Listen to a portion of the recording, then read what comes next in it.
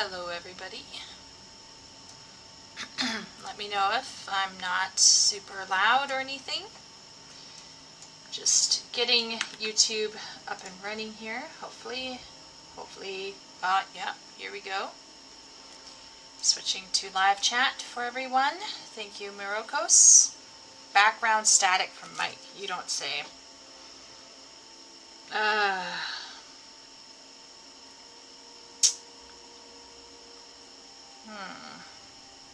How to deal with that?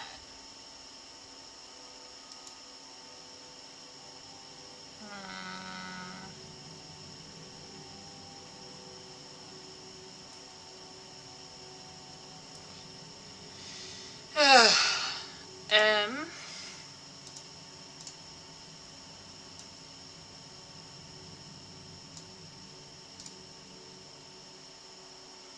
wonder if there's a way for me to... Am I too loud? Other than the static.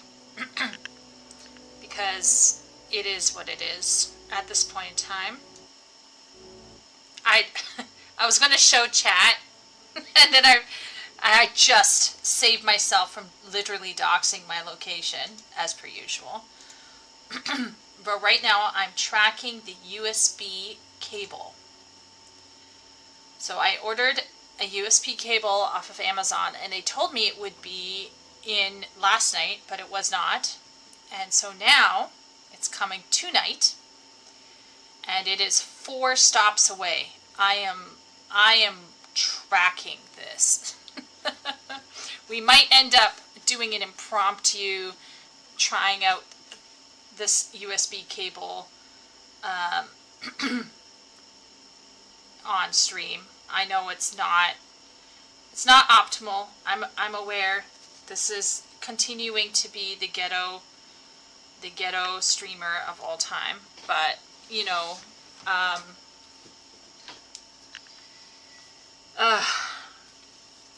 chat, you have no idea. I don't know. I have a feeling, I'm hoping it is the USB cable. Okay, we're all hoping, right chat? We're all hoping it's the USB cable, but if it isn't, I will be looking into getting a new microphone, and I want to get one that has no connection whatsoever to Logitech, but we shall see. Yeah, so I'm partially watching Amazon right now. Hello Mirokos, and hello Arm, top of the morning, or evening for me, I guess. Good evening, Shay. I hope everything is going well for you. Did you get your special event done yet, or no? Hello to Ben, and oh, hello to our lovely Maud, who, last I checked, is busy getting a cold in the middle of summer, which sucks, but it is what it is. Hopefully things will be less shitty by Wednesday. Who did what? Huh? Didn't you have like some kind of, I don't know, you had some achievement that you had to get before a certain cutoff date, and you and your guild were pushing hard to get it done before the cutoff.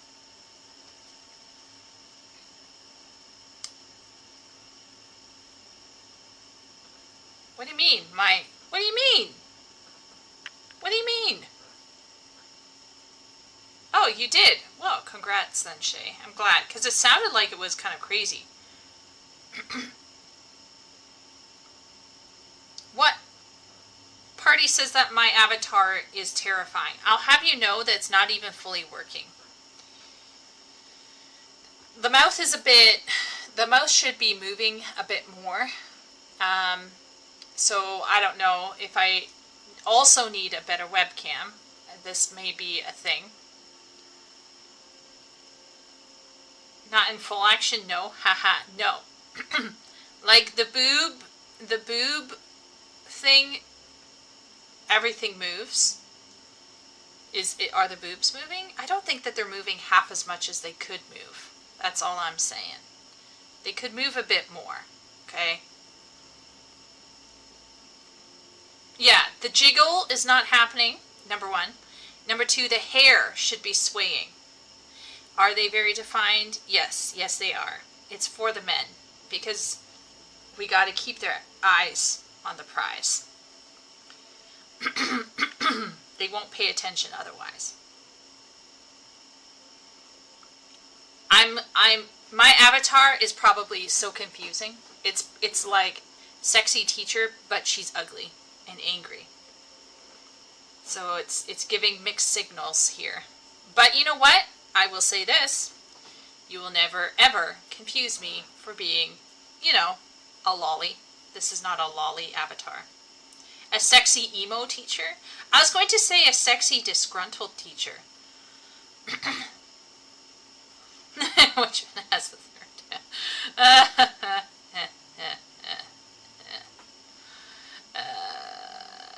Yeah. But I will say, I am looking into maybe getting it professionally rigged. But I have to find a VTube rigger on Fiverr who's not afraid of rigging nightmare fuel. Because let's all be real here. This is a meme. This is a choice. But I feel like if I got a professional rigger, the mouth would work better, and the hair would sway more. Oh, it's so ghetto. I'm so freaking ghetto. You love it? Okay. You just said it was super creepy. You said I was terrifying, which I'm okay with being terrifying to a certain degree, but yeah. So anyway, everyone give Party some long distance huggles because she got a cold in the middle of summer. I mean, it happens to anyone. Lest we forget Ruzy, poor thing, suffering with Rona a few weeks ago. And remember to switch to live chat if you have not switched to live chat. Get some soup you don't choke on. Get some gluten-free soup, KW. So anyway, yeah. So what has everyone been getting up to? Today, we have some things, okay? So first off, we have this thing, straight men don't read novels. So that's something to consider. That's something that we could be looking at tonight. I also have, for our viewing pleasure, I also have this. So this is, believe it or not, the introduction to a book. And this looks very scary. This looks very boring. But I read a few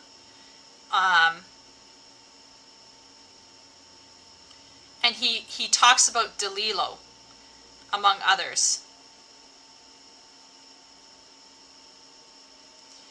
And he's critiquing literary fiction. And I thought this would be very interesting to read and discuss as well. And there's some other things we can definitely talk about.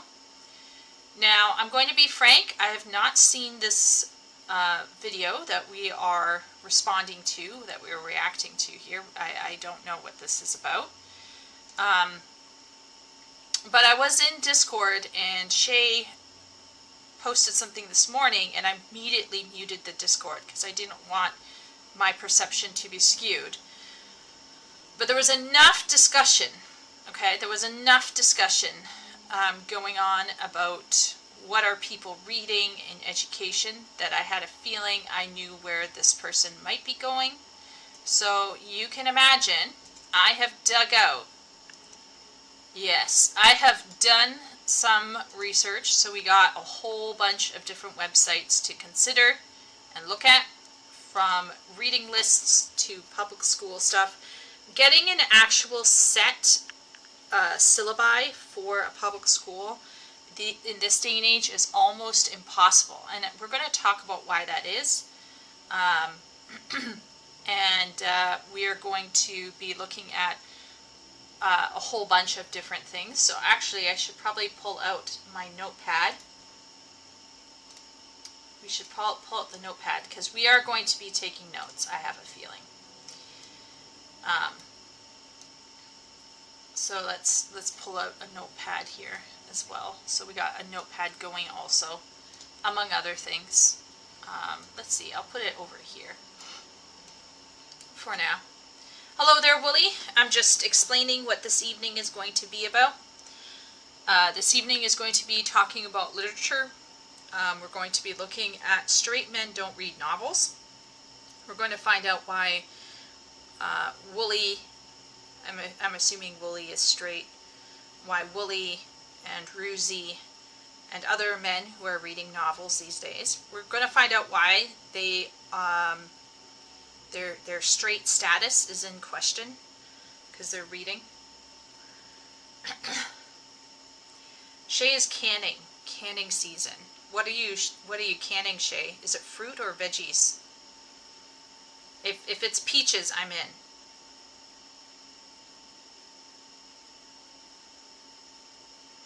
Problem with all those dudes making these videos of men don't read is they're trying to sell their shitty self-published sword and sorcery novels. That's kind of annoying. Yes and no. Yes and no, Leo. Okay, so the annoying part for me would be if I'm selling a marketing tactic going on, because I think that's a bit scummy, that's a bit sketchy. You're capitalizing on a very serious situation to make money. Okay, that's a problem. On the other hand, this is what I'm going to say, and this might make some people in chat upset. Okay. Now, I'm not a fan of Daily Wire. I'm gonna front this, okay? There's parts of Daily Wire, some things that some of the commentators like Ben Shapiro and stuff, like sometimes they'll say something that I can agree with, but not everything that comes out of their mouths I agree with.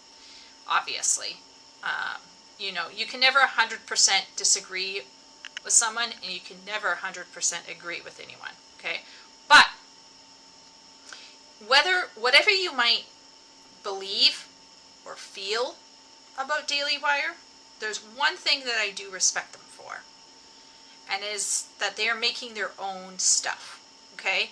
Instead of going out and trying to transform other IPs into their own image, to propagate their own beliefs, they're just making their own shit. Now, it might be shit, but they're making their own shit. The one thing I really dislike about what's going on right now on the left-wing side of the aisle is the fact that they keep co-opting brands and names that don't belong to them and using it as a platform for their own ideas and beliefs. And I think that's gross. So while I might be very critical of the output that these self-published men might be putting out, okay, so we can be very critical of their final product, of what they put out, at least they're fucking putting out their own fucking stuff. Like, I'm sorry. Now, you can see I'm getting upset now, but, like, at least they're making something. They aren't sitting around with their thumbs up their butt, right? They're not sitting around going, oh, I don't like the way things are. Things are shit. Who's gonna fix this? They're actually going out and doing their own thing, which I will give them props for. Now, is everything that they're putting out, is it going to be good? Maybe not. Maybe they're going to only be one step above Lit RPG.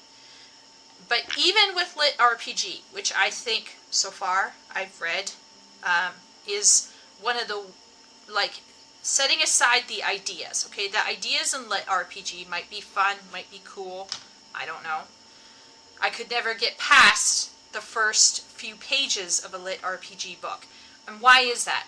Because it's so shoddily written, okay? It's so, like, on a technical level, on a pacing level, it's so poorly written. So these guys could be having great ideas, but because they can't afford an editor, editors are expensive, or because they think it's good when it's actually not good, whatever the case may be. So they might be putting out crap, but at least they're putting out their own crap, and they're not just sitting in an armchair being a critic. They're at least trying to make their own culture. So all I'm going to say is there are a lot of people who are right now sitting at home and complaining about the TV that they see and complaining about the books that they see, and they're doing nothing to improve it. They're not telling their children their own stories. They're not doing anything. Right?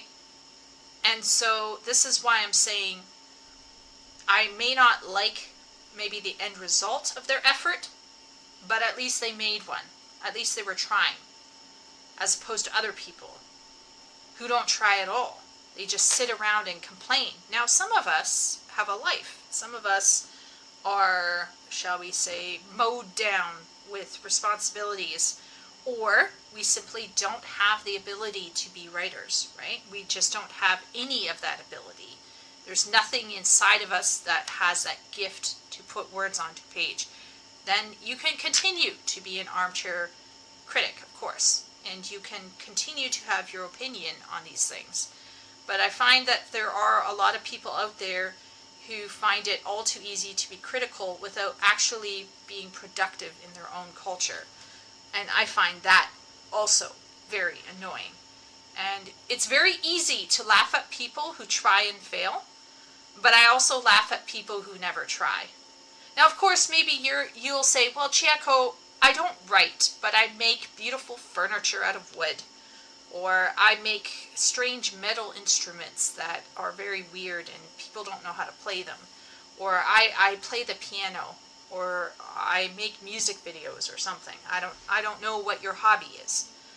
But do you know how many people do not develop a hobby? Right? You could tell me, I am painting Warhammer 40K models, and I'd be like, good for you. You're doing something. But the amount of people who don't even have a basic hobby and aren't developing it, and then they sit around and they critique people who are trying. It's like, get out of here. Shut up. It's time for the tangents and rambling. Yes, Wooly. Is your body ready? That is the question. Yes. Wooly has to tell us if there's a fight at his inconvenience store. That's a lot of shit. Potatoes, peaches aren't ready. Potatoes. Canning potatoes. I'm trying to think about what canned potatoes would be like. I actually like the book Clavin wrote, but that was before his grifter career. Yeah, once again, we don't have to agree with Daily Wire, but we can at least say, well, at least they're putting stuff out. So many IPs and products have been damaged by ideology. Yes, Ben. See, this is where my point is, right? If certain people from certain walks of life want to see themselves in films and in books, they have a right and imperative, I would say, to put out the stuff that they want to see. And that's why I never crap on fan fiction on a principle level. Of course, I'm going to be very critical of fan fiction as a fan fiction, ex-fan fiction writer. I'm going to be critical of quality and things like that, but let's all be real here. It's heartening to see that some people aren't giving up on reading and aren't giving up on writing, and are trying to write their own things that they want to see, instead of co-opting other people's stories and ideas and injecting their own opinions and political beliefs or religious beliefs into it. So, Ari Morley, hey! Today we're talking about writing. We're going to find out why straight men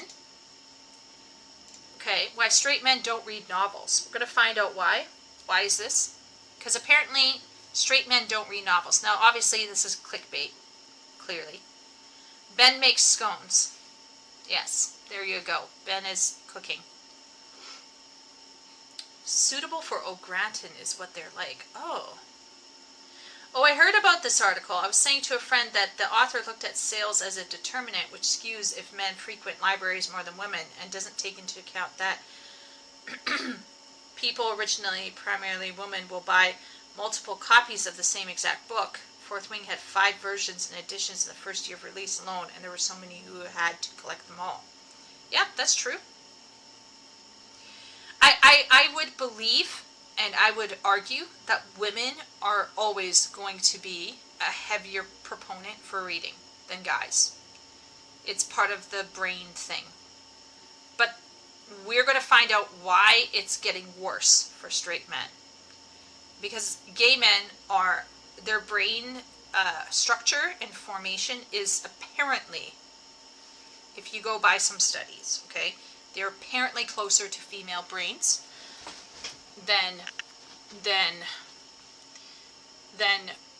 your average guy.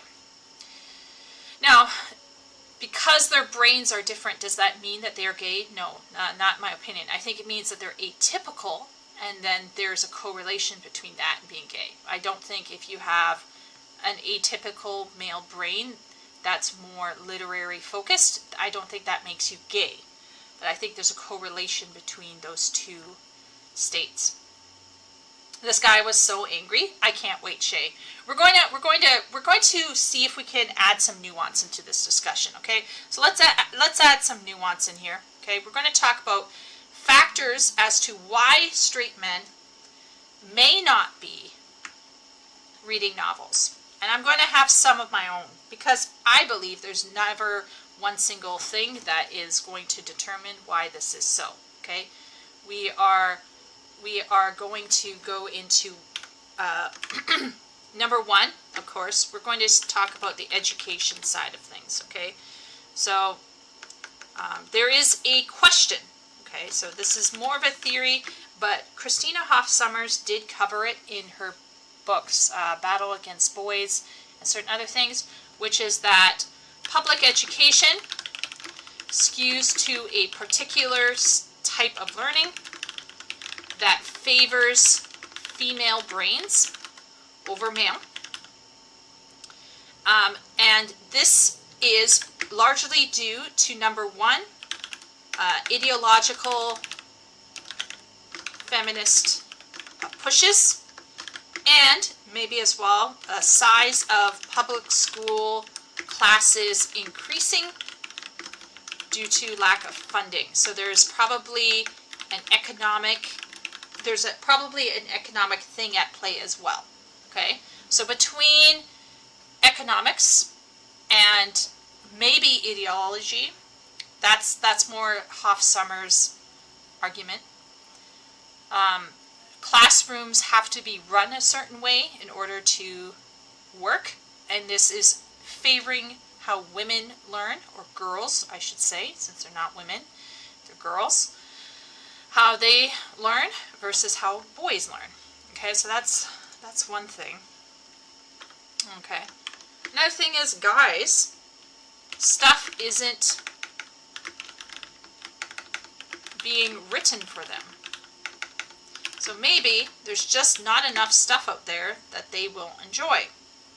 Number two, I would argue that more variety in entertainment equals divided attention. So it is entirely possible that guys, this is the biological imperative, or like tendency or trait, guys prefer images. Guys prefer images. So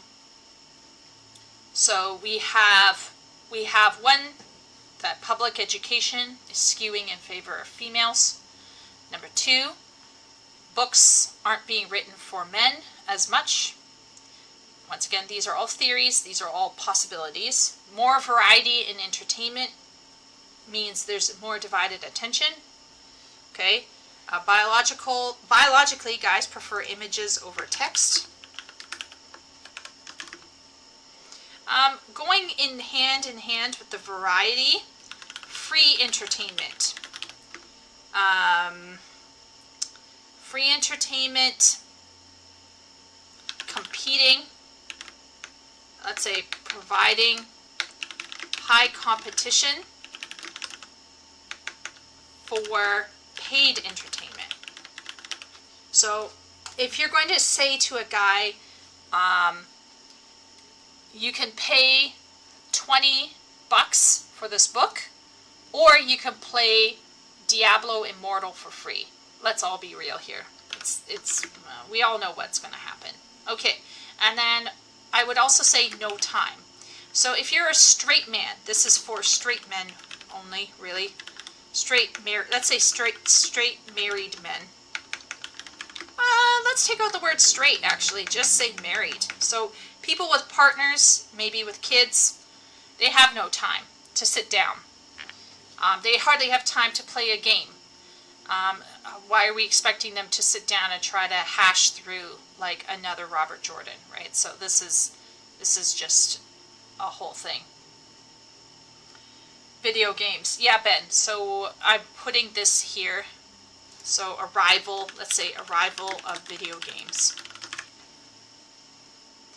Paper of Doom is done. I can finally participate in another live. Hey, Emmy. My bestie is in here. Awesome. Reading is pretty gay, though. Yeah, so my bestie just completed a massive paper, and she basically got A+, probably, an A, solid A, on a massive paper for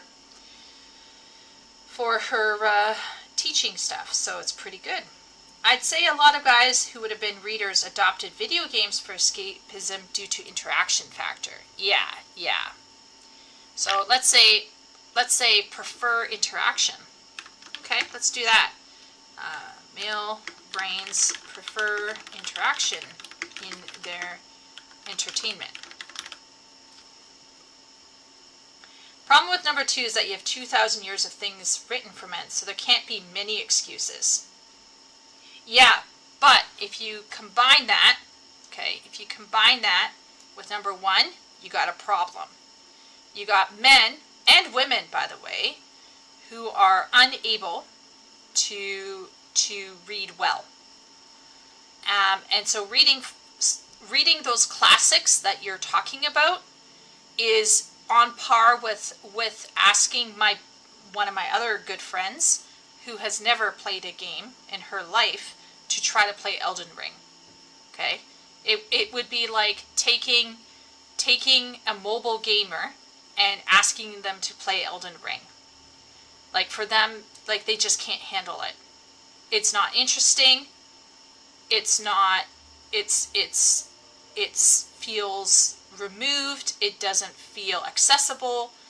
And as much as I think it's worthwhile, as much as I think it's important for them to grow and push themselves, okay, so let's put that down. That's a fair one, Leo. Immaturity. Refusal to individuate and self-discipline / improve. Okay, guys are lazy. I'm being so mean. Let's just be real. Girls are also lazy, but we're talking about guys here right now. But obviously.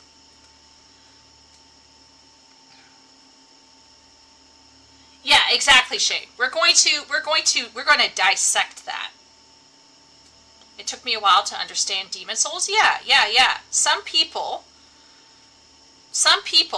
just don't want to deal with having to, like, who here is going to read Walden's whatever by Thoreau, whatever, Walden's Pond or whatever it's called, right? Moby Dick, some of those Russian novels. Who's going to sit down and read the 7 Pillars of Wisdom by T.E. Lawrence for fun? I'll tell you, not many people. Why? Because it doesn't feel important. It doesn't feel like it's going to help them. It doesn't feel interesting. And maybe it will take so much effort for them to enjoy it. They just don't want to. They don't want to stress over that. They just want out. Oh, hello, Guardian. I hope everything is well. Party, self-aware. Is it in manga form? Don't mind the sandworm. Exactly. Yeah, we got a book Sarlacc in here, so yeah. And once again, I'm not saying that we shouldn't push guys to read classics. I think Leo is 110% right. But if we're talking about stuff that feels immediate and accessible and interesting, right now guys probably feel like when they go into a bookstore or when they look at the book lists, they might feel like, oh, this isn't for me. But there was a book recently that was very massive. Leo probably knows. It's the Mars novel. It's what the movie was based off of, if I recall correctly. Where is it? Mars. Let's do movie. Because I know. Yes, okay, The Martian. The Martian is actually based, if I recall correctly. Oh, there was a Mars. Is it based off of it? Maybe not. Yeah, no, okay. No, I was not. Oh my gosh, I was doubting myself here for a second.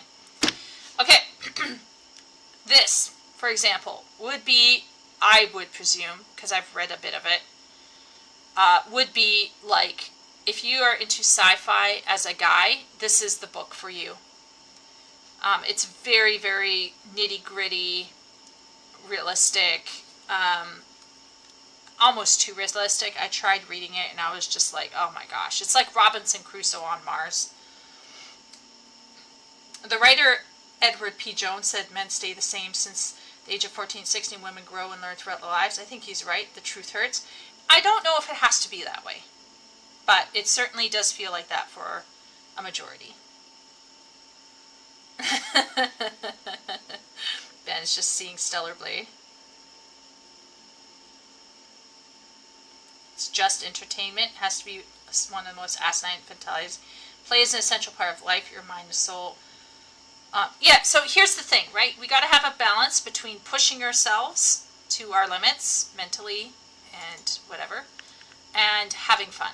You can't treat yourself like a tyrant. And so if we go back to this, should we be expecting men to be pushing themselves all the time to read classical literature? That's super difficult. All the time? Like pushing me to always play Demon Souls or Elden Ring or something? I don't think so. Yeah. Women hide it. Women hide it under the guise of being nurturing. Trust me. Oh, look at this. Guardian. Are you comfortable with sharing your sexuality? We're finding out, apparently, straight men don't read novels, so we're going to be reacting to this. And we're going to find out if it's true. We're not talking about your gender, by the way, I just need to, or your gender expression or whatever. We're talking about sexuality here. We all know. Oh my gosh, Ben.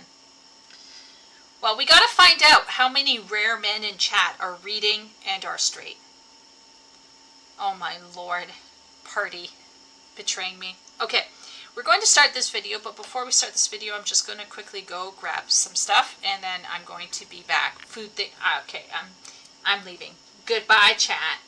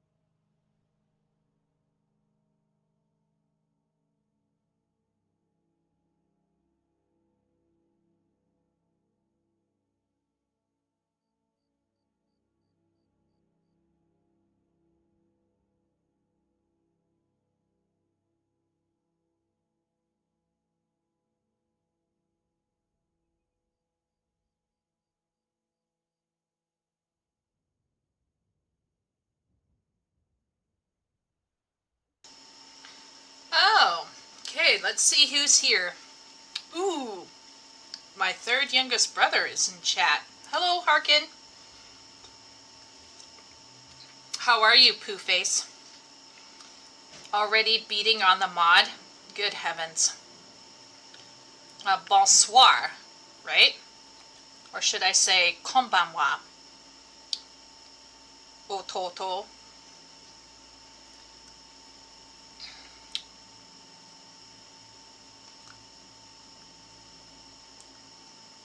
The most messed up thing about Alzheimer's is that the more educated you are, self or otherwise, the worse it is. Oh my gosh, I'm so scared, Leo. My Oma died with Alzheimer's and my grandmother died with dementia, and yeah, let's just say I'm very worried. Wishing for cooler temps? Oh, you and me, bro. I do.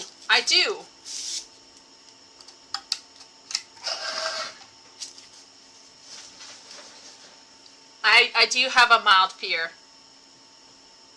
I'd rather lose like one of my sensation, like hearing or something, than lose my brain. Although I heard that if you do lose like your sight or your hearing, sometimes you will slip into those kinds of like mental atrophy. Yeah, so Harkin, everyone in chat, Harkin is the reason why I started to read the Malazan Empire. So this is Harkin, so everyone can thank or blame Harkin. Party will look after me and wheel me around. Party?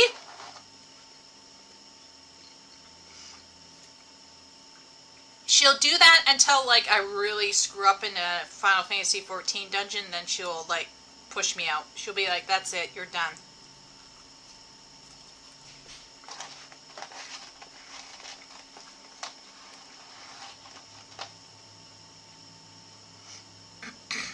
Wait, what?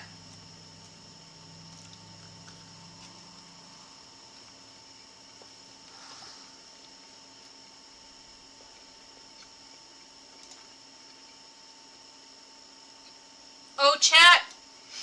My USB cable came in. I'm so excited. Now I can find out whether my mic is dead or not.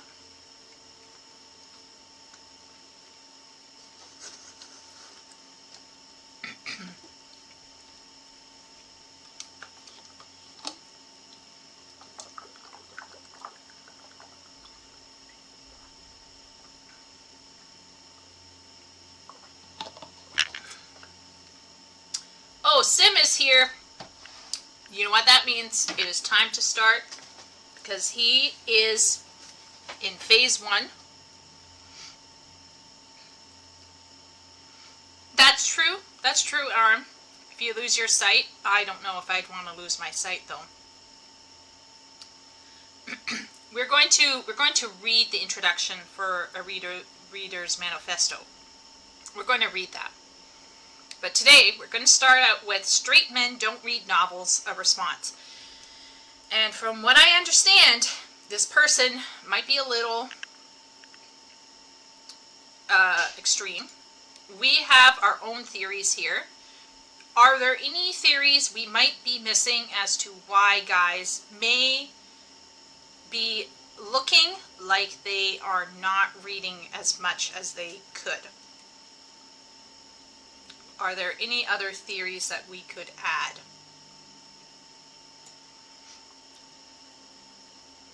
Books turning. Aren't you already gay, Arm? Keck W. I'm joking.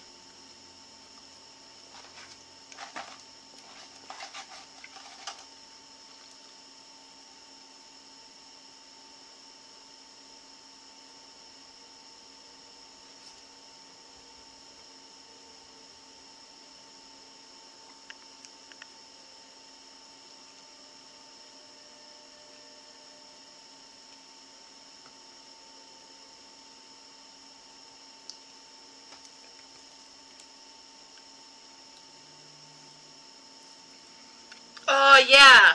Amy was telling me about her hatred of Walden's Pond.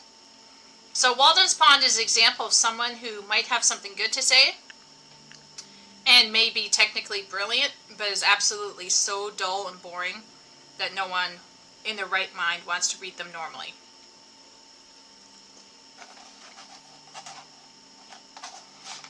Thoreau? I guess he is a bit pretentious. Have you ever seen an excerpt from Walden's Pond?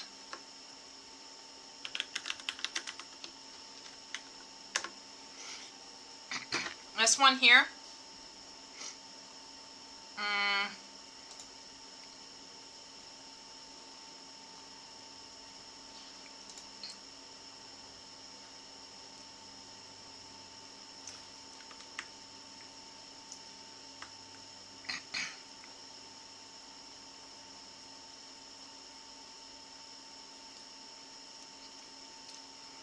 It's just heavy.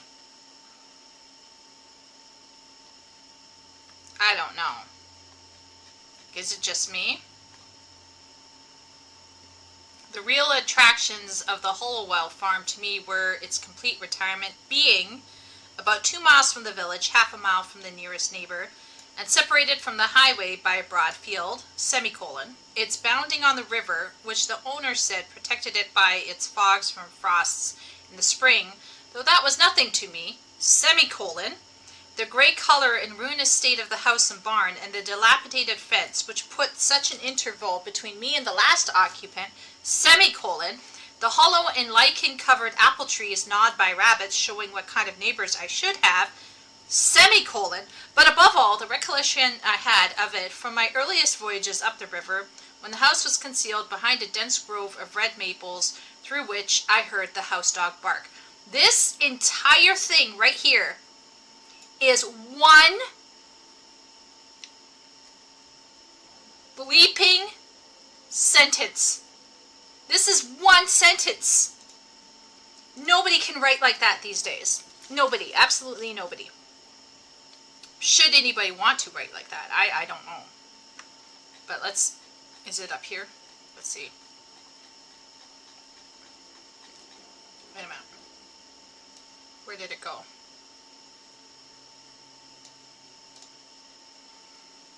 That is a whole sentence right there. That is insanity.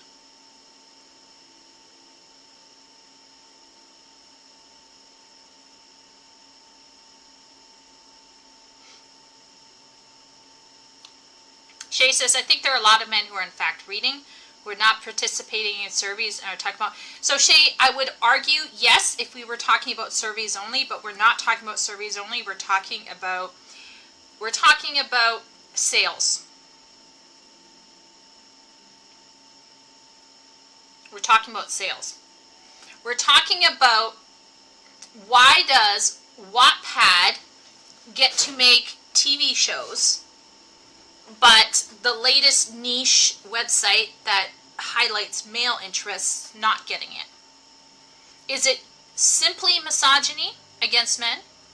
Or is it possible that men are just not reading as much compared to women? As my recent video showed, Wattpad alone is at least bringing 30 million views, 30 million distinct readers, I should say. 30 million distinct readers go every month to Wattpad and read specifically romance. Yeah. And that's free. That's free entertainment. This isn't even locked behind a paywall.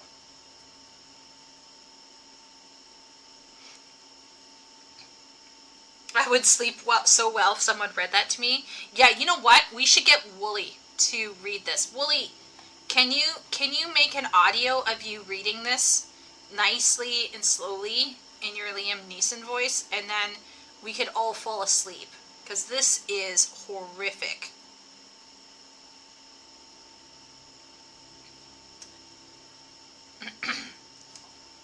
But they don't look for surveys, they look for sales records, but maybe they go more, okay, so maybe guys are buying used books.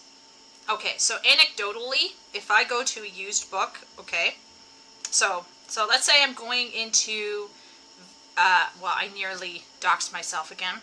Let's say I'm going into my local second-hand store, okay? So we have this second-hand store chain that's fairly big, and they have a massive book section. You buy 5 books, you get the 6th book free, okay? What gender, or biological sex, however you want to call it, okay? What biological sex do I find browsing those books? Or more specifically, what book section is the largest in that section of books?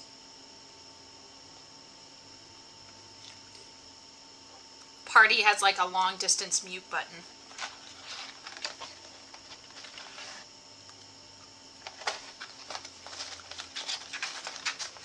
Oh my gosh, chat. What if Wooly does us a really nice reading of Walden's Pond?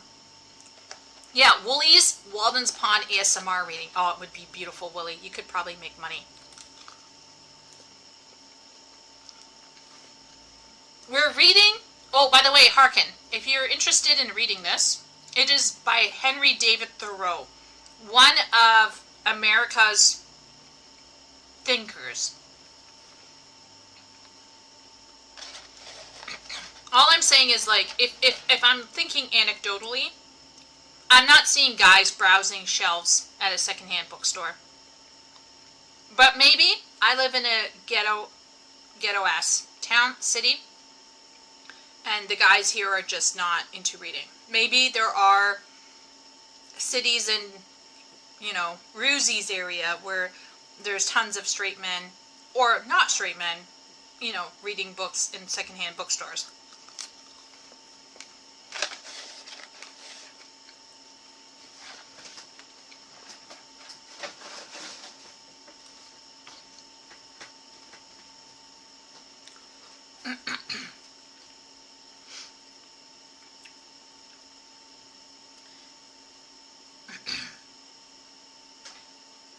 Oh, hello, Epic. We have not yet started. This has been one long tangent. But we're going to find out why straight men don't read novels. And we have some reasons here. So we'll put down the chase theory, though, okay? Are more men buying second-hand books? And that's why they're not showing up on sales records. I think this is less strong of an argument, but it might explain why maybe male market share is lower in the selling book business. Ah, but Epic. The thing says straight men. Are you, like, how are you? I think Epic just outed himself as being straight. Yeah, Epic is completely gay because he reads novels.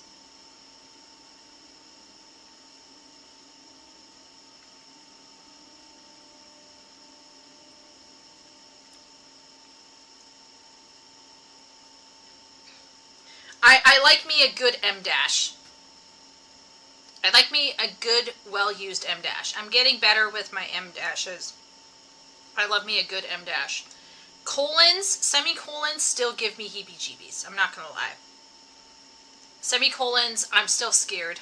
I think this, to me, that whole thing that we read, that's big dick right there. That's like massive. I think using, how many semicolons did this have? 1, 2, 3, 4, because it's a list, essentially. 5, holy crap.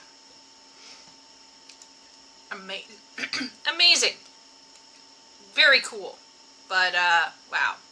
It slows the whole thing down. It to sludge. The shorter your sentence is, the higher the pace is. The longer the sentence is, the slower the pace is. It's an actual thing. Try writing a book with only short sentences. It will drive your readers nuts as much as writing only long sentences. If you go one way or the other too much, it actually will, let's just say it makes it very difficult to read. Are you supposed to generally limit? You shouldn't feel limited, Sim. It's just that this is so much that the sentence is so long, it slows the whole pacing down. So I don't want to say you can't use more than one semicolon. Obviously not. You can totally do what you want.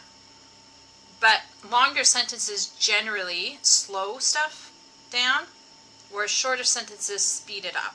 So if you write a book with all short sentences, it's actually as unpleasant as reading a book of only long sentences.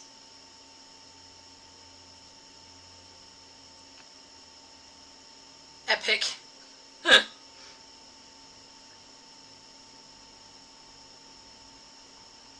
Ooh, I saw that, Emmy. I saw that. Do they prefer audiobooks? Very good one. Very good one. But this also would maybe correlate that with the rise of social media and YouTube, where guys can listen to informational stuff more, right? They just listen to YouTube or an audiobook instead of, because like they can do stuff. Harkin is a straight man. We know this for sure. Outing my brother.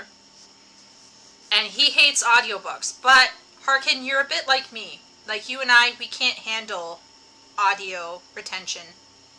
Our audio muscles are kind of like limp noodles.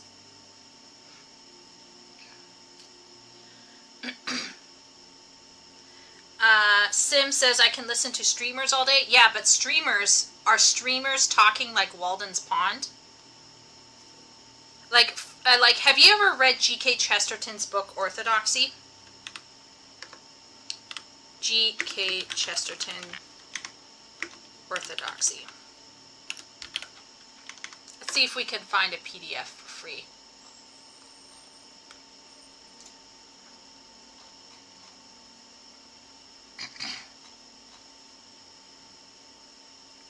This is one of the most difficult men to listen to. I don't know how you would, I do not know how you would actually listen to G.K. Chesterton and understand what's going on through audio. Like, you must be you must be galaxy brain if you can do this.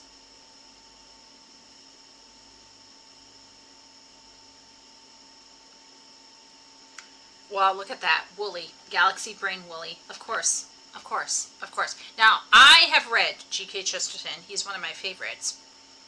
But I would not put any streamer on the difficulty level of understanding what G.K. Chesterton's trying to say. That's what I'm suggesting. Like, I will admit, I was able to listen to an audiobook of Oliver Twist. But I had read Oliver Twist like 10 years prior, so I knew the general outline, so I could keep up. But I would not equate the intellectual weight of it necessarily to a streamer. Steve T, great book. Which one? Orthodoxy? Or Walden's Pond? Walden's Pond. Dresden Files is one of the best voice acted series out there. I could believe. I have them all on Kindle. I haven't read them all, but I definitely have read a few. I also like audio dramas too. Okay, so we have some men in here who are saying audio is great.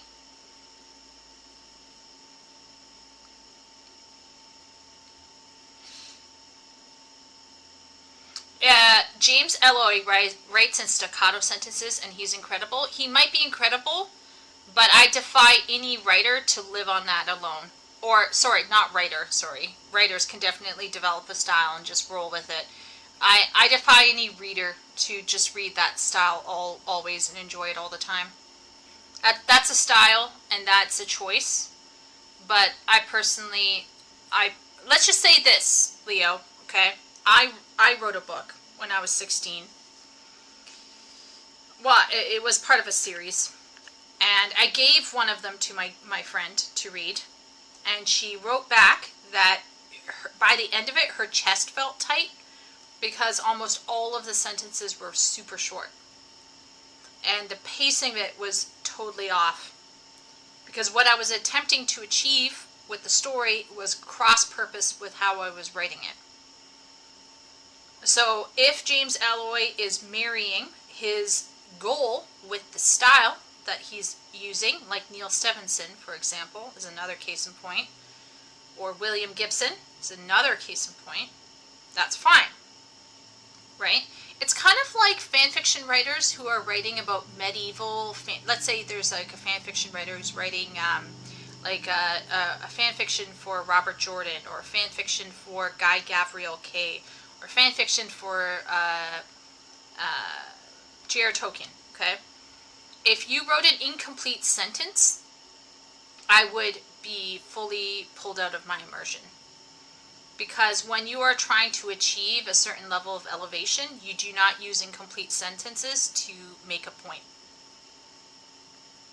Because the way you approach sentence structure is going to pull you out of that. Now, if Alloy is like William Gibson and Neil Stephenson, attempting a certain style that is working toward a specific goal, that's totally fine. But if you are attempting to do a certain approach with a specific book, short sentences are not the way to go, or even all long sentences.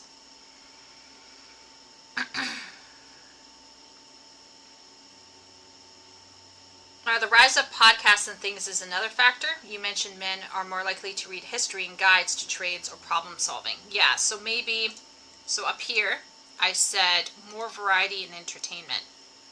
So that would include podcasts and things like that. When I discovered yesterday, it was like meeting an old friend I just met. Aw, Wooly, that's so cool. Yeah, I love G.K. Chesterton. I read Father Brown. I reread Father Brown once every few years. I'm a huge Chesterton fan. I studied The Ballad of the White Horse I'm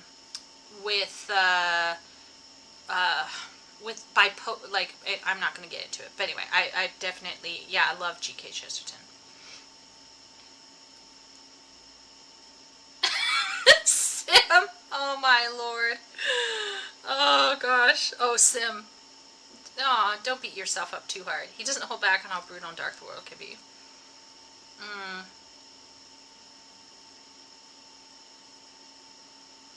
Audiobooks and podcasts pair well with grindy games with little to no story. Yeah, that's fair. That's fair. So, like, while you're just doing something with your hands, you can listen. I think for me, because reading is such a visual affair, it's hard for me to listen to a book while grinding. But maybe I should try. Harkin, you and I need to try this. See if our brain can handle it.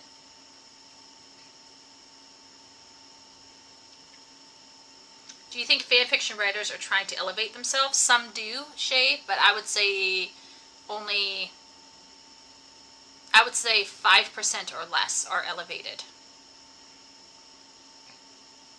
I thought they were just this would-be cool writers, as someone who wrote Zelda fanfiction once upon a time. No, Shay. There are idiots out there, like me,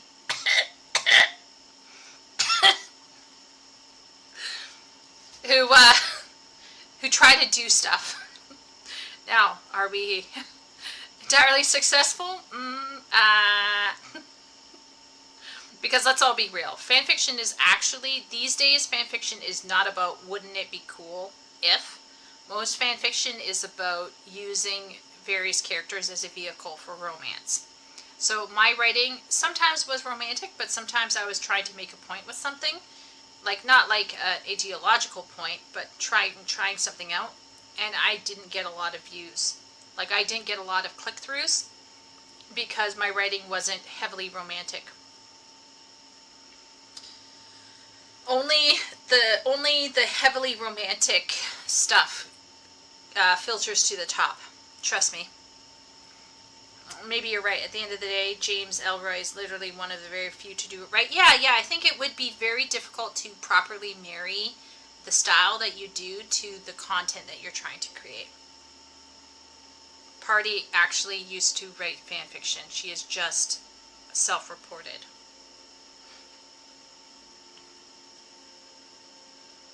Was my fan fiction smut-ridden? No, Leo. There was a disturbing lack of sex, which people would comment on. People would ask me, can you, like, describe his genitalia more? Not joking, by the way. Because it was just, like, obviously my characters would, like, have relationships and things, but I never went into, like, full detail. Now, does that mean that there was absolutely no sex in some of my fan fiction? No. Obviously not. But most, I would say 90% of my fan fiction was not sex at all. Had no sex in it. Oh my lord, Party. You are so weird. I'm going for the young boys. So that's one of the reasons why, like, one of my best pieces of fan fiction, it was very popular, but it got there by sheer force of quality, not because of the content. Because a lot of people were, like, really upset. Let's just say I killed off Loki. I got Loki a girlfriend, and then I killed her off. Spoilers. And a lot of people went into shock. They were like, what do you mean she's dead? She's alive, right? You're going to bring her back, right? No. No, Emmy will remember. Because I was writing it when Emmy and I were in China. And I would rant and rave to Emmy because they would ask me the stupidest questions. And it was clear I was not writing romance.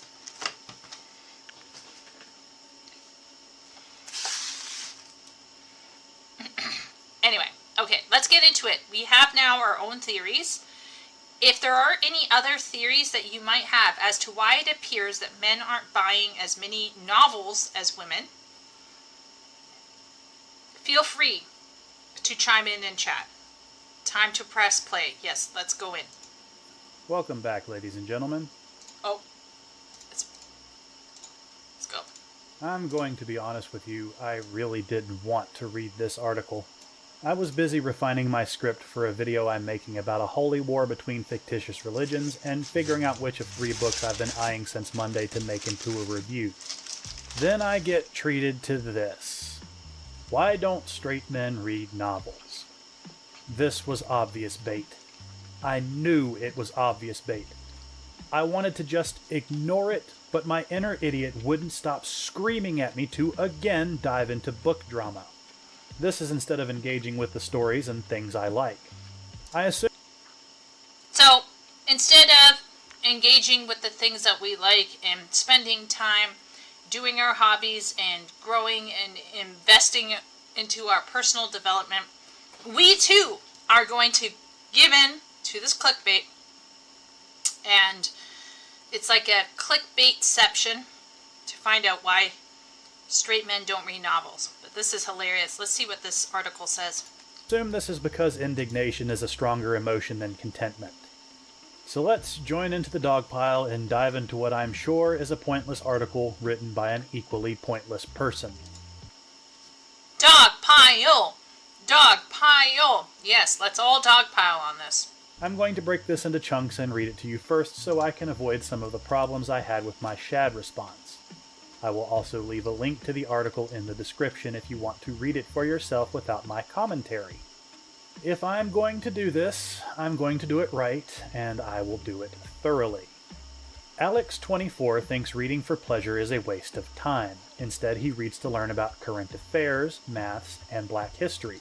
Similarly, Finn, 24, has only read one fiction book outside of his childhood. I really don't find the time to read, but if I do, it's usually non-fiction. Does he have no time? Are we doubting?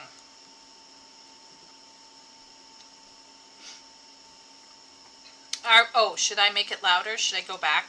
Okay. I don't think I can make it any louder.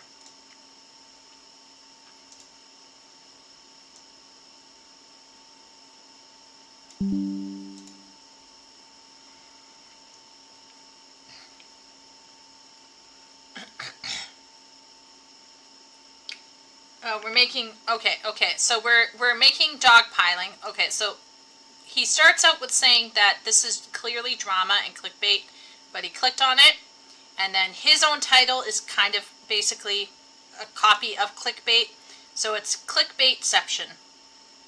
I'll start from the beginning again, and chat, let me know right away. Video I'm making about a holy war between fictitious religions and figuring out which of 3 books I've been eyeing since Monday to make into a review. Then I get treated to this. Why don't straight men read novels? This was obvious bait. I knew it was obvious bait.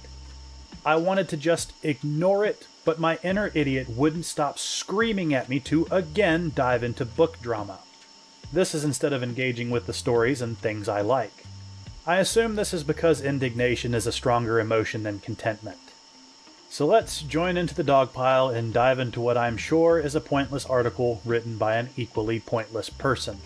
I'm going to break this into chunks and read it to you first so I can avoid some of the problems I had with my shad response. I will also leave a link to the article in the description if you want to read it for yourself without my commentary. If I'm going to do this, I'm going to do it right, and I will do it thoroughly. Alex, 24, thinks reading for pleasure is a waste of time. Instead, he reads to learn about current affairs, maths, and black history. Similarly, Finn, 24, has only read one fiction book outside of his childhood. I really don't find the time to read, but if I do, it's usually non-fiction. Okay, so first off, the question is, are we going to trust that he doesn't actually have time to read? And second of all, is his love of nonfiction natural or unnatural? Like, is that a bad thing, per se?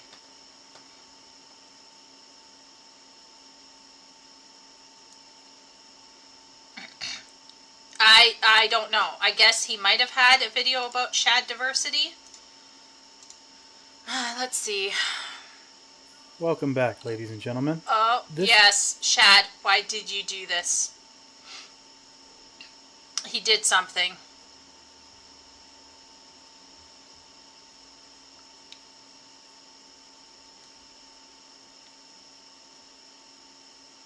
Okay, so he responded to shadiversity. But we don't care about that, okay? We care about straight men not reading novels. So first off, I wonder, does he really have no time to read? Okay. Second of all, he is reading. It's nonfiction. But then if we go down to the second line, it says, Alex and Finn both feel compelled to make good use of their time. Good being a capitalist innuendo for productive. Okay. This article's funny. In our increasingly time poor, that's fair. I do agree with that. That we do have a crunch for time. Grind obsessed hellscape. Grind. Sim, are they talking about you? Shay! Do they know any World of Warcraft players? Has Party been talking to the press about her extreme...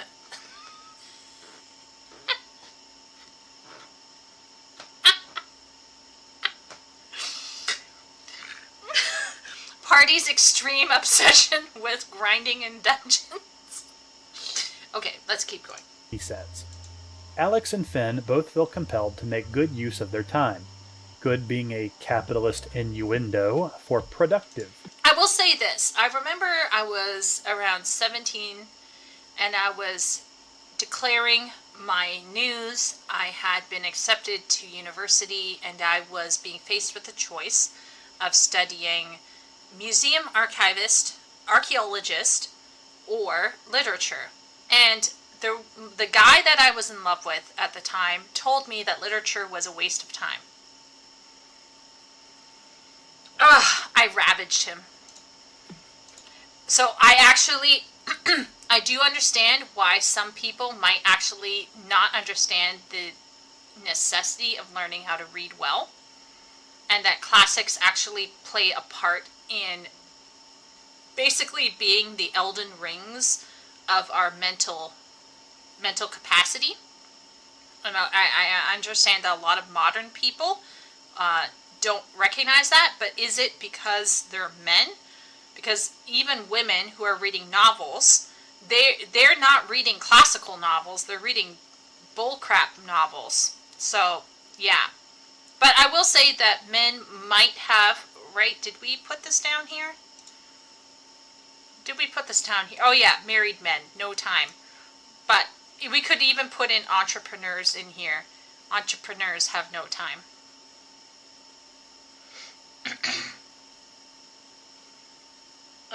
Epic liked Chad's novel. Big wee tot. Capitalist innuendo. Sim. Okay. The Wondrous Tales champion. Yes. Yeah. In love with a guy. That's that. What a cool guy. The good one is had an epic fantasy going and they wanted a spun novel. Yeah. I mean, it was not my world, Ruzi. Is Ravish some pinko communist? No, that I ravaged. I ravaged. Not ravish. There was no ravishing. I ravaged him.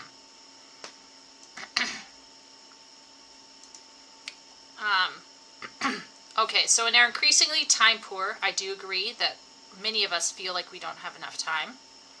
Is it capitalist society, though? Or is it our poor time management and lack of self-respect? Just wondering. Grind obsessed, once again. If you go by the lack of people willing to work at a Tim Hortons these days, are we grind obsessed? Like maybe in a certain class, like middle class and upper middle class, where they can see the peak of the mountain and they're paddling their little legs as hard as they can to get to the next level. Maybe those people might become workaholics, but your average... Okay, maybe I'm just too white trash ghetto to get the grind obsessed thing. 7 to 9 gym, 9 to 5 work. Where's the clothing? I guess the clothing and eating would be 6 to 7, 7 to 9, 9 to 5, and 5 to 9 side hustle. Okay, this seems a bit extreme. I don't think most people are like this. Coming up for air from being a cog and curling up with a novel just because you want to is borderline sensual pleasure. For a 24-year-old, this is small. What are they talking about? They're fucking 24 years old. They're not like 40. They're not like Wooly, who's got his foot in the grave. Grandpa Wooly. These are 24-year-olds. They only need like 4 hours of sleep. What is this person talking about? This is a lie. The side hustle is them grinding Gil in World of Warcraft. This is a what? Of course, this writer probably is in like South California and is living in Silicon Valley and is full of like crazy people who are like faking it till they make it. But I'm putting X to doubt on this one.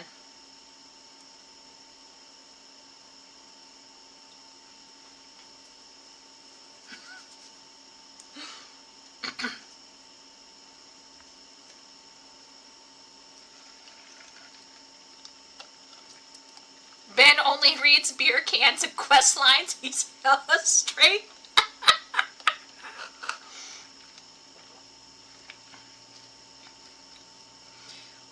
It was only once capitalism came around that people came. It's like the Fire Nation. And then the Fire Nation attacked. After seeing a single mother with a full-time job being able to finish a couple books a month, I'll never believe the not having time thing. I agree, Leo. That's bullshit.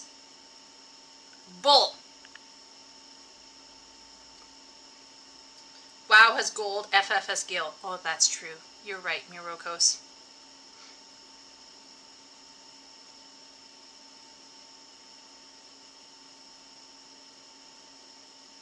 Shay's just overproducing over there.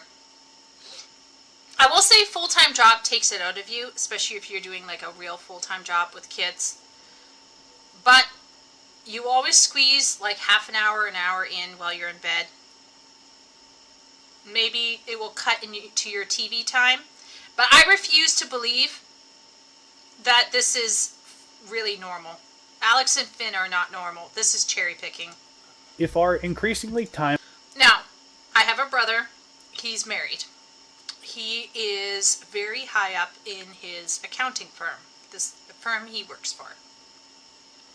And he has 5 children. And he has hobbies.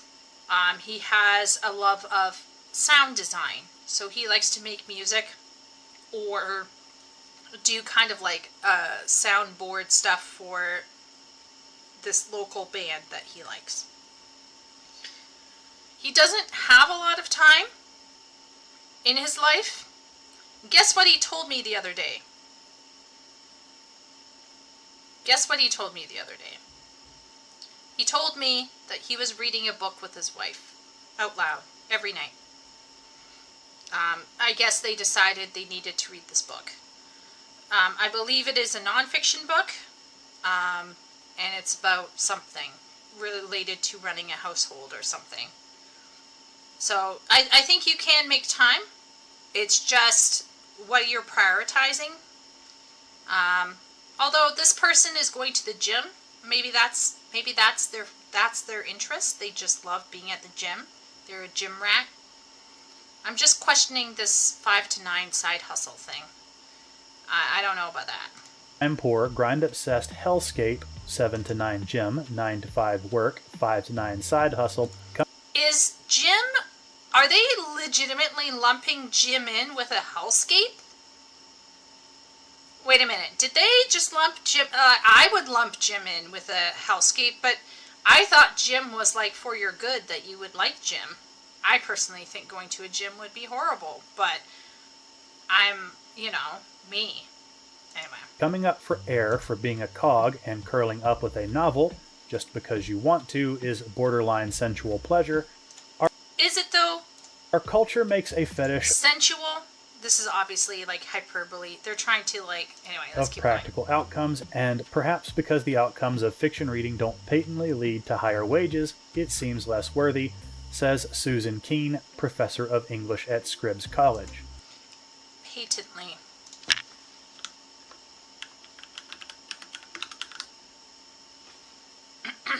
Clear without doubt, just in case. Just double checking that there.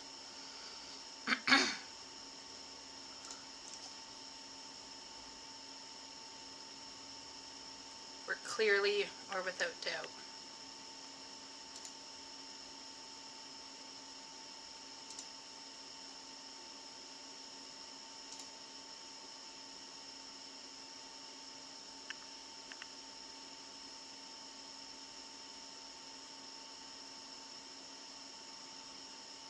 I don't like the way this person used patently. I would have used the word obviously, but anyway. Okay, setting aside me nitpicking this woman's use of the word patently, it's true that people who have been led astray don't equate reading well with better mental acuity, brain elasticity, blah, blah, blah, blah, blah. It's obviously, a lot of people don't equate that with being smart or having more flexible mentality or whatever. But I hate to break it to Suzanne Keene here, but Harold Bloom actually talked about why we need to be reading, particularly the classics, And people told him to shut up in the 90s. And yeah, here we are. Man, I wish I was 24 again. Alright, at least this starts off acknowledging men are reading. Yes, men read to keep up on current affairs and skills. This is to improve our standing and ability with the job we have or want. This has been true since the invention of writing. Writing's primary reason for existence is to save and pass down knowledge. Fiction, as fun as it is, will always be a secondary, and more fun, reason for the written word. You can't eat stories, but they serve the secondary purpose of entertainment. Moving on, the moment I saw the words capitalist... I also would add that in the case now, in the case of, it's more than just, is it helpful or is it not helpful? By addressing it this way, T. Alex Radcliffe is feeding in to this false binary. Because reading does more than just entertain, and it is more than just information. It's also about processing, like, once again, just read J.R. Tolkien's essay on fantasy. It can actually apply to almost every other genre as well. It's more than just finding information and more than just having entertainment and having fun. There is an element of challenge that can happen. There's an element of finding yourself that can happen. There's an amount of problem solving that can happen. And as well, there could be a connection to universal truths that is shared across time and space. And reading allows you to connect with those truths as well. So I don't think there's this false binary of just one thing or the other. I think that's very limiting. You can read at the gym? Oh wow, people...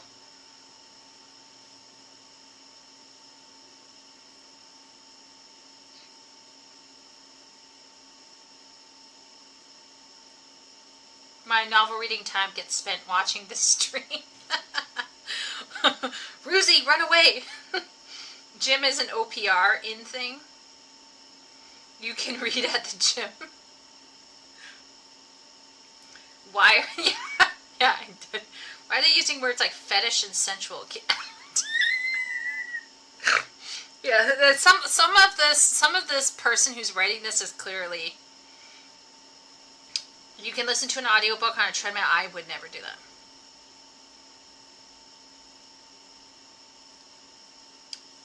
Okay, so Shay is saying that she is self-employed. She has a family business in the artisan sector. No set hours. I'm majorly straight, but the reminder didn't give me any superpower of my love of literature. I totally read novels while on my power walks. No fucking clue. Who would have thought that a well-read, well-earned guy would be all right all along? Ruzy needs to join a gym. If I forgot, the includes would have begged to differ later. Someone remember to do it for me. Yeah. Yeah. So I think feeding into this weird binary of it's either informative and helpful or it's entertainment, I think is it's very materialist. Innuendo. I knew the type of author we were dealing with. I won't jump too quickly on the judgment bandwagon yet, so let's address the claims. First, we don't live in a capitalist system. Not truly. These days it's more of a tech oligarchy in the ruins of what was long ago a capitalist system. That said, things still need to get done. People still need to make money now more than ever, due to the rampant government overspending and burdensome regulations on top of other problems. These are things this video is not long enough to cover and I don't want to get into. Basically, everything is more expensive and there's a lot of reasons for it. This means if men want to succeed, have families, and become a success in life, they have to grind. And the greater the burden, the greater the grind has to be. Reading novels is a leisure activity. It's one of the reasons I started this channel, so I could enjoy a leisure activity and lie to myself that I'm being productive. Moving on. Generally speaking, Once again, I gotta disagree with him. I think they're not widening their horizon as to what books can do. That's just me. Furthermore, this idea that you have to grind forever and a day in order to make a lot of money, don't even get me started. It doesn't matter if it's men or women, although I will say, societally, men are still being expected to earn more. Because if they don't earn more, women will call them losers and won't want to be with them. Let's all be real here. We all know this. So, I get that guys feel a lot of pressure, but at the same point in time, there is this weird rhetoric where people are like, oh, I gotta become a brain surgeon in order to be, successful and get a woman. And the answer is no, not necessarily. Especially if you want a normal woman, not a crazy one. Okay, generally speaking, reading is an indulgence that women permit themselves more than men.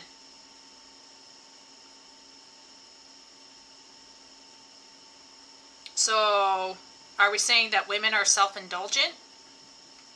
I don't know if this writer knows what they're intimating here. Or, should we say that given that women and men are equally busy, women prefer to spend the little spare time they have reading, and men prefer to do it doing something else. In 2022, never mind. Reading is an indulgence that women permit themselves more than men. We'll let him read it. In 2022, Deloitte predicted boys and men would continue to spend less time reading books and read them less frequently than women and girls. They were right. In 2023, women made up 80% of the book-buying market in the UK, US, and Canada, and accounted for 65% of all fiction purchases in the UK, according to Nielsen book data. The bookish man is a rare specimen. Case in point, 1.2 million people follow the @HotDudesReading Instagram. Okay. Before he says anything, I'm going to say that my research, looking into, let's say, even free stuff like Wattpad, actually bears this out. Okay. Women are just reading more. Now, are women reading more because they have more time? Are women reading more because they can skeeve off somewhere and read more? And I want to say that, part of me wants to say, okay, that could be a case in point. But I know that there are men who have quite a bit of time after work, and they're playing Final Fantasy XIV with me, or WoW, or some other video game, COD, or something. I'm not judging them, but what I am suggesting is that to suggest that men simply don't have time is weird. Okay, I think you could make time if you wanted to, but would it cut into, remember what I said, would it cut into other forms of entertainment? Free entertainment, male brain preferred entertainment, less demanding entertainment, more varied entertainment, more interactive entertainment. Well, then obviously guys are going to, with the freedom of choice that our society gives them, are not going to go for the hard option. They're going to play Elden Ring and be like, oh, look at me, I played Elden Ring, it's so hard. Oh, I'm amazing. Oh, what novel have you read recently? Have you read some Moby Dick lately? No, that's too hard. Oh, that's so boring. Video games we all have time. I would say we just spend it differently. I don't find reading indulgent at all. It's a chore at first, then I enjoy it once I get into a book.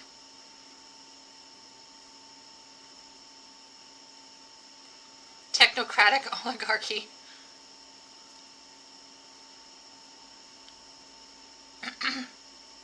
lot of guys who are just waiting for the next Sanderson. They're just more discerning, and maybe there's less available. Yes. So, Shay, maybe there's just not enough of what they want out there.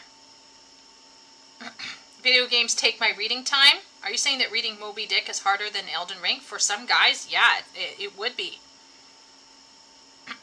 I think it would.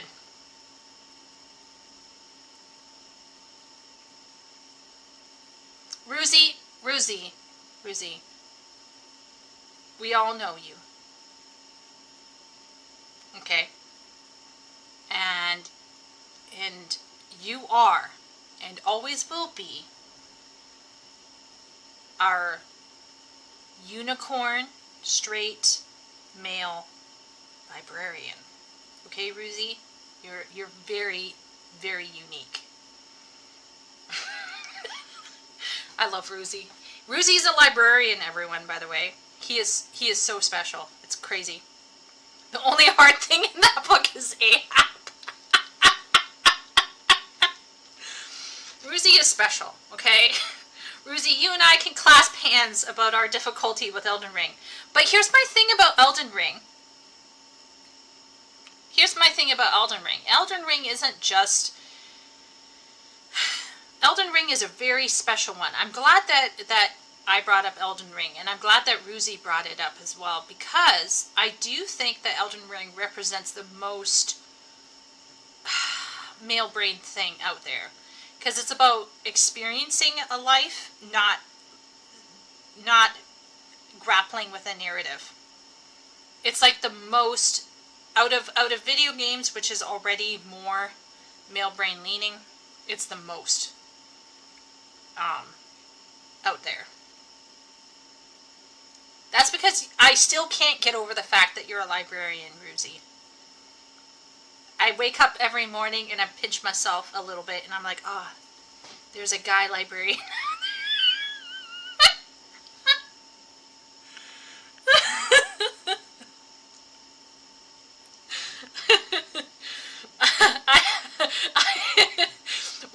Chat, when Ruzi first came out and said he was a librarian, does chat remember how much I lost it?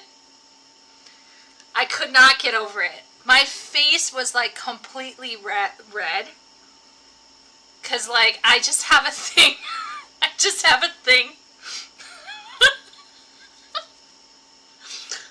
Like, male librarians to me are like, like Tom Hiddleston. Could you imagine?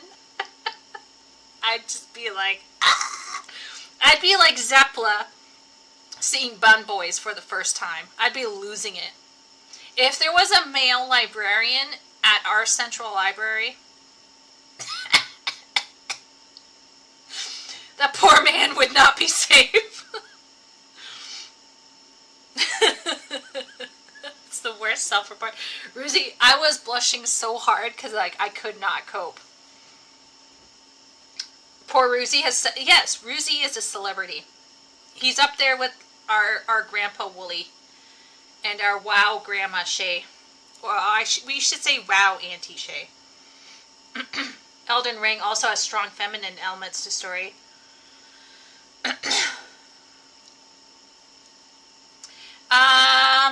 No. I'm not talking about what it's showcasing for its content, Epic. I'm not talking about how it's representing men or women. I'm talking about the format and the style of content that it is. It appeals to a male brain. Now, there might be strong female representation in it. The women might be, checking all of those DEI boxes or whatever. I don't know. I can't tell you because the story's still Greek to me. But the women might be well represented, Epic. But I'm not talking about that, okay? I'm not talking about... Remember, you could have a whole story about 12 women on the screen, and they're all three-dimensional, complex human beings to explore, but they are all part of a harem, and it's a harem fantasy for guys.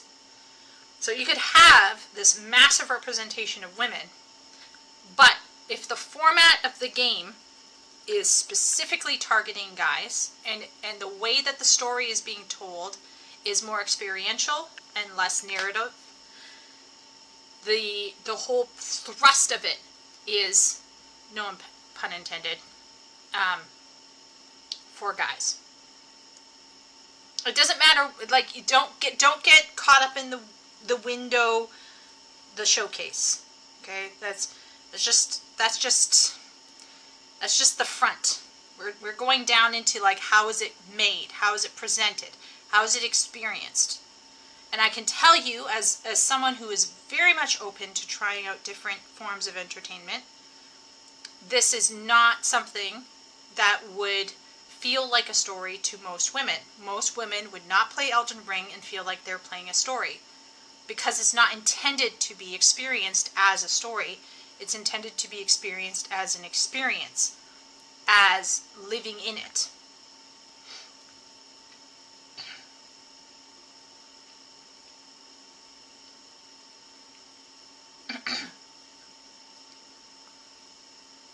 Oh no, Ruzy can't run because he has asthma. Well, don't worry, Ruzy. They might stop me at the border.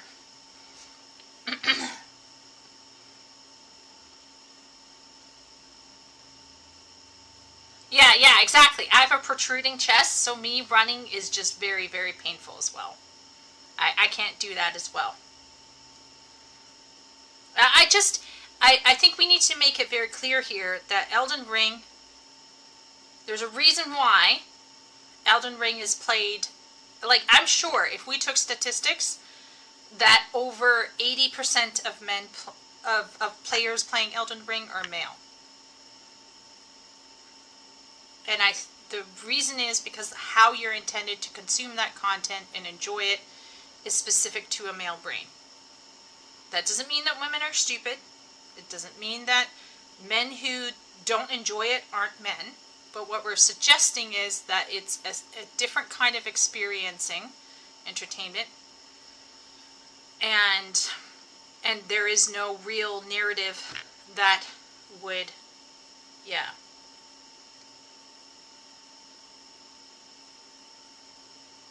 What are you going to do, Ruzy? Yeah. Ruzy's just giving me content for my writing. A librarian meets librarian. Okay, let's get moving on this. Yes, again, reading is something people do for fun when they have downtime. So few of us do these days. Without getting into a battle of the sexes argument, men tend to work longer hours. Using UK statistics, because they were the first that came up, men work an average of 35.3 hours a week.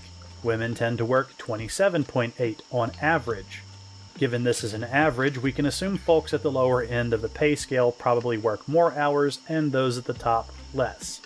This isn't to make one side or the other look bad, it's just statistics. People who work on the lower end of the scale work more than people who work on the upper end. Is that true? Do lawyers being paid more work less than the people at the candy factory?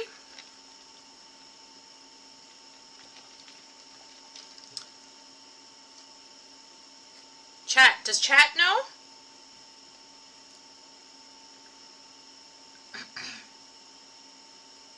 What would be a game that women enjoy more than men? Look at mobile. Look at mobile games, Leo. Mobile games, Animal Crossing, Sims. Which incidentally, by the way, Sims has moved further and further away from true simulation into more crafted experiences. If we're looking at RPGs in like traditional games, it would be probably, I would imagine, Dragon Age has a higher female audience. Particularly Dragon Age 3, right? Dragon Age Origins being more difficult. But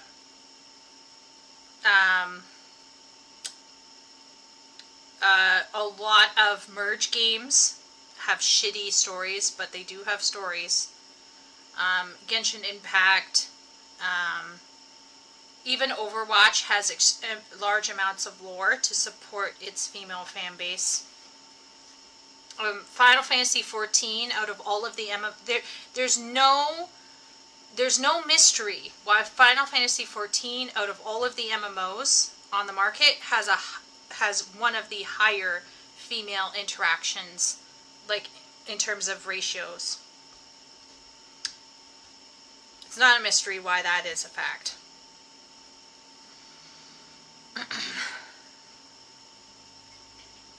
Doctors and nurses work way more than anybody. Stardew Valley. Yeah, Stardew Valley. Ruzy's right about that one.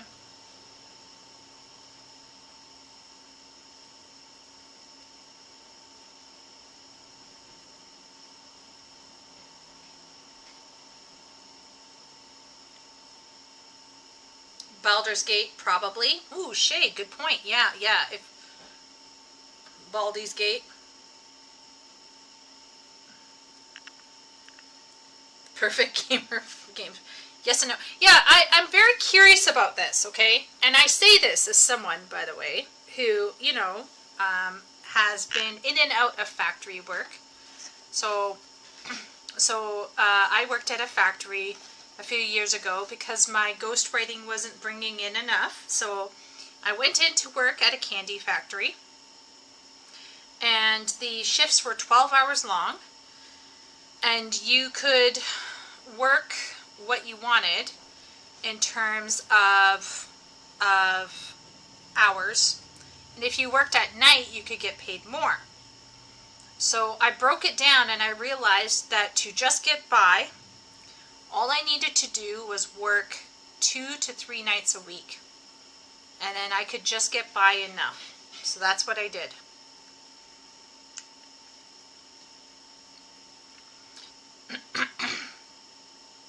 I'm fairly certain I was not working more than a lawyer or a doctor or nurse.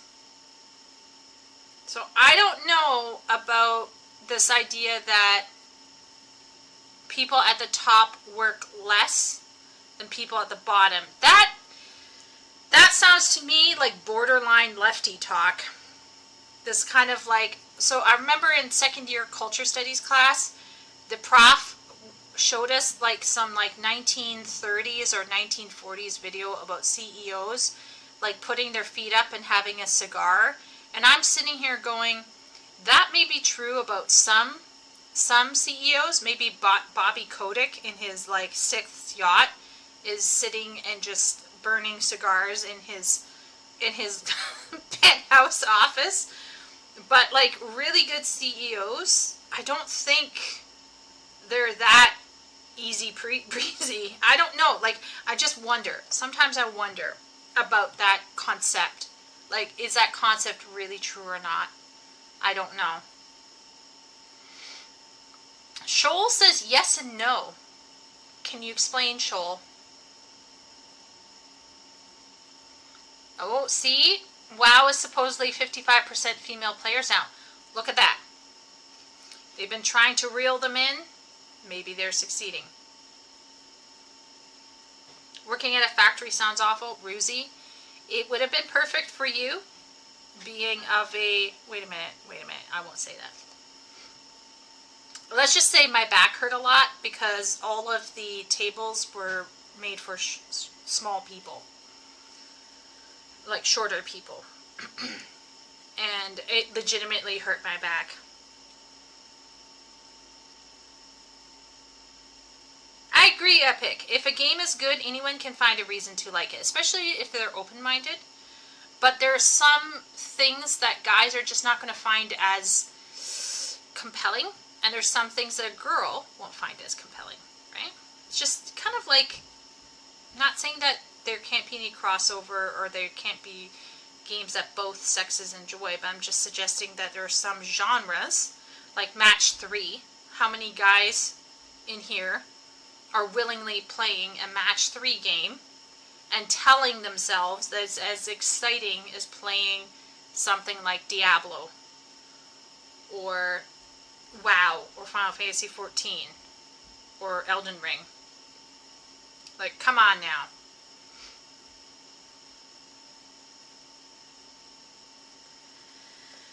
Well, you say at the very top, but then I wonder. I just wonder. Literal owners of companies, but all the other high-skilled people are working insane hours. Yeah. And then there's like the Elon Musks who are like sleeping on cots on the floor of their factory or whatever because they're workaholics.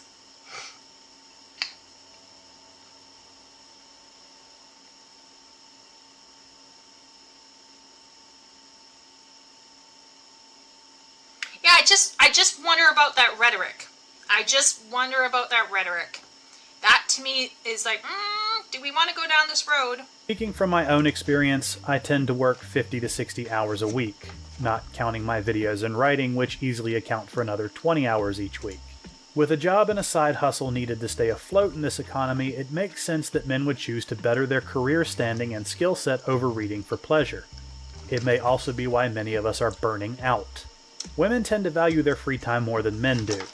I will cite the fact that the author of this piece cites the Instagram tag @HotDudesReading, which is candid pictures women take, I assume it's women, of conventionally attractive men reading in public places.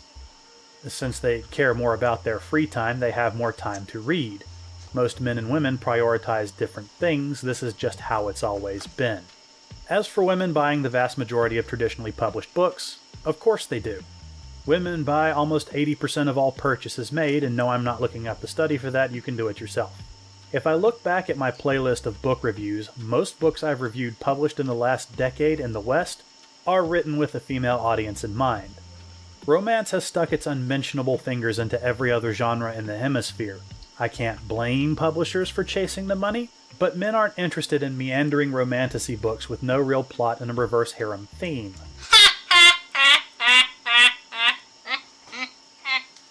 Meandering. Yeah, that's true. Romances meander sometimes. Now, my sis and I were talking about it, and she reminded me that I'm neurologically atypical for most girls. So I find the wallowing and meandering that female protagonists endure in a romance novel, I actually find that to be painful, verging on triggering. It triggers my dysphoria. However,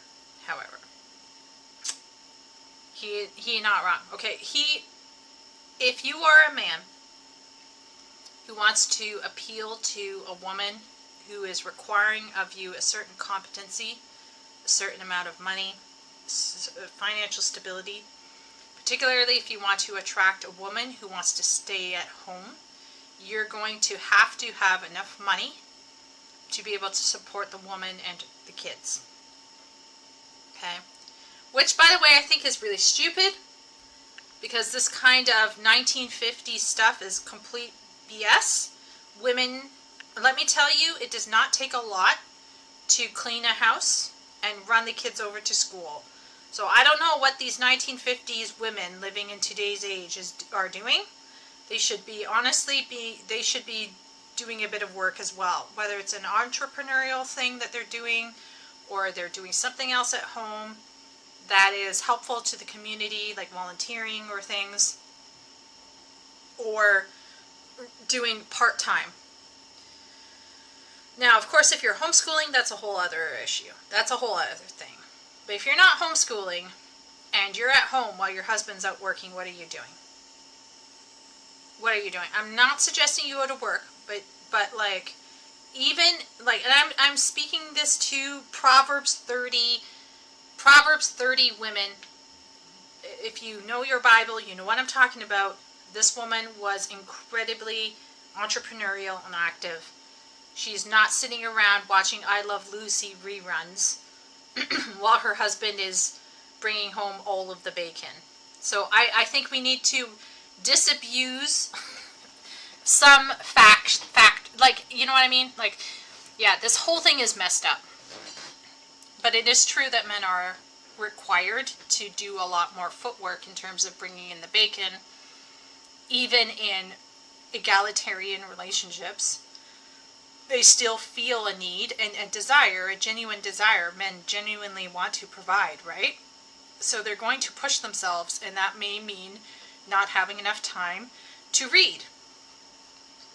But, just like my mother, who burnt herself out, homeschooling 10 children, there's a point in time where you have to be a bit selfish and say, you know what, no, I need some me time. And what are you going to do with that me time? Are you going to play hockey? Are you going to watch a sports game? Are you going to, play a video game? Are you going to go to the gym? And are you going to read a book? I still think you should be carving out for yourself, because at the end of the day, if you're not in a mentally healthy spot where you're not taking care of yourself, you will burn out, like he mentioned. So, hand waving away and being like, oh, well, it's because men are overrun and overworked and stuff. Well, maybe this has to change. And then another part of me is like, is it really a reality for most men anyway?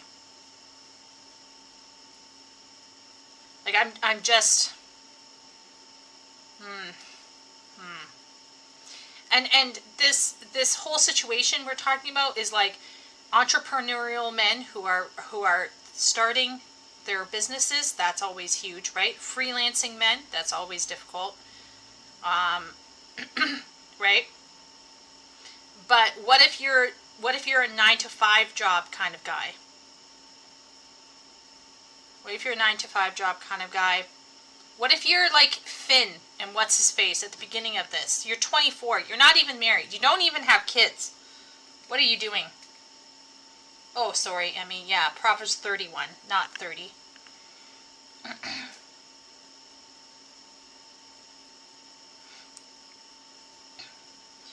Games Workshop reported record sales for their novels recently. So if Warhammer is dominantly male, then wouldn't the sale of Warhammer novels drop if men don't have time to read? Ooh, epic. Ooh. Women do control most discretionary spending.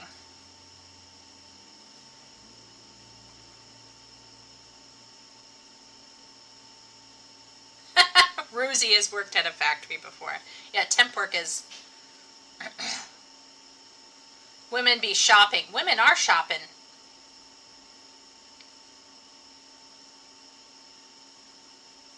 Most couples can't afford for one of them not to work. Yeah, you're making a financial... You're taking a hit these days if both don't work. Yeah, trophy wives. Did you ever see the Reddit post from the stay-at-home wife who was like, my husband lost his $500K a year job and is thinking of accepting $250K a year one, and I'm thinking of leaving him? No, Ruzy, but that's disgusting. Just tighten your belt, lady. Stop buying Gucci. Ladies burned out and can't cope. Seems like, looking at peer-age moms I know personally, dads get done with work and they curl up in a ball at the end of the night and they require like 12 hours of sleep. Okay, so like if we're thinking about anecdotal evidence, my father worked an 8-to-4, 8-to-5 job. He would wake up at 6 in the morning, maybe, to do his Bible devotions. And sometimes he would be doing newspaper runs, even a bit earlier with us. And then he would go into work 8-to-5, 8-to-4, 8-to-5. And then from 5 to 9:30, 10, he would have to take us out to volunteering things, church things, prayer meeting on Wednesday. He was an active member in his church, our church, I should say. And he would get home, and he would slide into bed at 10, and my mom would be sitting up on her side of the bed, and we'd be all standing around the bed, and my dad would be literally falling asleep because he's waking up at 5:30, 6 in the morning, the next morning. And that was my dad's life for about 30 years. And guess what? My dad was reading. Now, granted, he did do a lot of reading of biblical theology books. He was really into that. But he actually would do some fiction reading on the side as well. But my dad was not going to the gym, and my dad was not working as an entrepreneur or a CEO, and my dad was not watching TV or playing video games or even watching sports. He would only watch sports whenever the World Cup came on for soccer. That was it. That was all he was allowed.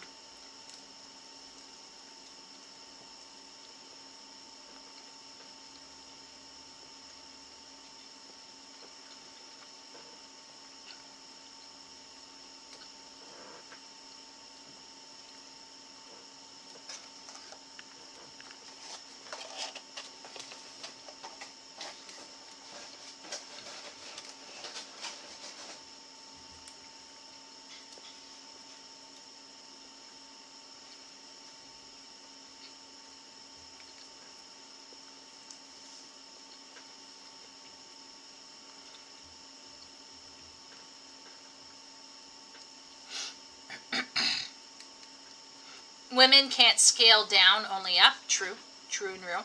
Yeah, at least that's their conception. They can't marry down. How do we know it's not the women reading Warhammer trying to relate to their men? I mean, the women I know are curling up. Their husbands stay up late mostly. Yeah, it depends. It depends. Maybe this is all anecdotal.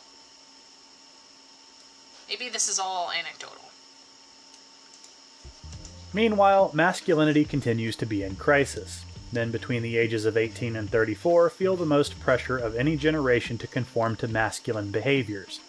In the absence of a positive blueprint of how to exist in the post-Me Too world, a community of podcasting manfluencers, including ex-Navy SEAL Jocko Wilkin and David Goggins, and neuroscientist Dr. Andrew Huberman, have rushed in to promote their ideas of what masculinity should look like.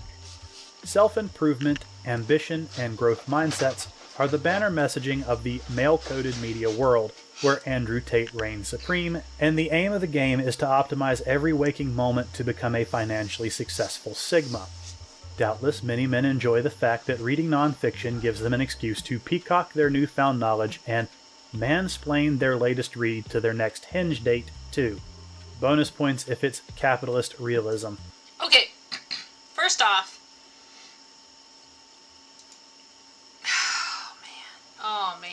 oh boy. First off, most...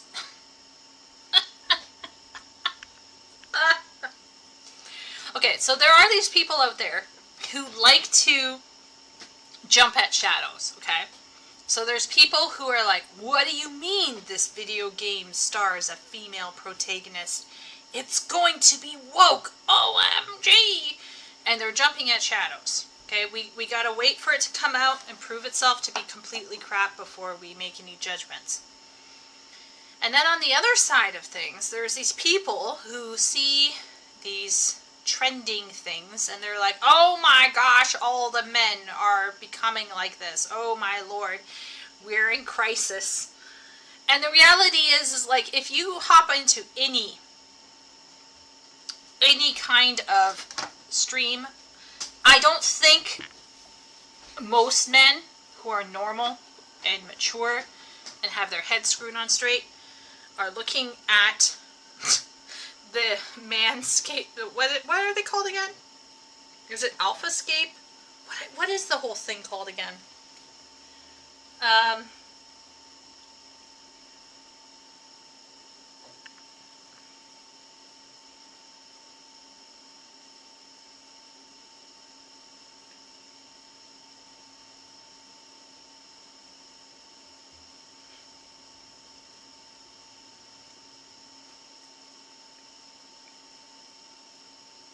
I'm confused. So he's reading this. This guy, TX Radcliffe, does not agree with this. Although, like I said, I do think he's feeding into the conception that reading is either enjoyable or informative. And I disagree with that. And I also disagree with this concept that men have no time. I think you can make time if you believe it's important, you will make time. So I refuse to believe that as well. However, I also agree with T.X. Radcliffe that this writer is wilded. So whoever's writing this, who's writing this article?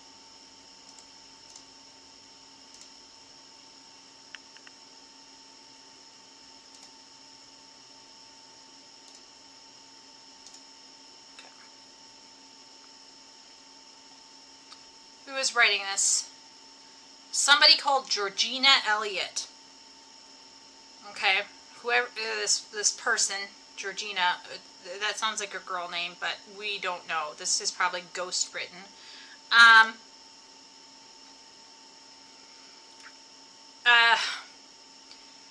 think she's jumping at shadows here. I don't think your average bro is going down the path of Tate. Do men feel pressure? Yes. Do men feel like they aren't allowed to marry up? Yes. Do men often feel inadequate given the economic situation that we're facing? Yes. But is it because of this? Is it the alphascape or the manscape? What is that whole thing called again? I forget the name. But is it because of this? No. No, I wouldn't say it is. Okay, let's see what T.X. Radcliffe thinks. I'm begging you people, please read your articles before you publish them, and I mean read them out loud and listen to how it sounds, because this is garbage. Here's a happy topic. Yes, there is a masculinity crisis. There are a lot of reasons for this, and if you want to know the gritty details, you're on YouTube, I'm sure you can find a million answers. Next, these aren't new masculine ideals. They're old ones. Self-improvement, ambition, and growth mindset have been masculine ideals in the West for centuries at this point. It's also no good bashing them, as these are the things women look for in the men they date, which is why men follow them. As far as the manfluencers, men like all humans have pattern-recognizing brains. If our own lives aren't going the way we want, we look for someone who is leading the life we want and try to emulate what they're doing. People don't want to waste their time on things that will get them nowhere. That is, unless they see trying as completely pointless, which sadly a lot of people do nowadays. People like Andrew Tate aren't a good example and aren't the only influences men have. Granted, he is the most cited, and that's probably because he annoys the politically screechy the most. It's usually shallow men with shallow goals that follow people like Tate. Amen. Amen. Yes. Yes. In a nutshell, what I was trying to say. Most bros are not looking at Andrew Tate and going, yeah, that's what I want to do. I want to sleep around with a lot of hoes, and I want to get, like, dragged into, like, sordid, potentially illegal things. Like, most normal bros are not looking at that going, yeah, I want to do that. Leftists want to think that Tate is actually huge because it demonizes a certain form of masculinity that they've been trying to demonize forever. And this Radcliffe bro here is absolutely 110%. Women do actually like men who are focused on improving themselves. A growth mindset sounds like improving themselves, but okay. Growth mindset is probably more related to job. Ambition, I actually don't think women look for ambition per se. What I would say is they look for men who are looking to improve themselves and be competent. Ambition for some women who are power tripping, maybe. But like, I think ambition might be pushing it. I don't think all women are looking for an ambitious man. They're looking for a man who has his head screwed on straight and will pick up the socks and empty the dishwasher and who will think beyond himself and take initiative in the home and bring in some of the bacon.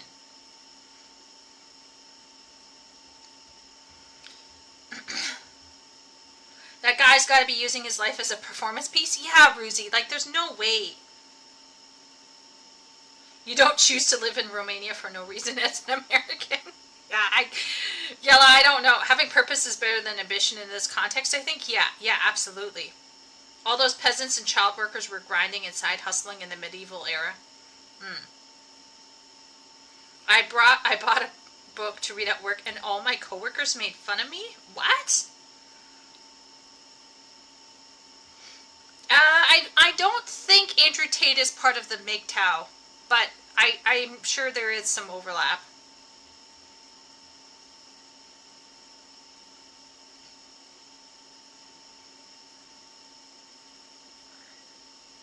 Yeah, so what we have to understand here is Radcliffe is responding to this article, and I do think this article is fairly unhinged, because there are probably some young men out there who are so removed from reality and actually have no positive interaction with other men and women who think that Tate represents the ultimate existence, but I would argue that most people would not actually, this is not the crisis that men are in. Is masculinity having a crisis? Probably. But is it because of Andrew Tate? No. Nah. That's not, I wouldn't say that's the crisis. Sex is a powerful motivator. It's also the same motivator that made romance the most popular genre of books, and it's women that put it there. I really don't like that last little jab that men are reading to mansplain their latest read to a date. People, women included, like to talk about what they know, and we call out people for talking about stuff they know nothing about. Stop disparaging people from improving their minds and knowledge by belittling it like this. Mansplaining isn't... Mansplaining, or in my case, when I do it, obviously, since I'm not a man, I'm womansplaining. I think mansplaining is sometimes mistaken. I have met men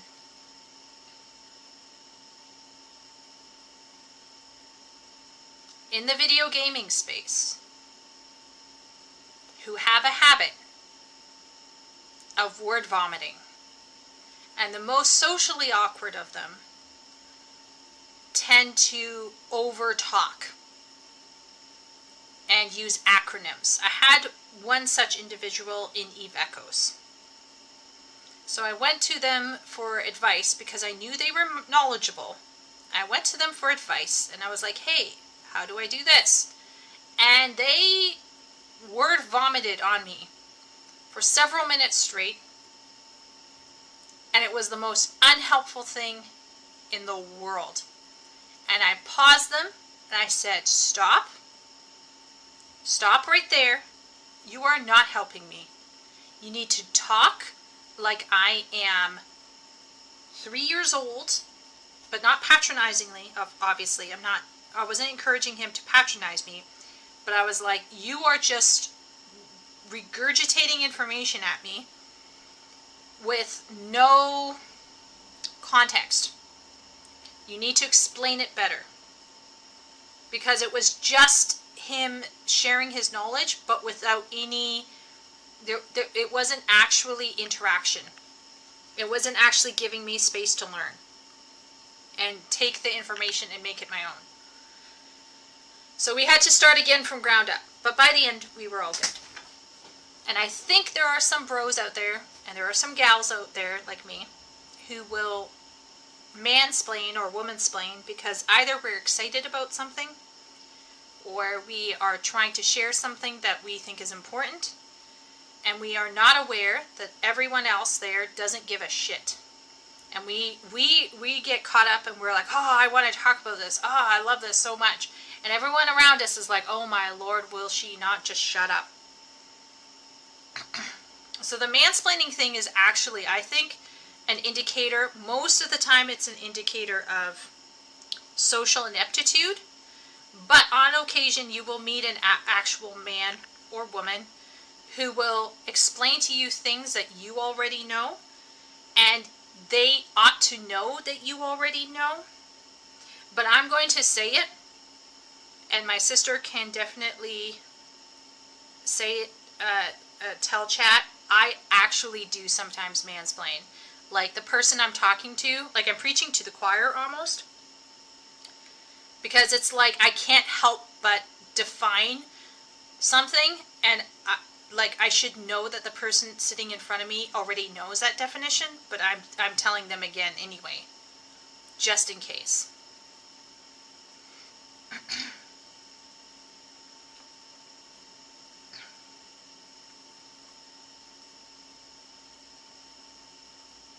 Mansplaining is, yes, so the technical term, Ruzi, is correct. The technical term for mansplaining is when a man explains something to a woman who would reasonably already know the information. And anyone who uses it like this author, aka in the sense of whenever a man dares to talk about something he's interested in, just hates men. Yeah, I agree.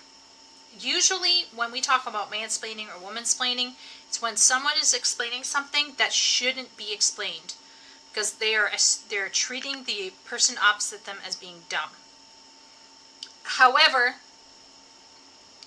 in this case, this is someone being excited and wanting to share their love about something, being folded in with being patronizing and over-explanatory. And the problem is, there is, I think, a spectrum, and I'm definitely on it, where I will, if you say certain trigger words, shit's going to come out of my mouth. And you might already know what I'm telling you, but I'm telling you again anyway.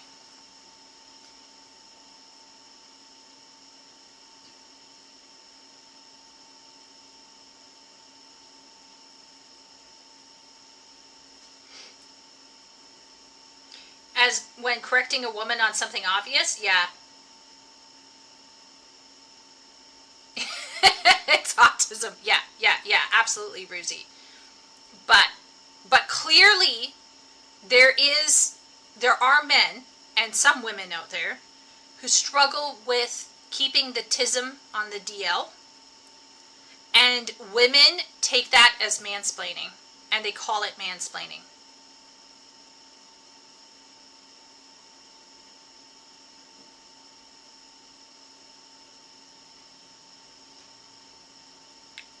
Co-workers were women.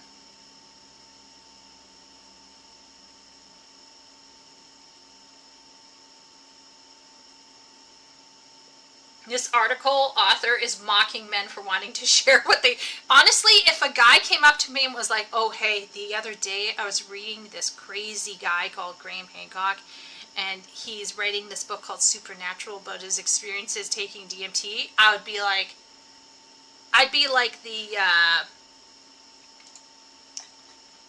this.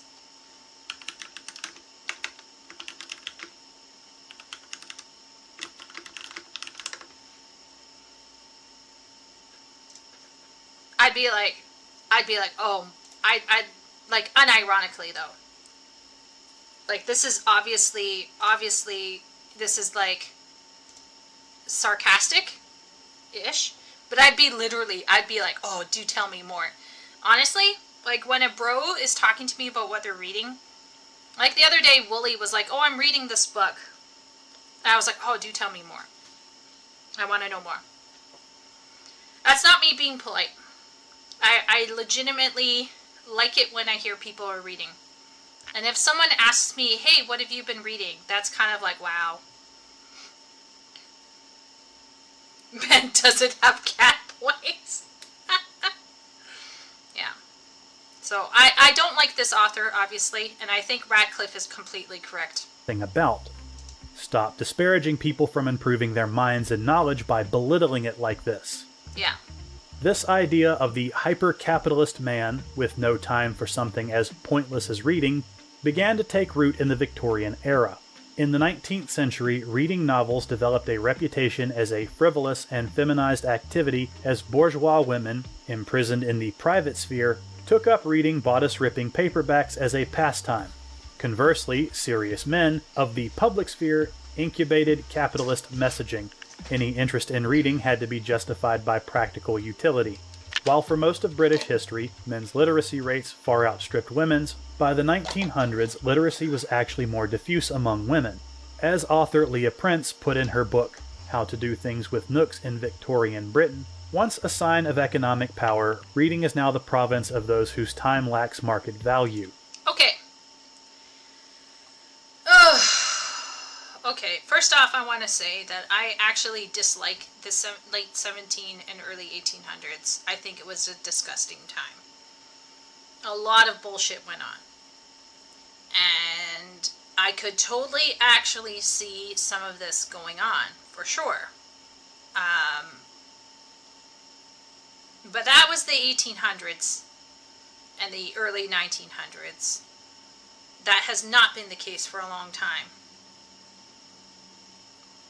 FYI, they are correct in that reading did actually become an extreme thing among women, and that women's interests dominated a large portion of publishing through the dime novel and the Gothic novel. And we already talked about how Jane Austen was gently lampooning these swoony type Gothic literature with her Northanger Abbey book. We have already talked about that on stream. So women's interests have been historically represented fairly well within publishing, at least from the 1800s onward. However, to suggest that this hyper-capitalist man with no time for something as pointless as reading, this is so generalizing. So for one thing, by not putting fiction reading here, okay, this is very sloppy. They should have said as fiction reading, because nonfiction reading, as they were talking about earlier, is still considered helpful.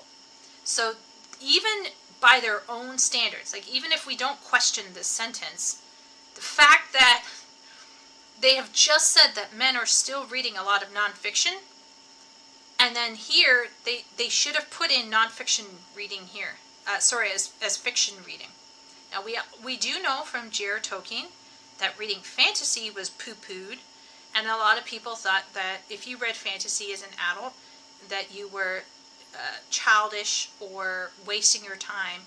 So we definitely know that certain genres were frowned upon, for sure. And that Tolkien had to come out and be like, no, there is some weight to enjoying fantasy. Okay, so people like Tolkien had to come out and say, no, there's spiritual and psychological and emotional problem-solving value in reading fiction, like fantasy. Okay, so to a certain degree, we can actually suggest that, yes, this was a real thing during the 18 and 1900s, but does that mean that that's true past the 50s? I don't know.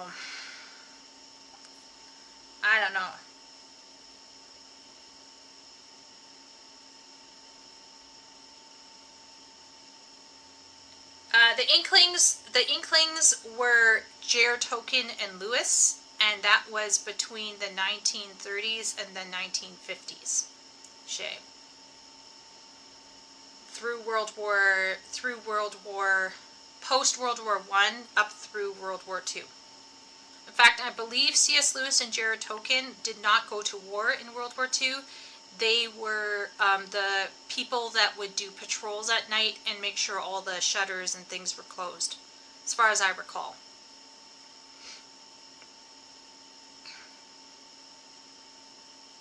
This article is a bunch of poopy.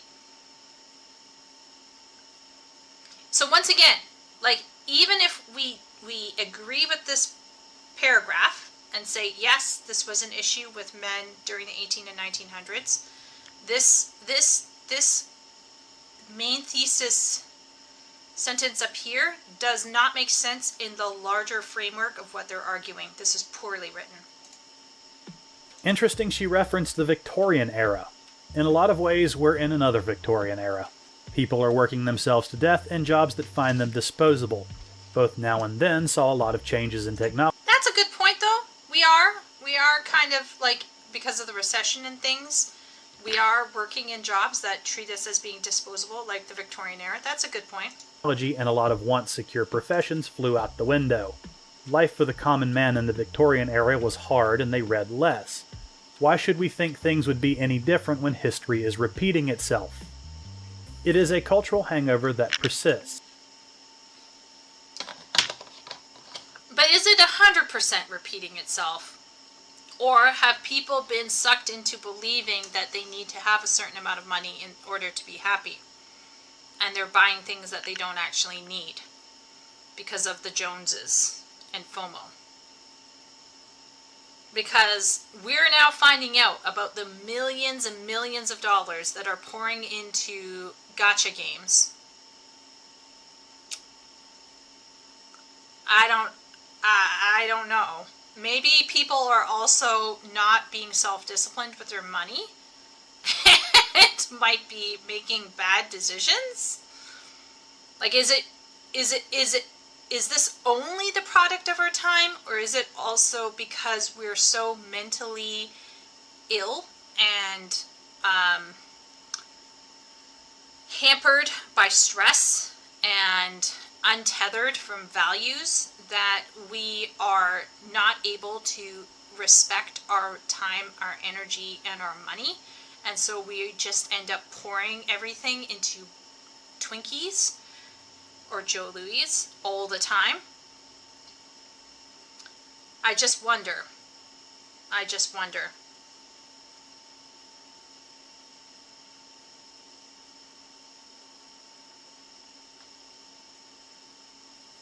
Yeah, Tolkien was taken seriously around the 60s, but we're talking about the Inklings, Leo. When did the Inklings actually happen? And that was between the 20s and the 50s.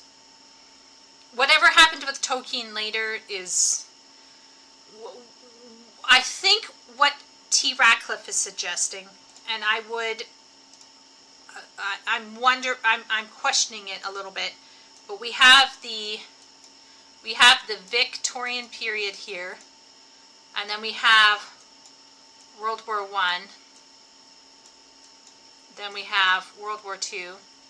They're pretty much back to back, really, right?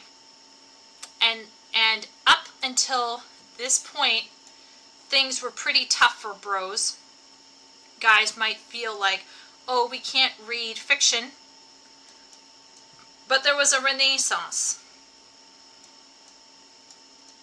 where men could read fiction, and now they are not. Now we're here. They have the appearance of not reading fiction now. So why did this happen here? Why is it happening in between here, but not up until here? Now we can look at this era and we can say, oh, they valued hard work and they devalued the reading, blah, blah, blah. And that might be true for this era. But is it 101-to-1? I might not agree with Radcliffe on this one. I don't know if there's a 1-to-1.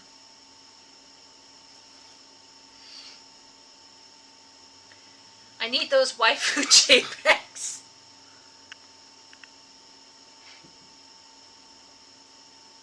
I need enough money to afford a home. Well, there's another thing, Bruzy. We are dealing with a recession, and housing has gone out the wazoo. People stress spend. Yeah, but does that make it okay? People stress spend, okay. Yeah, but that's what I'm suggesting, though.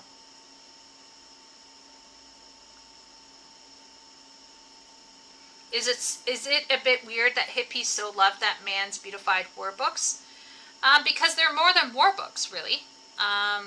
They are saying that some things are worth fighting for. And hippies were fighting, kind of. They were just fighting for peace, which they took a very shallow view of Tolkien's work, and they applied. Remember, his war books do not glorify war. His war books are a very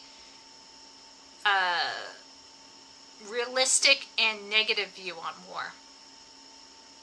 They're not as glorified as people think they are. Millennials and self-discipline don't go hand in hand, yeah. Most iPhones are 1K plus across all economic classes in the United States. Guess what phone brand holds the most market dominance? Oh my lord, don't tell me. Yeah, we shouldn't be just blaming the younger generations. I agree, Epic. Leave my dopamine waifus out of this. But I just wonder, like we're looking at the Victorians and we're saying yes, they had these factories and kids were being shoved up chimneys to clean chimneys, and they were being forced to work in factories. Kids were working in factories, women were working in factories, men were working, like it was a shit show. Just read any Dickens book and you'll understand what I'm talking about. But is it one-to-one? I don't think so. Even with the housing market being the way it is, which I agree with Ruzi, it's just depressing. We're just trying to save up for a house. But you read a Charles Dickens book and you'll be like, things could be worse. What do you mean indecipherable? This is totally decipherable. What are you talking about? Oh my gosh, I'm being beaten up by my mod. Okay, let's read the next chunk here. A cult of productivity is still imposed more on men than women, says Dr. Alistair Brown, assistant professor of digital humanities and modern literature at Durham University. Nonfiction seems to have more immediate or meaningful returns on the investment of time. Consequently, men buy more. In 2023, men accounted for 55% of nonfiction book sales. Nielsen book data tells Dazed. I thought men were the patriarchy and they have... Wait a minute. I'm confused. I thought men are patriarchy and they are systematically oppressing people.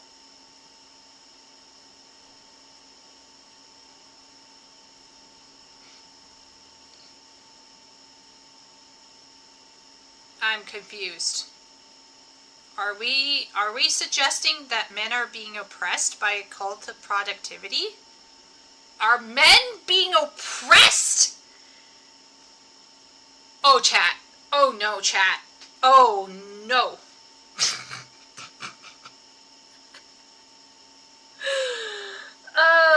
You can't make this up. Okay, I will say that we could say that there is a cult of productivity for men. Yeah, sure, why not? But then don't come and tell me that men are, like, completely absent from oppression.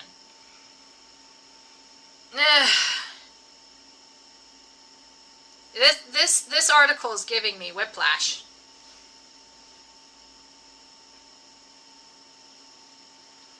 If the patriarchy was defined, there's a bunch of old men sitting on piles of old money pulling strings in the background, and I would find it credible. Yeah, but this is like, what? The patriarchy are oppressing women and don't permit them to read, but at the same time, women read more than men. All of it is true. This is ridiculous. Okay, but it is possible that men are being kind of pressured into feeling like they have to read and be more productive in terms of their time. Possibly. But then on the other hand, why are there so many men in my life spending all of their time, their spare time, playing video games? Am I like moving in the wrong circles here? Maybe I am. Nonfiction seems to have more immediate or meaningful returns on the investment of time. Men buy 55% of nonfiction book sales. Not surprised by this. I have seen data similar to this. Yes. I chalked it up to the fact that men are more interested in things than people. And they're more interested in information than people. So even if men were not stressed out and trapped in a cult of productivity, I have a feeling more men would still be reading nonfiction. Is it just me? Because, like, if we look at what men are creating and producing on YouTube, Most of it is nonfiction. I'm looking for a sugar daddy in the wrong El spastic content. It's a fetishist sensual innuendo cult. Yeah, this is wild. I just don't know if I would say that men are reading nonfiction just because of productivity. It's entirely possible that men are also reading nonfiction because when you see what men are partaking of on YouTube, they're not really... I'm not seeing a plethora of men telling stories to other men. Now, the closest I've seen to this, okay, is lore videos for Elden Ring and for WoW. But I have some bad news for some people here. So far, what I've consumed in terms of lore stuff. Okay, so I'll you know what? I'll even give an example straight from my own channel. We won't play anything, okay? But I'm going to show you what I mean, okay? I'm going to go to my videos, okay? I'm going to scroll down a bit. And I'm going to go all the way down to here, where I talk about time travel in Final Fantasy XIV. I talk about the Crystal Exarch, okay? I talk about Elidibus in the Crystal Exarch. And I talk about Xenos. I'm talking about fiction, but am I telling a story? I'm talking about lore, I'm talking about world building, but am I building a story?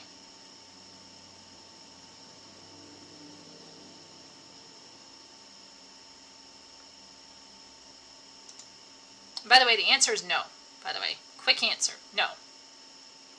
I'm retelling lore, and of course, me being me, I'm giving more analysis onto it, right? But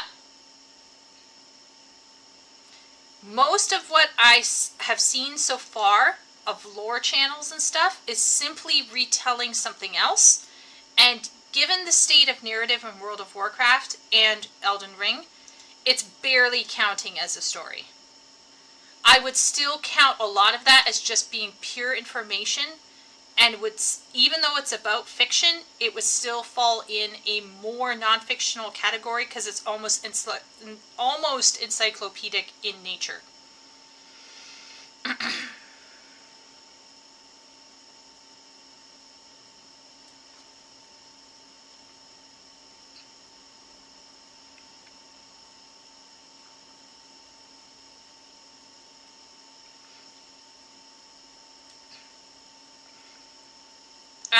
Have moved on to Marvel films. Marvel movies have fallen off since Endgame, but I think maybe they would appreciate that more. Chinese cartoons. Not sure. I don't know about that arm. I haven't seen any of those. You know, I could and would argue that comedy nowadays has become a form of storytelling, with many of the most popular comedians, mostly men, being known for telling stories as much as jokes. Yeah, but it still is a joke. Still, the point of it is a joke, which is different. I'm talking about like a straight narrative. And a lot of those jokes are real life stories. They're not fictional. Like Dave Chappelle, which I actually like. Sorry, people might get upset in chat, but sorry, not sorry. I sometimes watch Dave Chappelle because I find him very funny. And he's not making up stories, as far as I can tell. Like, he obviously is elaborating maybe on them. You know, there's probably a bunch of hyperbole, but you have your comedians. Let's just say this: they're not telling narrative fiction. A lot of their stories are real life stories, or if they're make believe, like Eddie Izzard or whatever, they're very short. They're by no means narrative. Who would get upset for someone liking Chappelle? You'd be surprised. Politically correct people. It's history in the game world. Exactly, Ben. Exactly. So we can't.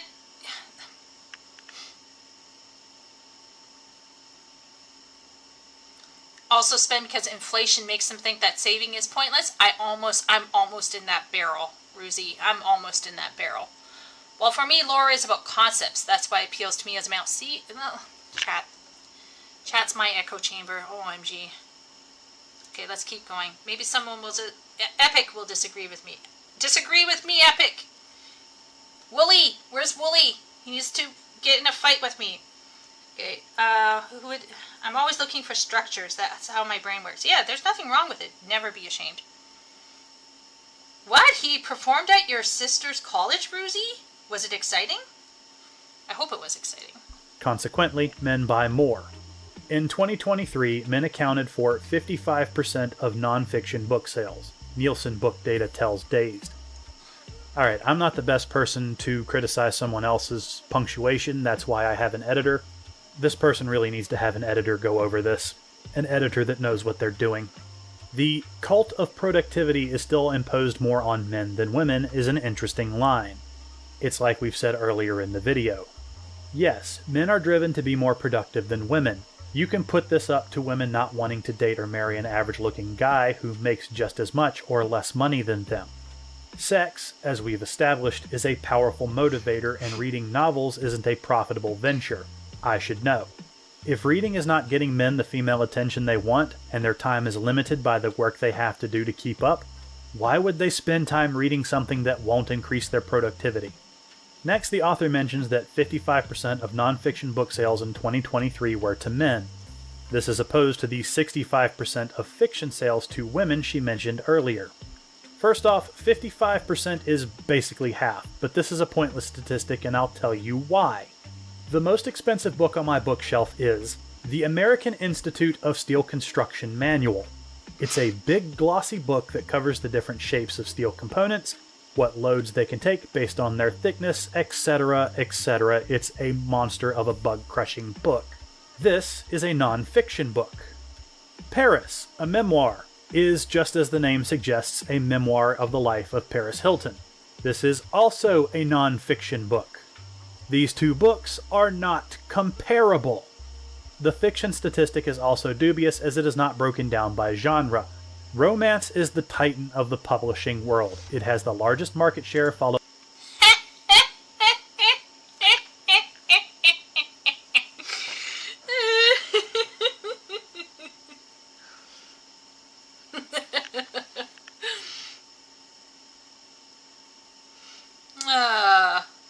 Oh, chat. How do you feel with these numbers, chat? Romance. $1.44 billion. Crime mystery. $728 million. Religious inspirational. 720. Science fiction and fantasy together in a single category is making 590 mil, and horror is, poor horror, dragging behind at 79 mil. What is this telling you, chat?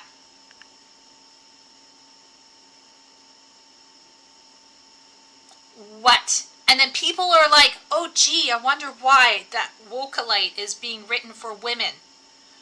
What do you think Disney's trying to do? Now, I agree with the Owens guy that we reviewed a few weeks back. They're failing at it because they're so woke they can't even feed into the tropes that most normal women want, right? Right? Because if they had their heads screwed on straight, they would have 4 boys, hot men, hot Jedi men, and they would have one very normal looking Jedi woman, and it would be all about which guy is she going to end up with. If they were smart, that's what they would have done. They wouldn't have this whole harem of lesbians making forced babies with each other. Let's all be real here, okay? Let's all be real here, okay? We all know that it was like that whole show was a mess up. Even if they were targeting women, it was a complete failure. they should have just gone to Wattpad and hired like a 15-year-old to write for them. They probably would have made more money. But these stats, yeah. Okay, so yes, men, yeah, they're buying. Yeah, they're buying nonfiction. Is it anywhere near some of these other stats? No. And even women are buying nonfiction, but is the nonfiction they're reading anything like the men's nonfiction? No.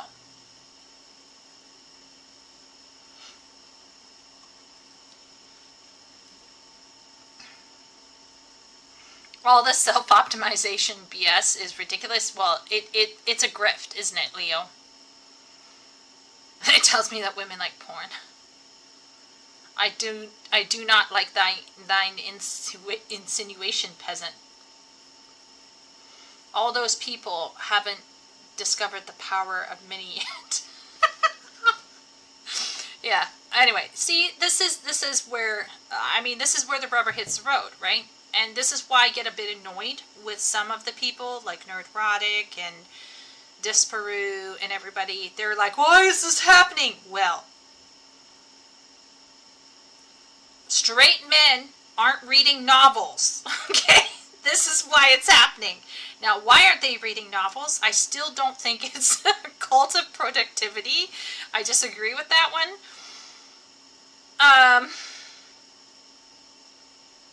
Let's see. Followed by crime and mystery, then religious and inspirational. All three of these genres are read majoritively by women. Of course, it's going to skew the results. Most men read science fiction and fantasy if they're going to read fiction.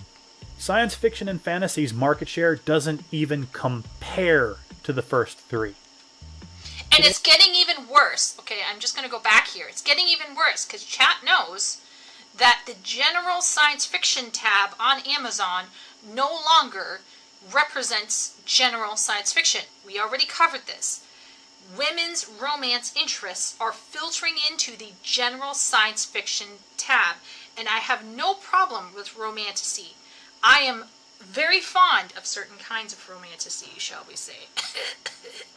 But do I want to see it in my general science fiction or general fantasy tab? And the answer is no. No. If the romance weighs more than 30% of the novel, it should be in the romance tab. And fantasy's market share doesn't even compare to the first three. Today's problem also has its roots in the gender encampments of childhood. Boys are less likely to have male reading role models and are generally nudged by parents, teachers, and product marketers in the direction of other pastimes, particularly sports. By comparison, girls are encouraged to read and have a model of peer-to-peer engagement through their mom's book club. So naturally, girls spend more time reading and reading fiction than boys. This is, as ever, an intersectional issue. Boys on free school meals read less than anyone else.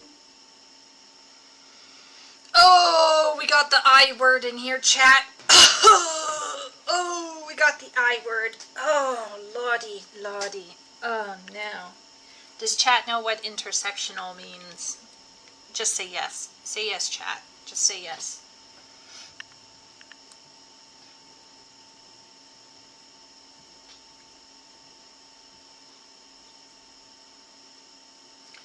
Shay, yeah, absolutely. Like, let's all be real here. We all know sex sells.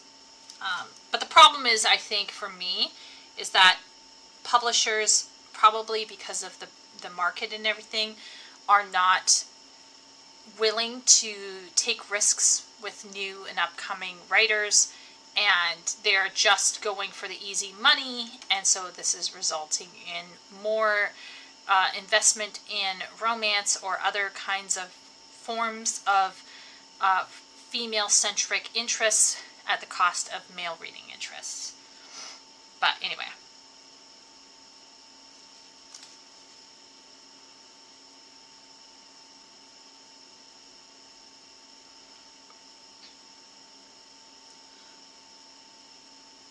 What intersectional issues?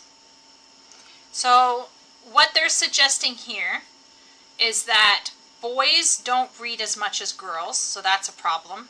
But even more importantly, boys that are economically disadvantaged, so let's say lower class boys, read less.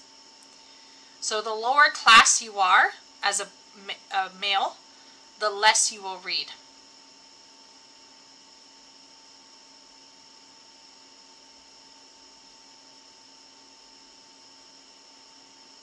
Okay, so let's talk about it. Has its roots in the gender encampment of childhood. I will agree, and we talked about this already here. Public education skews to a particular type of learning that favors female brains over male. Christina Hoff Sommers argues that this was due to an ideological feminist push during the 70s and 80s.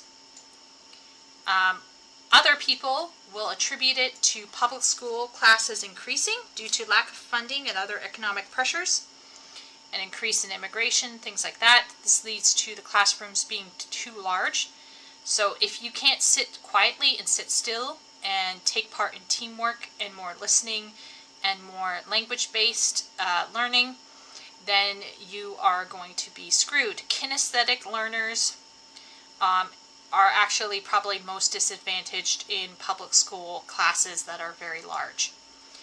So we know that boys are being disadvantaged to a certain extent, probably even still to this day, by the way our public education curriculum and system is set up. Boys are less likely to have male reading role models. That's possible. That's probably very true. And they are generally nudged by parents, teachers, and product marketers into sports. But I think that's normal. Like, I think a lot of boys like to get physically active and stuff. But would a boy be made more fun of and bullied in school if he's a nerd or if he's a reader? Yes. Okay. By comparison, girls are encouraged to read and have a model of peer-to-peer engagement through their mom's book clubs.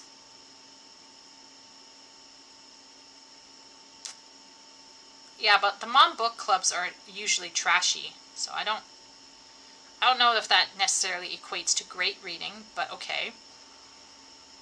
I would say that bullying among girls is not dependent on them reading, whereas bullying among boys could be dependent on you're not as physically apt as me, you're reading a book, you're nerdy, I'm going to bully you.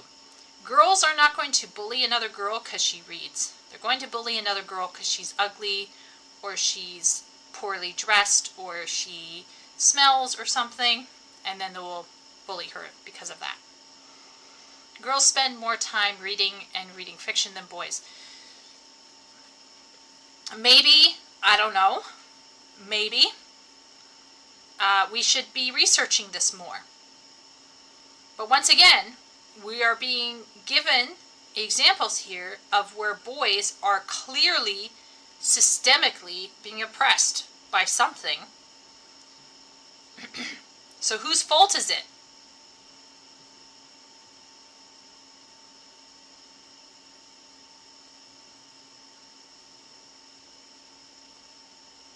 How many poor people read? Anecdotally, Leo, my father, came from a poor Dutch family, and he was not a reader until my mother entered his life, and she worked him over a period of decades, and he now reads quite a bit. But he will always be a slower reader and struggle, because English is not his first language, that he didn't grow up speaking language from a baby, and number two, I think he's just linguistics is not just a strong suit for him. It's capitalism's fault.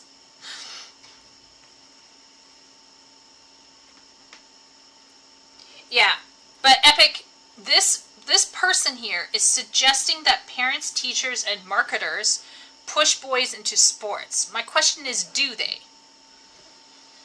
And if they do, why? Setting aside our personal, I just don't know. Yeah. As we've established before, men and women are different. We have different interests. If a school is good, it will push its students into areas they will be successful. Sports is a good way for men to learn to work together with others they may not like. I disagree. If a school is good, it doesn't simply push a student into what they are good at. If a school is good, it will, number one, empower the student to hone what they are already good at and give them the skills, the long-term skills, to work on things that they are bad at. Okay? Imagine if I went to public school and they were like, well, Chieko, you know what? Your maths are terrible. Who needs to know more beyond 5th grade? Let's end math in 5th grade for you. No. If I could go back in time and ask my mom to change one thing, it would be her approach to teaching math. Because I don't want to be the next math genius, but you shouldn't run away from what you don't like. That's not the point of education. So I disagree with Radcliffe on this one. But Radcliffe is probably not necessarily saying he agrees with it. He's probably just saying this is how most teachers and people view education. I think it's shit. If I used to have I had a boy in my 4th and 5th grade who was extremely imaginative, and he is actually currently a manhwa writer. Okay, so he's a manhwa ghostwriter. Very rare for a Korean boy to go into, but he is. And I knew from the get-go he would always be like that. He came up to me one day and he said, Miss Chris, oops, barely said my name, oh my lord. Ah! Anyway, he was like, Miss something, you guys can probably go from there. Oh no. Oh. Anyway, he was like, you know, Miss blah blah blah. You know, I think I'm like Anne of Green Gables. And I said to him, Mountain Dew. Yeah, Miss Christmas. Yeah, that's my name.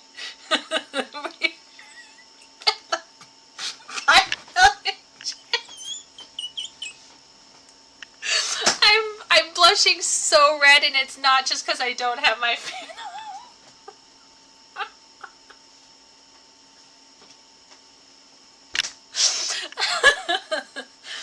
So he told me with a straight face that he was like Anne of Green Gables because he had a big imagination and he never made the same mistake twice. And that was the thing that Anne said. And yeah, he's ended up going into writing. And he loved reading, and I always encouraged him. I was always like, you know what, you go and you do that. But just because I said that to him, and I definitely encouraged him to continue reading and continue drawing and continue writing, I still pushed him with his math and his sciences.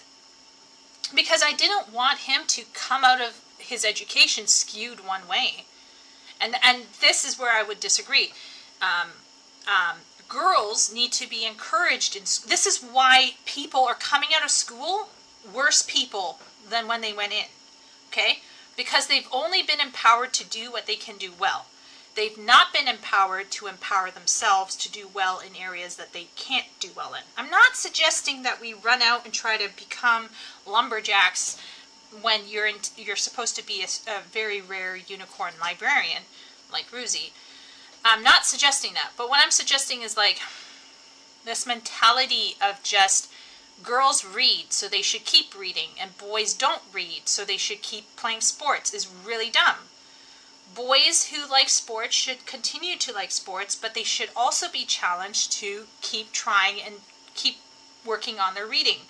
And girls who like reading and sitting around and socializing need to be challenged to take part in sports and competitive activities so they learn how to lose and how to cope with conflict in difficult situations. if your education is only feeding into your strengths, you're going to come out of your education very lopsided. I will have you know that the one time I played Capture the Flag, I broke down crying at the end because I couldn't handle losing. And it took me a while to learn how to cope with losing when I played soccer, because I used to play soccer. It was very important for me to play in those games. It's very important for me to try Elden Ring or to do Savage Tier rating in 14.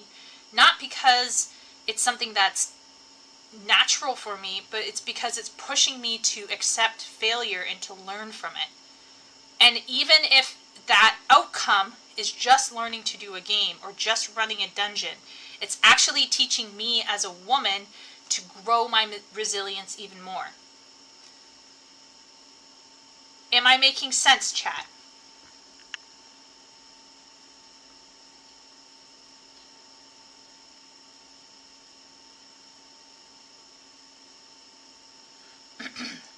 In ancient Rome, they had their slave class specialize in a single subject, so they would be dependent on that one role. Yeah, that sounds like,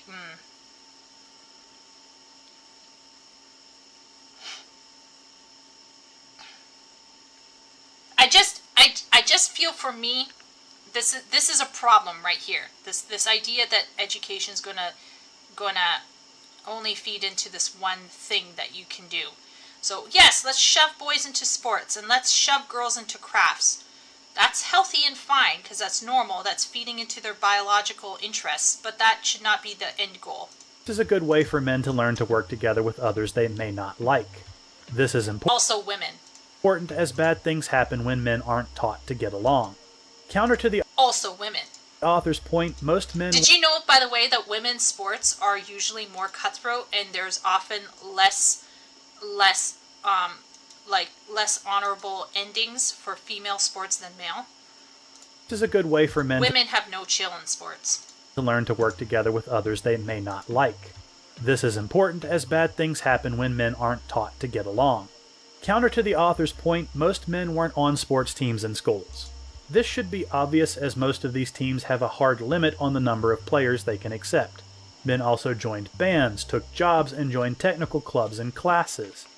Technical classes, which men also dominate in, teaches men marketable skills they can use later in life. This ties into earlier where men simply work more than women.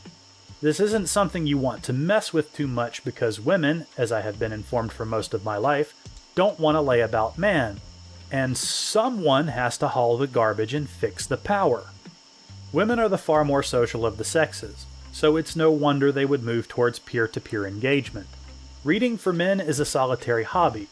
Citing the Mother's Book Club tells me it's a different matter for women, including the author of this piece. Well, the author of this piece is clearly coming from some middle-class stuff. Clearly, right?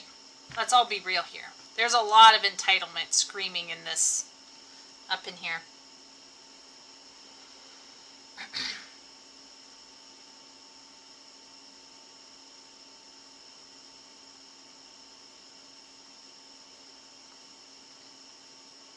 No, I mean like in hockey and certain other sports. Like, you know, like how guys will do their fair play kind of stuff. Women have been known to not be as, you know, whatever.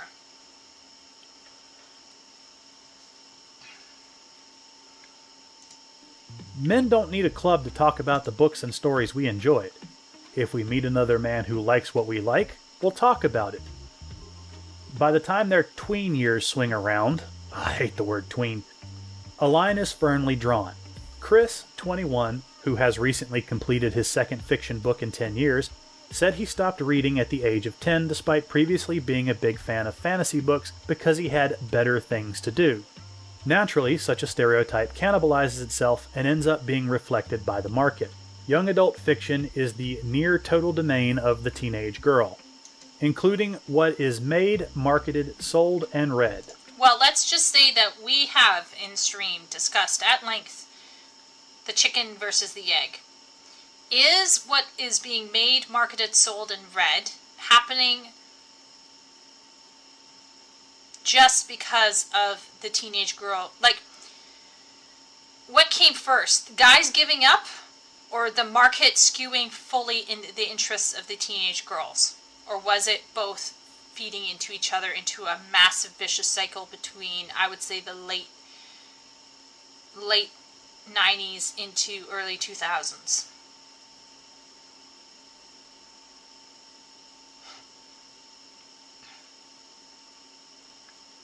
Like, honestly,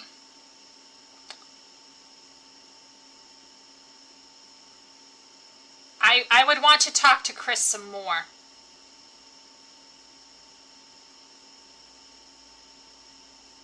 Is it because, and this is a crazy thought here, but I teach boys, obviously. Excuse me. I'm gonna just do that.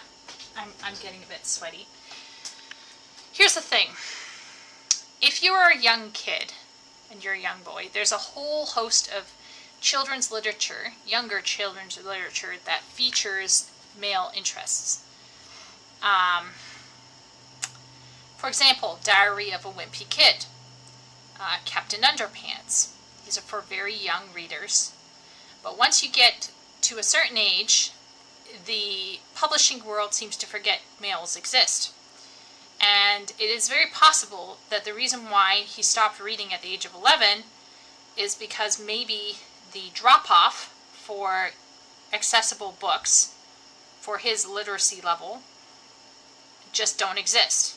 That's a possible, that's a hypothesis. We'd have to test it. But what we can definitely say is by the time they hit young adult and want to read young adult fiction, there's nothing for them to read because it's all written for a teenage girl. Yeah.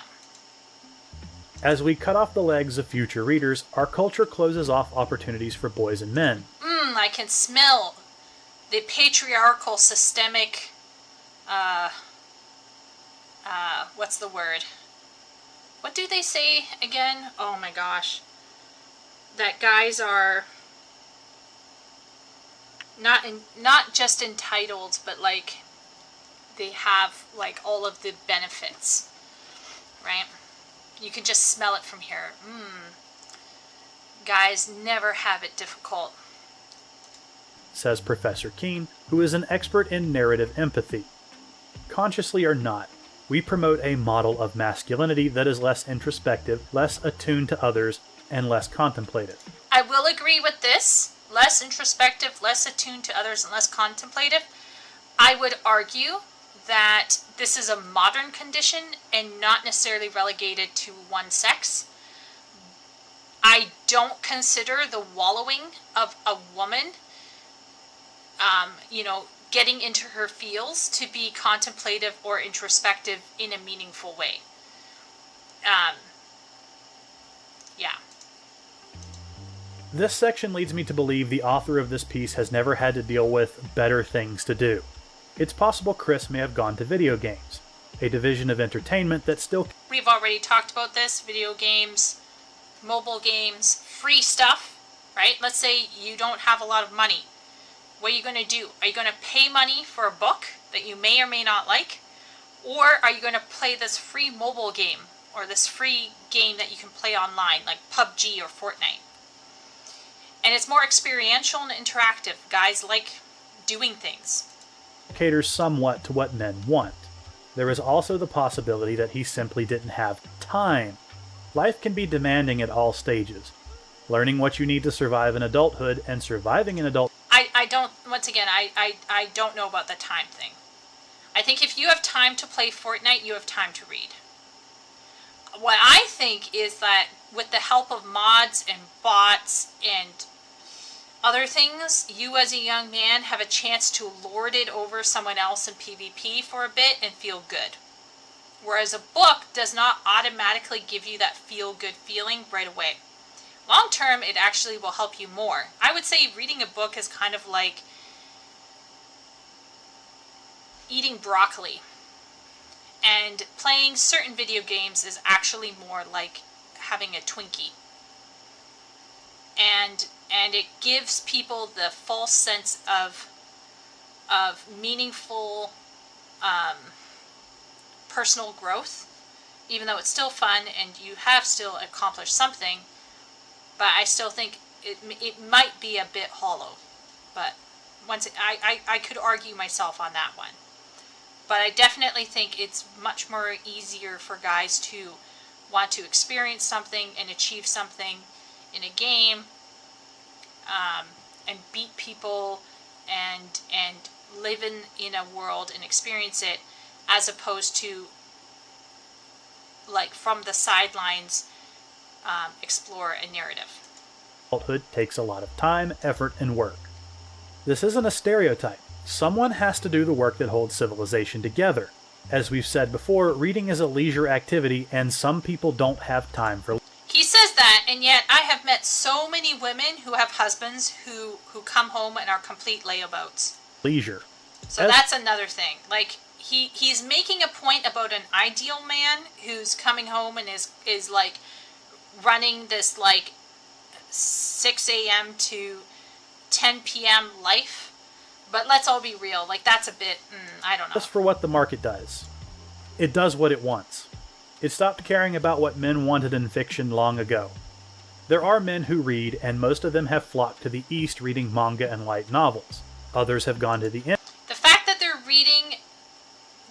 they're reading novels that are pictures, though, just feels more in about the biological imperative and not necessarily time imperative.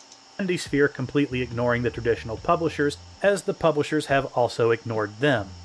You can't get mad if you give someone the cold shoulder and they move on without you, so they don't have to deal with the drama and disappointment of what you produce. Another way to look at this is, if YA is nearly totally dominated by books for teenage girls, why would men ever bother picking up a YA book? We've talked about this chicken egg. What caused it first? Privilege. Yes, privilege. Okay, let's see here. There's some slaves or translators. Well, I mean, for those people who are talking about slavery, I think slavery is crappy, but there was even, if you look into the life of Irish people during the 17 and 1800s, that's also eye-opening.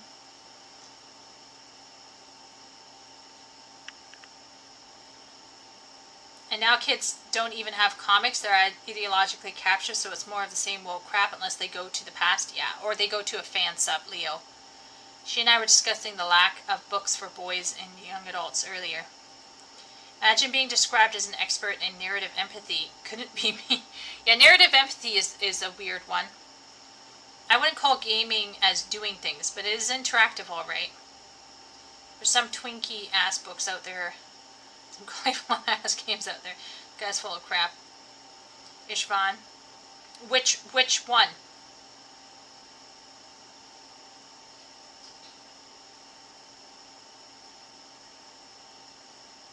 Yeah. Okay, so here's the thing. I agree with Radcliffe that this article is complete and utter wackiness. Okay, there's problems with this article.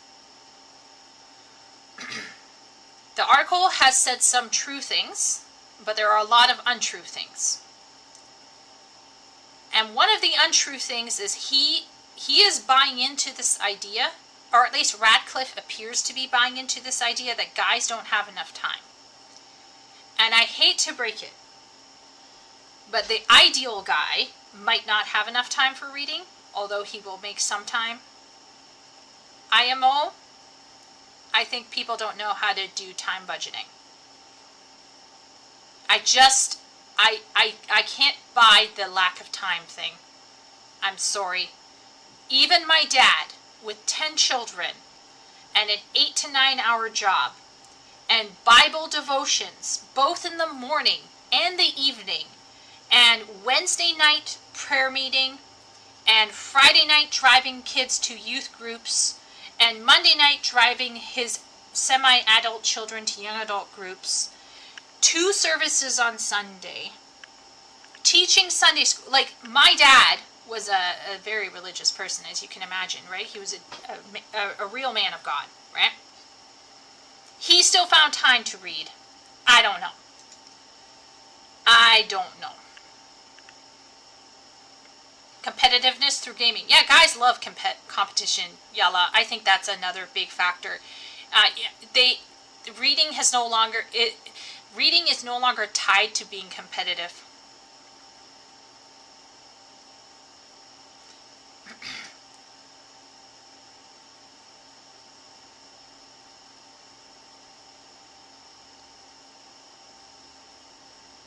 Closeted homosexual. It's somehow people manage to find time to spend 8 to 10 hours in front of football games on a Saturday and Sunday. Yeah, Ishvan. Like, once again, I think it's about prioritization. It's very clickbaity.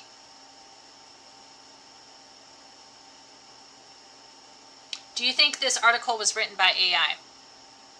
No. No. If it was written by AI, it was heavily edited. You can tell something is written by AI because AI tends to use complex sentences, not to be confused with complex compound or compound sentences. Although AI will use compound sentences, but AI tends to use complex sentences. That is to say, they tend to use subordinate clauses quite a bit, and I find that a lot of AI is extra wordy and will often over-explain. So if this was written by AI, it was definitely edited. Like, AI wouldn't have made the mistake that I pointed out earlier, where the word reading was not clarified as being fiction reading. AI would have added that in, I'm pretty sure. Chieko Morning the Living.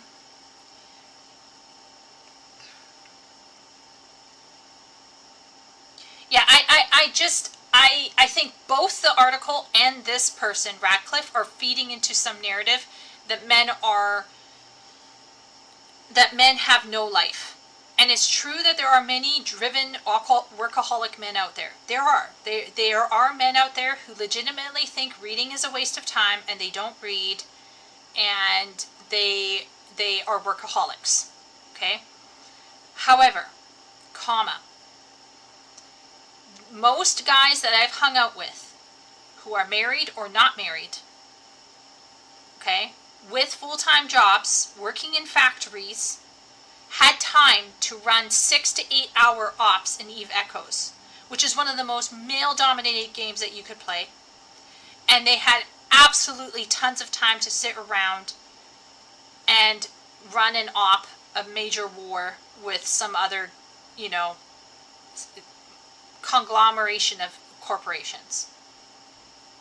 So I'm pressing X to doubt on this. We don't have time! And I'm pressing X to doubt on this Professor Keene and this capitalist rhetoric. This is ridiculous. Men aren't reading fiction because, number one, there's not enough being made for them. Number two, they're not time budgeting appropriately. Number three, they've not been trained to enjoy reading. Number four, they're lazy because reading is hard for them. It's not their go-to, right? It would be like asking a woman to go out and do sports. Your average girl who's not competitive is not going to go out and enjoy it. But maybe she should go out and enjoy it on occasion. Or like do other things that are more like, male-coded. The IPs they love have been crushed. Absolutely. Absolutely, Ben. Married or not married? Is there a third option? Dead, Ruzi. The third option is dead. You're either married, not married, or you're dead. Epic is American.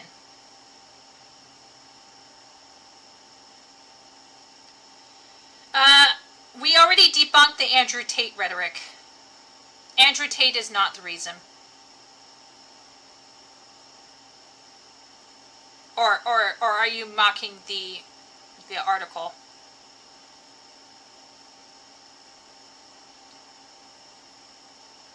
Don't you know that capitalism caused toxic masculinity? That's why there was no patriarchy before the 1600s.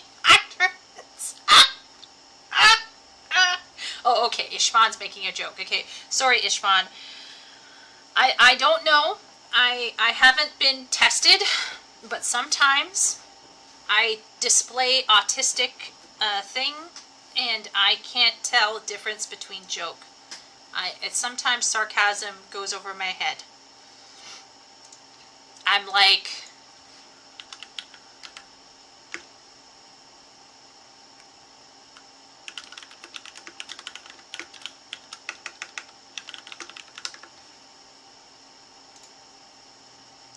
this. I'm sometimes, Party will attest, sometimes I'm like this. Nothing goes over my head. My reflexes are too fast, I would catch it.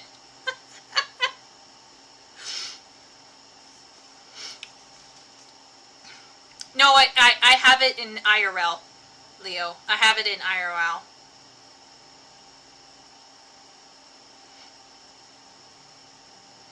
I have it IRL. You just gotta hang out with me in Discord. You'll see what I mean. It can be really bad. I've gotten into trouble. I'm definitely a bit derpy. Okay, so let's keep going. So I do disagree with Ratcliffe's takeaway here that it's all about lack of time. I think there are other factors. And he has touched on other factors, okay? Ratcliffe is doing a better job than this writer, but that's not saying much because this writer is off the wall. If you're trying to catch a tiger, you don't bait the trap with lettuce. I've read and reviewed a number of modern YA books. First of all, most should not be read by teenagers as they're smut for thirsty women in their late 20s and onward. I'm thankful Akatar or Lightlark was not the YA book available when I was a teenager, because I probably would have given up on reading too. Let's talk about this narrative empathy. First of all, regardless of what form of masculinity you push, men are going to read or not read what they want. People are not blank slates you can program to consume whatever you want. And that is regardless of what the corpos in the government try. If given options, people will seek out what entertainment they enjoy. And if books are not catering to them, they will find something that is. This narrative empathy sounds more like conditioning rather than empathy. That's assuming it was necessary to the article to even mention the narrative empathy, which I'm not sure it was. Could reading stories offer an alternative route through the masculinity crisis, by creating a safe space for allowing oneself to feel with no strings attached? Professor Keene suggests that reading fiction is the diametric opposite of the state of stoicism of the manosphere. Ah, there it is! There's the word! Manosphere. I was looking for that. Form of immersion therapy that demands you be present and forget yourself to a meditative end. You also become part of a community, which helps you build mental companions and bulwarks against loneliness. Accordingly, there are measurable mental health benefits such as lower stress, higher self-esteem, and lower rates of depression. Okay, I will agree with her that reading is very helpful for the self. I already talked about it earlier. To suggest that reading is simply informative or entertainment is to take away the other benefits to reading. It's more than just learning things, and it's more than just having fun. It's also about finding yourself. You should just read Jared Tolkien's On Fairy Tales essay. It's for free. You can find it online. He does a wonderful job of talking about why you should read fantasy, and that can apply to other forms of fiction, more or less. Although I think his arguments tie best with fantasy. However, this whole creating a safe space to allow yourself to feel, this whole thing about emotions is just weird. Because that is not what... Ultimately, if a man is going to individuate, he's going to move to his anima, which will indeed mean creating bonds and becoming more in tune with their emotions, for sure. Okay, so we're talking about the standard male, not the male that is taken by his anima, or the male, or like the male that is already individuating into with his anima. We're not talking about those individuals. You know who you are. If the shoe fits, wear it. We're talking about men who have repressed their anima, or the men who are wishing to move into individuating with their anima. Then yes, forming bonds, becoming part of a community, and becoming more aware of one's emotions is part of that end result of that journey. However, this still has to be achieved through slow,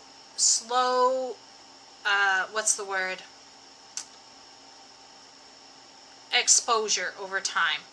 You don't just take a guy and shove his head into some faluting, high elevated writing and be like, enjoy this, or else.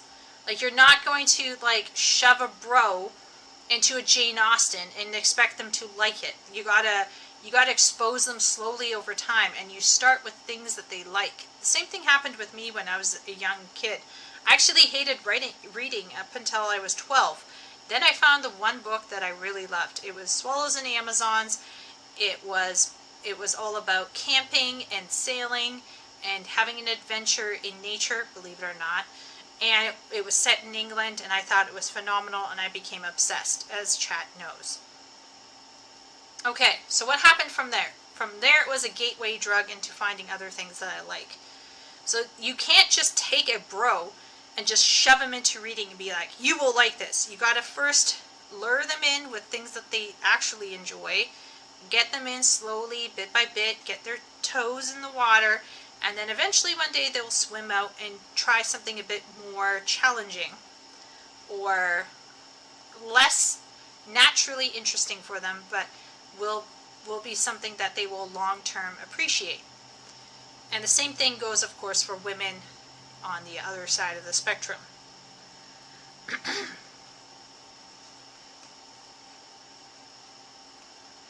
A narrative. Never mind, I want to stay ignorant. I wonder if the Kardashians read when they aren't being just.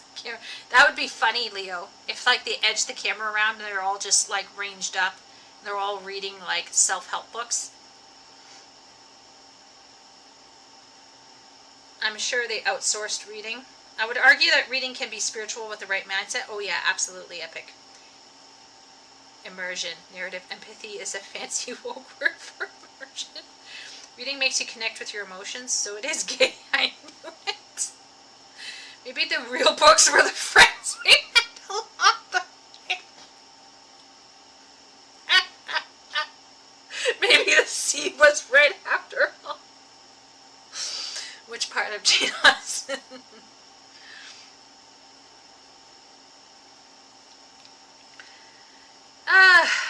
Yeah, once again, Shay, I think this whole narrative empathy thing is sort of right, but it's also missing archetypal power, and so many other things. You know, just because you're feeling an emotion about a character, right, doesn't mean that it's doing anything major, right?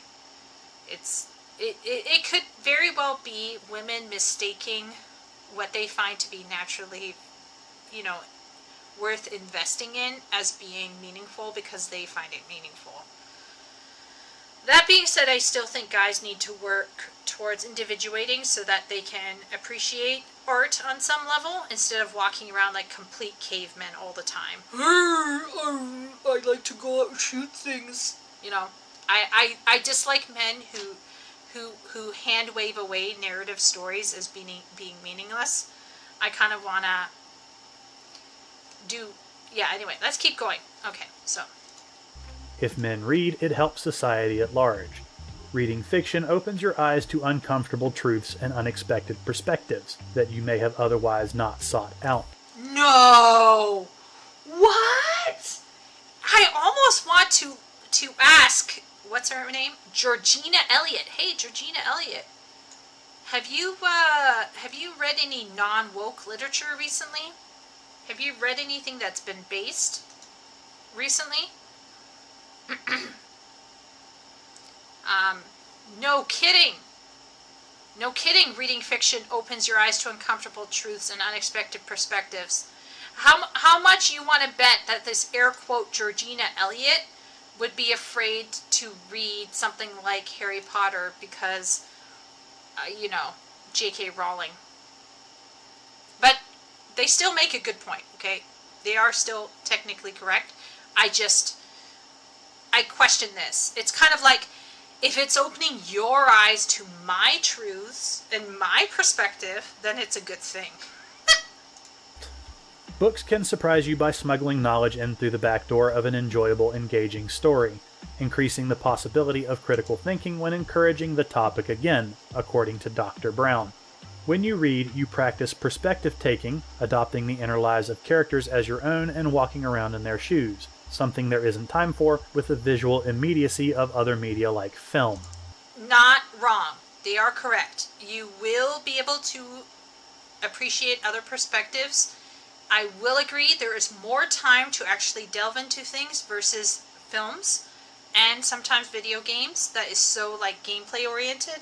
Now, of course, there are JRPGs out there that will, at the cost of gameplay, focus on the story and on the immersion or the immediacy of the characters themselves, and they will take time. But your average video game, your average film is very much cut to the chase, get to it, get to it, get to it, get to it. And the reason why we have a lot of crap out there right now in terms of literature, reading, is because so many of them are pursuing this immediacy within their writing, which I think is gross and disgusting. But anyway, setting that aside, books can surprise you by smuggling in knowledge through the back door of an enjoyable, engaging story. They, once again, are technically not wrong, right? Every author is going to leave a part of their worldview in there, either negatively or positively. That is to say, either by proactively supporting their ideas or by doing a reverse morality tale for themselves, and thereby, in negative relief, highlighting what they believe. Kind of like George R.R. Martin did, or tried to do and failed. So yeah, all authors are going to put in something of themselves into their writing. But once again, this makes me wonder if Dr. Brown here is thereby somehow justifying blatant ideological input, and as long as it's within their, purview.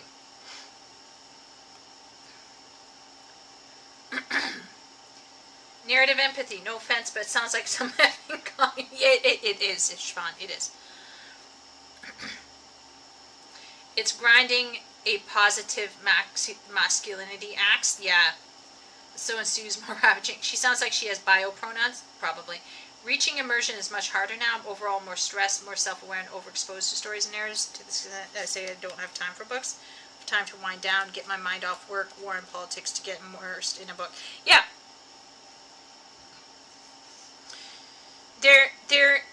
The reality is, with this case here, however, is like this, between Professor Keene and Dr. Brown, they're saying some things that are true.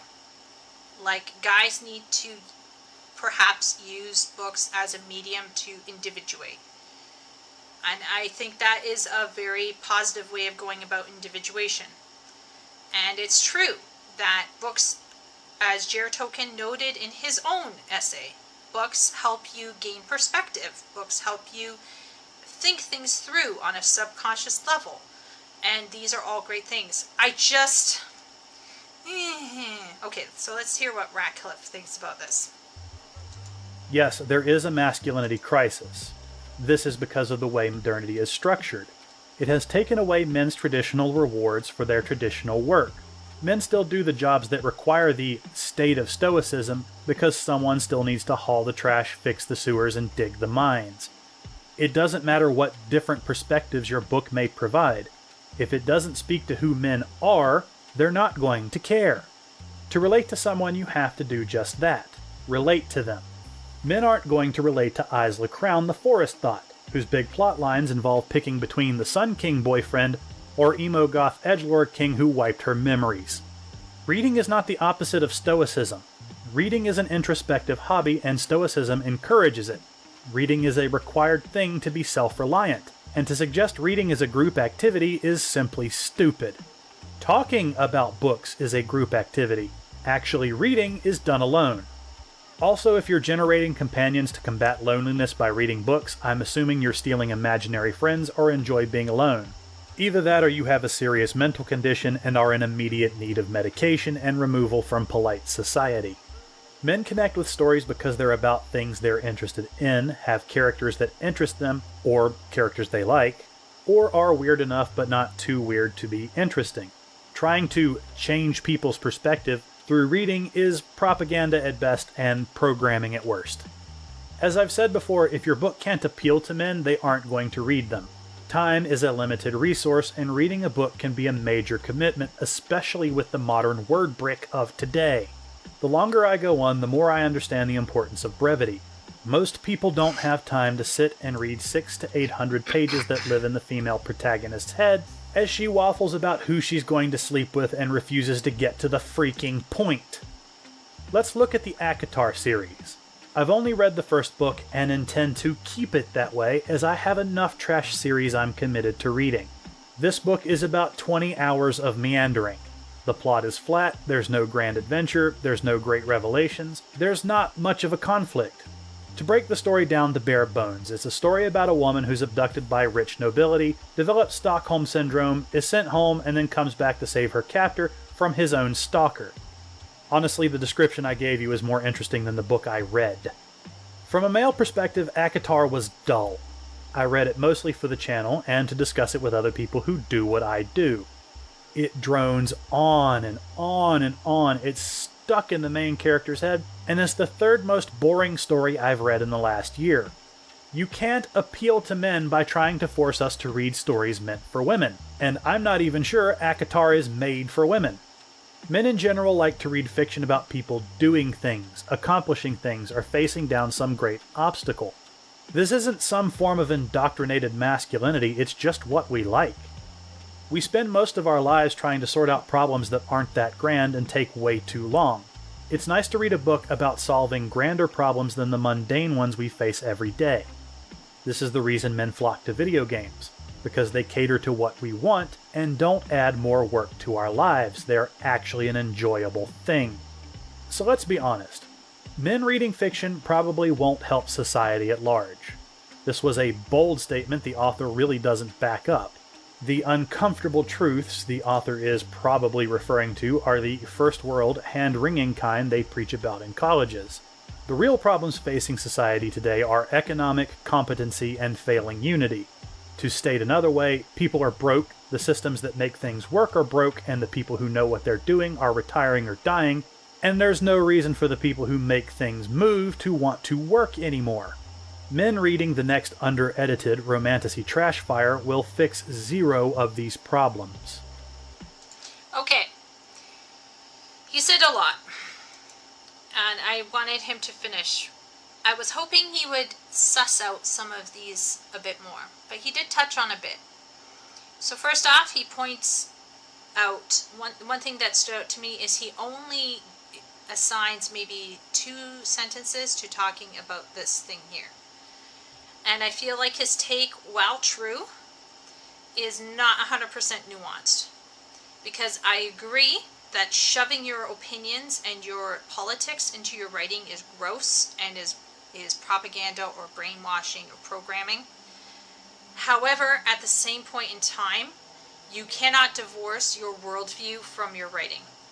So I think there's a spectrum, and it's quite a broad one. So, yeah. I think the key word he probably latched onto is this word here, smuggling.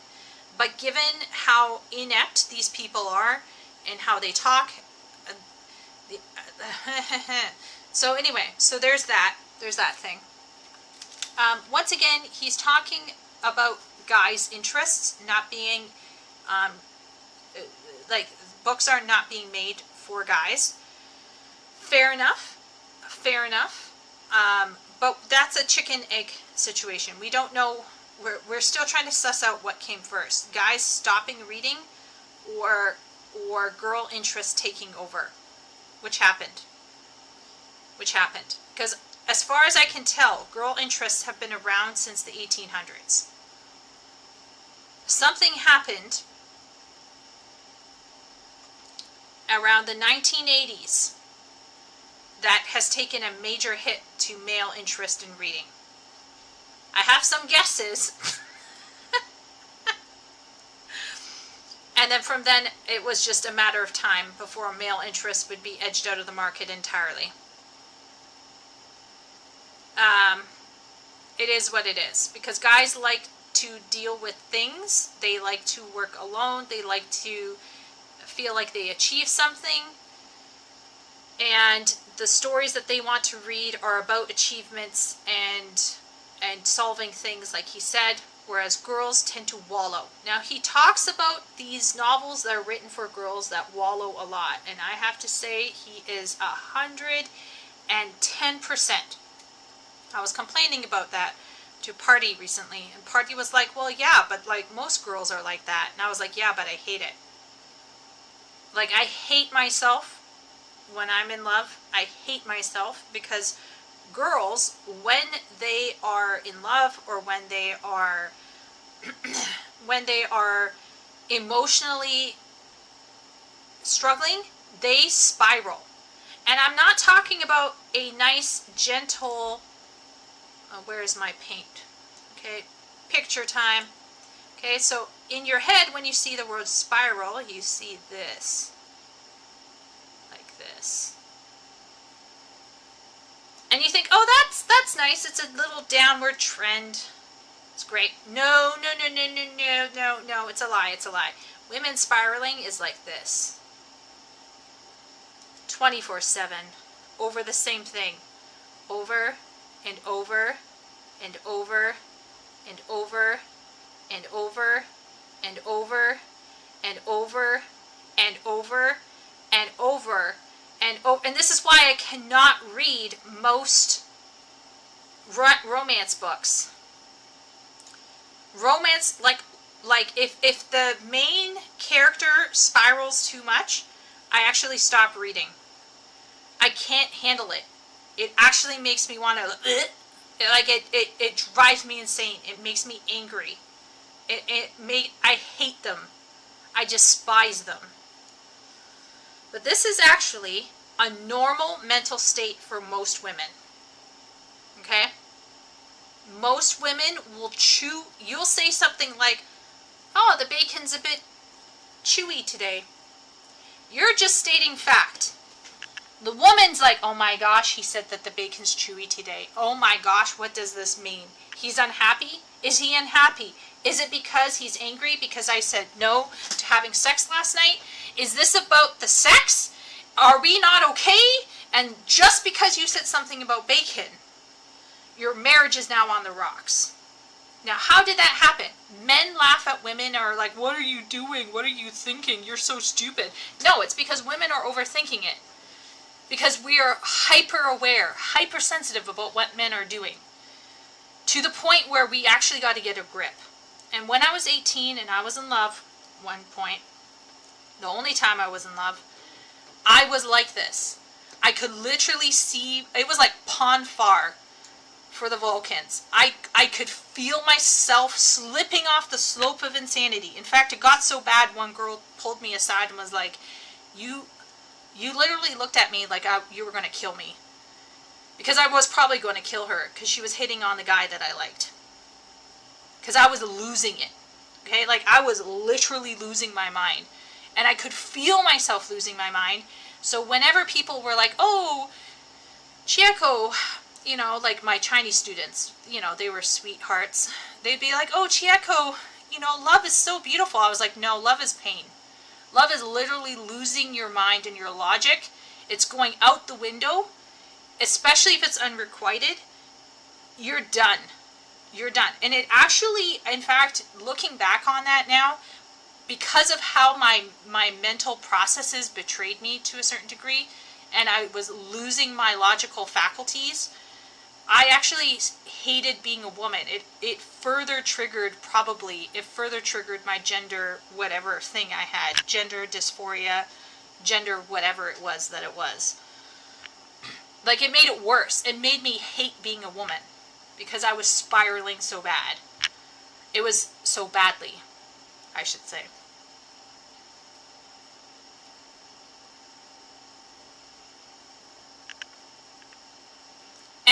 And I don't want to shame any female who's listening to this, including Party. I don't want to shame them for being like this, because to a certain degree, women are biologically having to be like this, okay? Because even if you're an evolutionist, right, and you believe that the women are in the village and the men are out hunting, the women have to live with other women. They have to navigate circuitous social networks in order to survive and live. Okay, so I'm not shaming other women here. I'm saying this is something I've experienced as a woman, but because I'm neurologically atypical enough to recognize when it's happening, I hate myself more when it happens. And so when Ratcliffe is talking about the spiral, he is not wrong. Okay? He is absolutely not wrong. The book that I read, The Dragon's Bride, had huge chunks in it that were just the woman spiraling. It drove me insane. But Party, who also, reporting Party also took a little look at the book out of curiosity. She looked upon the wine when it was read. And she came back and was like, yeah, this is a fairly normal mental process for a woman who is confused or uncertain about her relationship. As soon as a woman is confused or uncertain about her relationship, she's going to spiral like that. To T. Alex Ratcliffe, the book was horrible. But to a woman who's actually experienced that book is realistic. And this is where people like T.X. Ratcliffe have no idea. They have no idea. This just shows that he's clueless. Now, of course, he might be lucky. Maybe he has a woman in his life who's very responsible, who's individuated into her animus, who's learned to get a hold of her emotions, who is on top of things, who is atypical for a female, whatever. But your average female, that to them is reality. It's not actually crazy. Okay, so let's see here. The Inklings disagreed. Yes. Shay's finally bringing it out, as she ought. No people consuming entertainment to combat loneliness is a well-known phenomenon. Yeah. How many men are working in the mines? I don't know, Ishvan. Once again, he's speaking a bit hyperbolically here. It's better than nothing? Yeah, Ruzi. Real Ruzi. This guy is strawmanning like there's no tomorrow. People are bad at finding the difference between politics in writing and propaganda in writing. Yeah, and people are really bad at understanding that a writer is a person too. And that things will bleed through. Like, I bet he's not going after J.R. Tolkien for putting Catholic metaphors in Lord of the Rings. Oh no! I'm an atheist. I can't enjoy Lord of the Rings because of the religious metaphors. Right? Okay. Like, get off it. I think something went kind of wonky AF with pedagogy around then. Yeah, what happened in the 1980s? Well, Ben, you... Ben's like, oh my gosh. Chieko, that's a lot of words to say, bitches be crazy. Yeah, poor Party. Party is a girl's girl. She's very sweet. But if your relationship's on the rocks, that your woman is going to be messed up more than you can imagine. And this is why women shouldn't have the franchise? Maybe, Willie. It would take a rare woman, I think. The worst thing about being in a relationship is having to stoically wait that out. If we react, it just makes it worse. Ooh, Rufus, so real. True and real. True and real. Now, there are women like me who close down.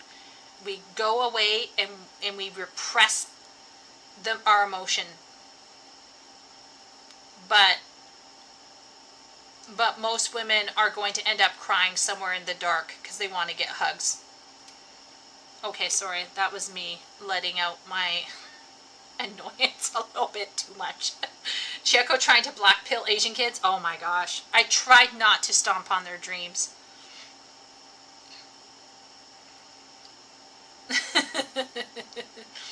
We need to get a grip, says Party. It doesn't make sense why romances are written but it does make sense why romances are written the way they are. Party is 100% correct. A lot of people looking at these novels from the outside, looking in, are like, what in the world is going on here, right? But what you have to understand is that it's actually speaking to an audience, or trying to sell itself to an audience a certain way. And I know for a fact that it sells.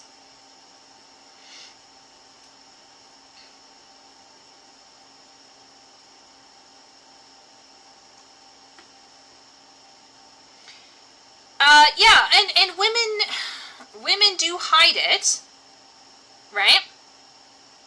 But when it comes to entertainment, men try to pretend it doesn't exist, whereas women in their entertainment like to explore it even more. That's the question we gotta ask, right? Both males and females will internally spiral, okay? But why are women interested in investigating the psychological mystery of that spiral? And why are men trying to pretend it doesn't exist? Is it because men have a cult of productivity? Is it because of some intersectional, toxic Andrew Tate manosphere thing happening? Or is it because men are naturally trying to not acknowledge that? Because just basic human not interested in acknowledging that. Because for me, I don't like to acknowledge it because I can't fix it. If I can't fix it, I'm going to put it away and deal with it another day.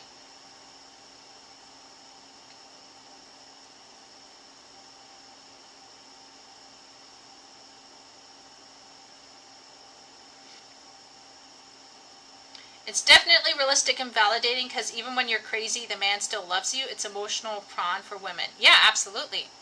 Party totally looked at the book. I wish I could do like air quotes.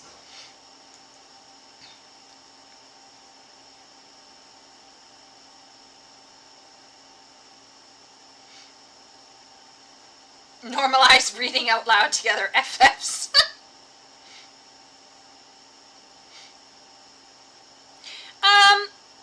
Yes, if you're harping on it in your daily life constantly, absolutely, Ishvan. But if we're in an analytical mode, we all have to admit that guys like things and girls like social interactions and working with people. This is a thing. Now, should we be bridging differences? Absolutely. Should women be moving towards their animus? And should men be moving towards their anima? Absolutely. Are there exceptions to the rule? Absolutely. Are those exceptions perhaps even as high as 25% of the population? Absolutely. Okay? But we're talking about here generalities that affect trends on a large scale. And generally speaking, it seems that male brains, on a biological level, the way that they're shaped, with the actual membrane between the two lobes, has a higher capacity of blocking signals, but women have a thinner generally, and women therefore have higher connectivity between the two lobes of their brain, which has led some studies to suggest that females have more pleasure and more ease in tackling linguistic systems than males do. Okay, so this is a biological difference. And this is going to, perhaps, create some differences in interests. And this may, in fact, perhaps, impact a large industry like publishing. And if the industry continues to feed into the one group of people at the expense of giving the other lesser group of people a chance because there's less money there, then we're going to see a skewing. Yeah.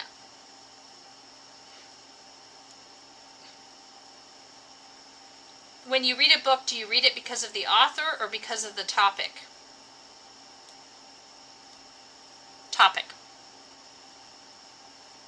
I don't read it because of the author. Now, of course, like, let's say there's like a big author that I really like Garth Nix, for example, who is alive, right? So Garth Nix could feasibly tomorrow put out a new book that I might like. I'll keep an eye out for what he's doing, right? But I'm not going to automatically buy his book just because he wrote it.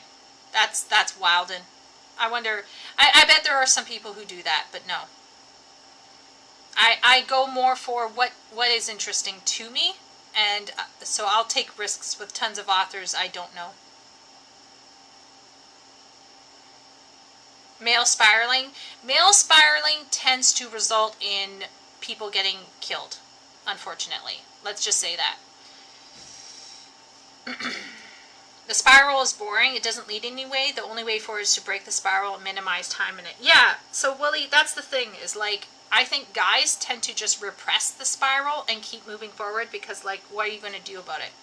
But I don't know if they're repressing the spiral and moving forward because of toxic masculinity or because of stoicism. It might just be a coping mechanism that guys naturally have. I don't know. It could be that some men ignore it because of immaturity. I agree, Leo. They literally don't know what to do. Absolutely. I definitely did that. So it's a problem with no solution. So we leave it aside and play some Elden Ring. Oh my gosh, Leo. It's like you're reading my mind. That's what I did. I read books to escape from my problems. And now I play Final Fantasy XIV to escape from my problems. No, I absolutely agree, Leo. And can we blame them? No, because there are just some things you can't fix. But the question is, why do guys avoid that pain of the spiral, and why do girls wallow in the pain of that spiral for fun? Because I cannot find it fun. I don't find the spiral fun. But women appear to.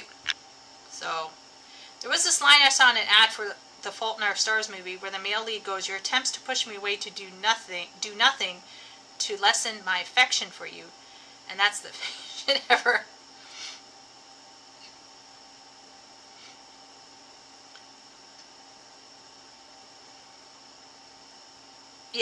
Yeah. I agree, Wooly. Yeah. Doom scrolling on Twitter. Yeah, that's a dangerous one. Just put a link to a video on the origin of the current work culture as we've known it for decades, which might help contextualize some of what we discussed in this current video. Okay, thank you, Mirokos. It's a very good point, I get it. I'm not talking about the space or these types of discussions. I'm talking about IRL spaces. Oh, right, yes, yeah. If you're constantly bringing up the difference between men and women all the time, oh, holy moly, you would be very insufferable. Right? The moment we stop treating each other as human beings, oh my gosh, one of the most annoying things. So I was watching, I think it was Project Runway. So you think, no, it was So You Think You Can Dance America. Because don't get me started. Anyway, there was a dancer who danced to something, and then it ends with, "And before that, I am a woman." And I was like, that's your primary way that you determine who you are, is your sex or your gender. Now, for some people, whether they're a man or a woman, is the penultimate. I just think about this, okay? You're going to die tomorrow. You have a chance to write, "I am a blank" on your tombstone. Are you literally going to say, "I am a woman" on your tombstone? There's a reason why, like, on most classical tombstones, you say loving mother and wife. Because those are roles that they played. Like, could you imagine being like, woman? Man. Like, if I died tomorrow, I would want someone to put on it writer, and maybe something funny, like internet asshat. Wanna be writer.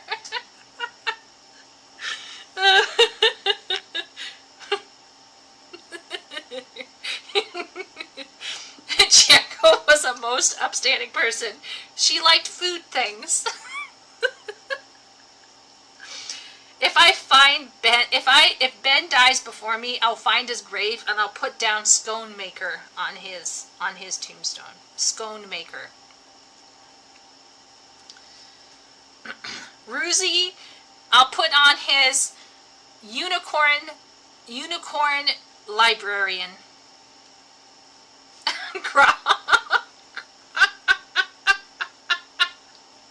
Yeah, that's just, I don't know.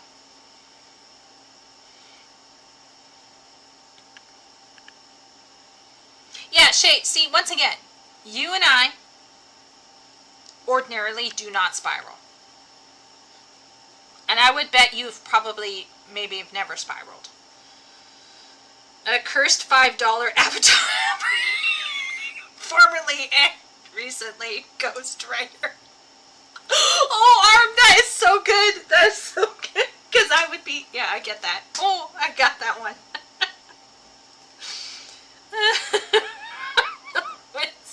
Ghostwriter. But you see what I'm saying? Like, I agree with Ishvan 100%. If you're going around and just saying, I'm a man, I'm a woman, and then just determining yourself by that 100%, like, forget your faith, forget your culture, forget your skill sets, the things that you've worked hard to earn, you know? Yeah, I agree. Fantasy Trash Fire will fix 0 of these problems. Reading fiction ultimately leaves you feeling full up, a stark contrast to the self-improvement imperatives that demand you be more than you already are. Carving out time for such creative pursuits refreshes the spirit and expands our sense of possibilities, says Professor Keene. And in case it isn't obvious, this is a valuable use of time for men too. Men are not inert vessels for potential economic capital that needs to be squeezed out. So instead of retreating further into the hollow temple of productivity, might we suggest a prescribed course of Fourth Wing for all? No! No! No! No! No, no, no, no, no, no, no, no, no, no, no, no, no, no, no. First off. Okay, first off. Reading fiction ultimately leaves you feeling full up. That's true. If it's a good book.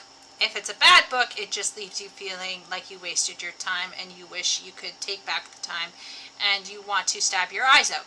Okay, carving out time for such a creative pursuit refreshes the spirit, expands our sense of possibilities. Agreed. Tolkien basically argued this for his fantasy, his fantasy essay was saying, why is this important for us to try out and read?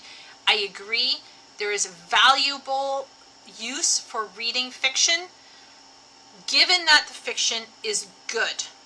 Okay, the problem is that a lot of fiction these days are either vessels for propaganda, or they're written for women, and the good stuff that's written for both men and women, or for men, is rarer.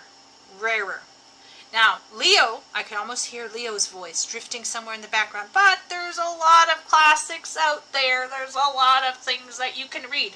Yes, but some men simply do not have the literacy to be able to attempt that. Some of those things are just too inaccessible, or don't feel immediate. These are men who are toddlers in terms of being, like, they're like me trying to play Elden Ring. You can't just throw them in the deep end and be like, here's a Jane Austen, enjoy it, or else. Like, you gotta ease them in. My dad didn't just start reading Jane Austen. Good heavens. No, Mom had to, like, ease him in with some, like, watching BBC Shakespeare first, and then slowly easing him into reading some, like, other stuff. And now he's, like, reading thrillers and other fun things. And even my dad, who's now what I consider to be a reader, in his spare time is not reading Jane Austen or a classic. He's reading Clive Cussler and Michael Crichton. So, handing out Fourth Wing? No. Hand out Clive Cussler. Why are you recommending Fourth Wing? As a woman, maybe Fourth Wing could be fun for some women, but, what? And then, men are not inert vessels for potential economic capital that need to be squeezed out. So, white male privilege does not exist, by this author's own admission. Men being vessels for economic capital, that sounds like men don't have a lot of agency, doesn't it? I don't know.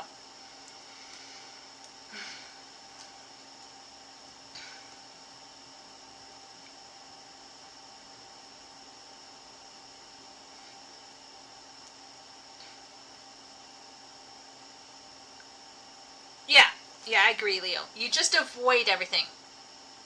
Is she just regurgitating her notes from her professor's lecture? I don't even, Shay. I don't know. Fourth Wing is a romantasy, Wooly. Don't try to read it. This has the feel of someone who didn't understand what she was being told, much less what she wrote down. Yeah. Shay, never has a truer word come out of Shay's lips. Oh my gosh, this is so true. True and real. The amount of girls, and I have to say girls, I don't want to say girls, okay? I'd like to say girls and guys, but unfortunately in most of my classes in fourth year English were girls. So I'm sorry, this is the way it is, but most of the students who happen to be female, would say things that they had no idea what they were saying. And then they would go on to say other things that were actually even worse than what they intended to say, because they were trying to say what they didn't actually understand. And it would get so hilarious and fun. Because I would just be like watching a train wreck from the side with popcorn.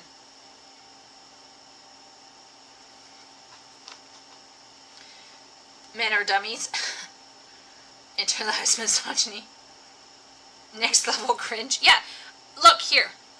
Do I think men should be encouraged to push themselves and read? Yes. Do I think men sometimes hand wave away the positives of reading? Absolutely. Okay. But would I recommend Fourth Wing? No. What are you doing, girl? Okay, I'm going to look at that last sentence and break from my script for a moment. Might we suggest a prescribed course of Fourth Wing for all? You could just say, might we prescribe a course of Fourth Wing for all?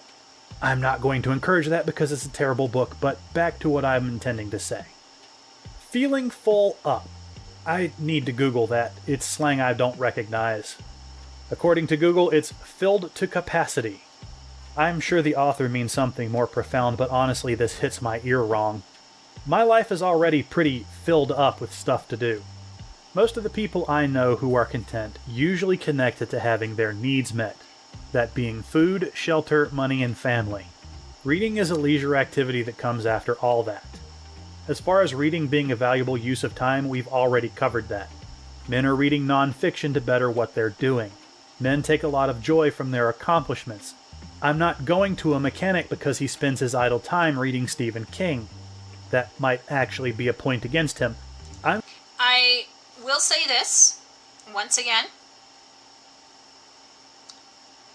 I think men read nonfiction not just to improve themselves, because as we can see from lore videos on YouTube, men are willing to fill their head with tons of completely unhelpful, impractical knowledge about Warhammer 40k or WoW or 14 or whatever, and they will totally fill their heads up with encyclopedic knowledge that is not practical.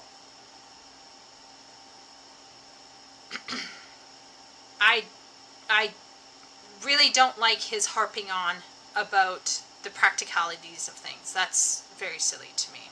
However,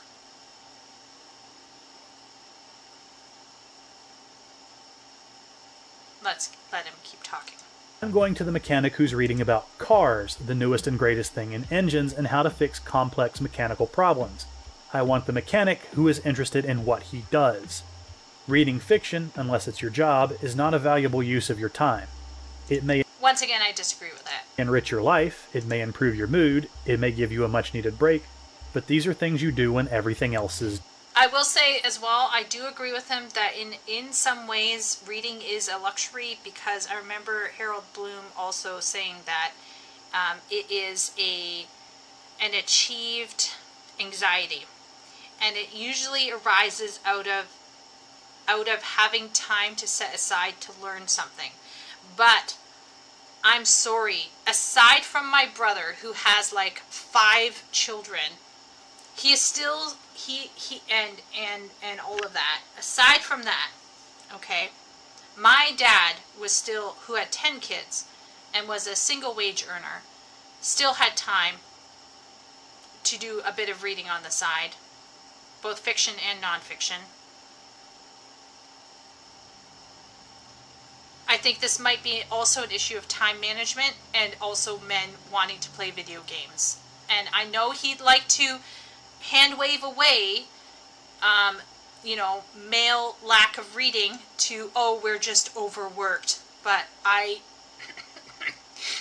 especially the 20-somethings, if we're talking about the 20-somethings, like, we're not going to shit on the married men with kids, but we're talking about a large portion of men who are single and who are quite young. I'm pressing X2 doubt on this one. Done. Lastly, Fourth Wing is a terrible book and a terrible recommendation. This is more romantasy that appeals only to the romance crowd. It's too long, too meandering, and will serve to infuriate and further distance men from reading. I agree.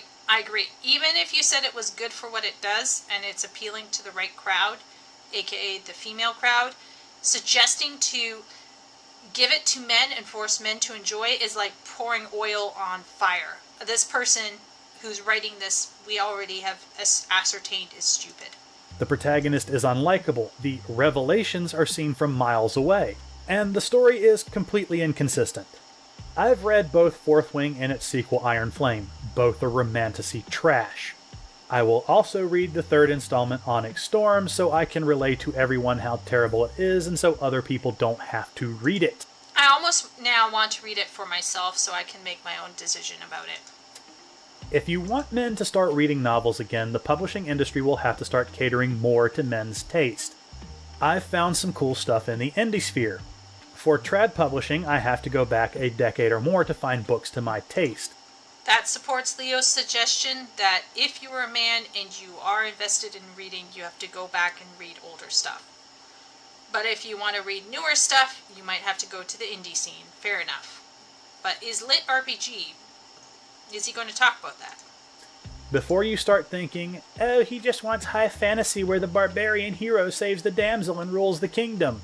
I've stated before and will state now, my oldest favorite book series is written by James Herriot. It's a series about a country veterinarian in the Yorkshire Dales, living his life among simple country folk, and the antics that ensue from his boss and friends. Oh my gosh. Tristan was my favorite. I had a crush on Tristan.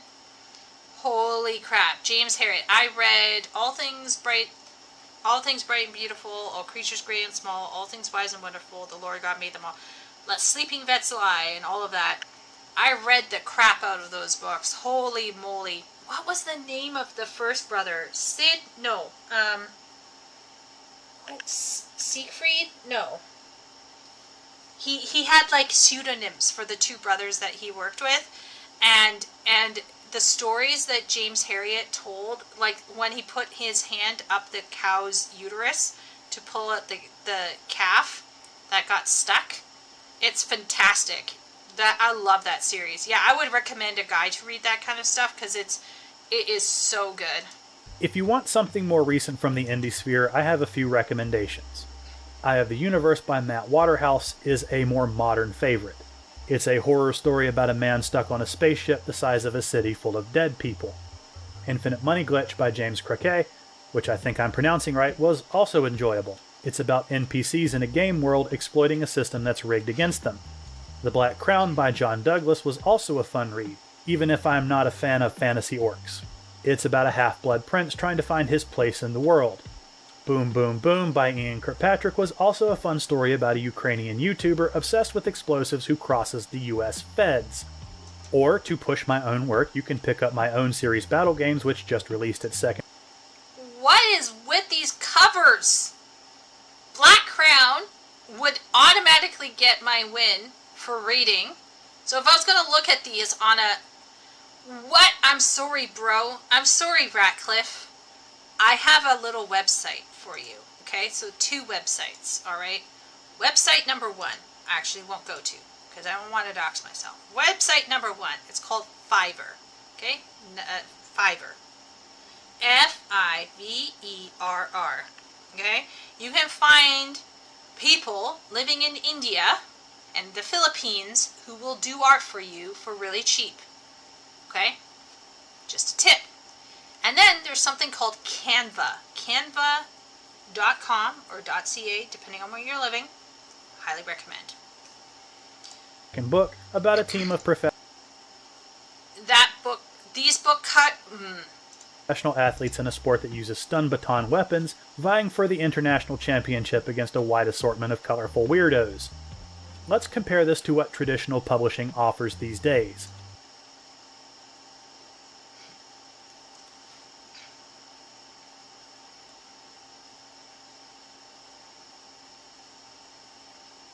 Okay, so let's go back up here. I'm now checking chat again. Oh, it's Herman P. Hunter. Herman is a self-published author as well, everyone. Welcome into chat, Herman. So Herman writes fantasy, and I have, I think, one of his books on my Kindle, but I haven't tackled it yet. Herman, welcome in. If you want to make a man never read again, hand him Fourth Wing. Yeah, once again, I don't want to crap on someone's art production, but definitely don't hand it to a guy. Don't know what you're doing. This guy's grinding that productive time be an awful lot for a guy who writes fiction. Yeah, apparently he's an engineer, Shay. According to Herman P. Hunter, he's an engineer. And he has a side hustle. But therein lies my problem. I don't want to break Ratcliffe's bubble here, but most bros...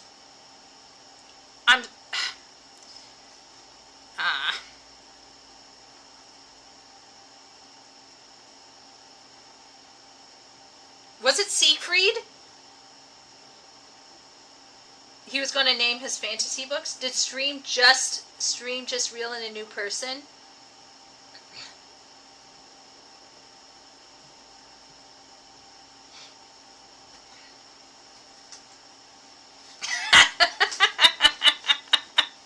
Yeah, so Herman, I recently read The Dragon's Bride, because I had to, right? We have to educate ourselves here. But, yeah. By the way, if I recall correctly, wait 1 second. I don't wanna out myself here.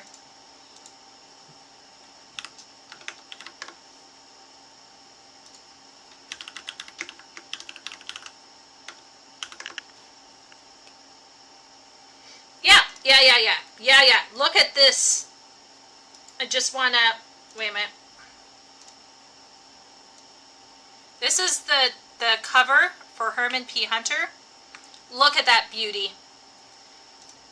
I'm not saying it because Herman is in chat. Herman, we were just kind of having a few thoughts. But your cover is super tasteful and very, very professionally done. It's very nice.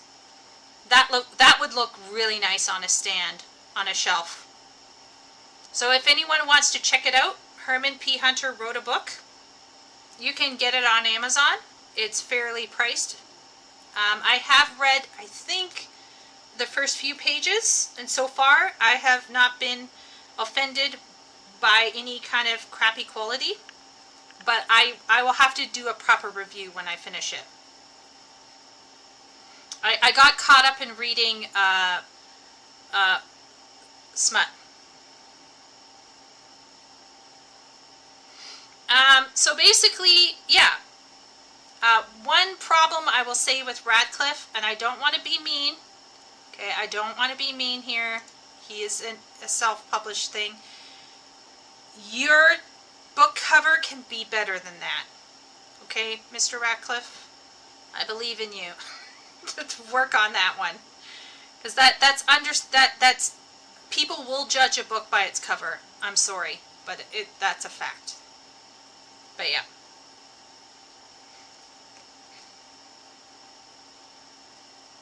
Its second book, about a team of professional athletes in a sport that uses stun baton weapons, vying for the international championship against a wide assortment of colorful weirdos.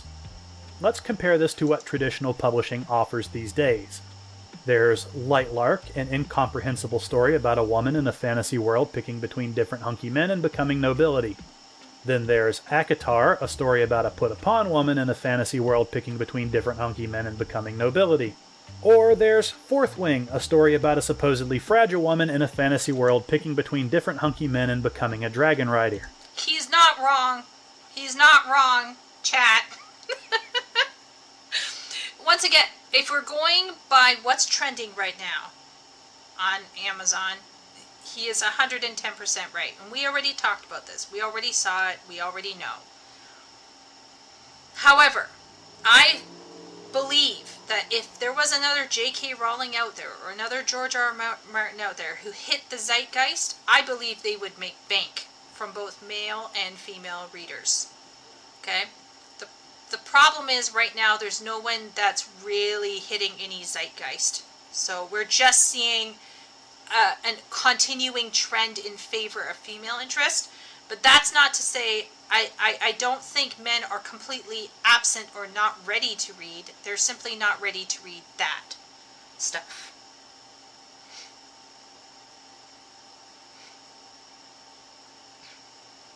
I used Fiverr for my cup. Wow, epic. Fantastic. There's a story behind my first book. It was supposed to be a free giveaway that was supposed to be a one-off. No one wanted it. So I put it on Amazon. Next thing I know, I get people coming up from nowhere wanting a sequel. See, there you go. Sometimes you just gotta put it out. I like the Wizard Stone cover, but I'm old-fashioned. Yeah, that's fair. I just think, like, if you're thinking about selling, you gotta think about your cover. Party, you should read Lightlark and let me know what you think, if I should read it.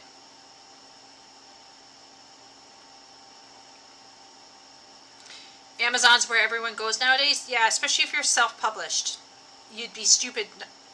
Like, putting your book on Amazon is like, how can I say this? Not putting your book on Amazon would be like not putting your video game on Steam. Yeah. Oh, sweet mercy me, just drown me in the options, why don't you? This is not the only thing modern publishing is putting out, but I ignore stuff written by political people trying to make other people feel bad about how they were born and the parts of them that may or may not dangle. I'm not subjecting myself to that drivel, and I don't feel bad about it. To sum it up, and to end an already too long video, if you want straight men to read, you have to create books straight men will want to read. That's fair. That's Good fair. luck, everyone. That's fair. I just disagree with some of the way he harped on about lack of time. For him, he might be a super busy man with side hustle and a job and a wife and kids and everything. But your average 20-something-year-old, which is what this article started off with, and a large portion of men that I've gamed with in MMO spaces have time on their hands to read.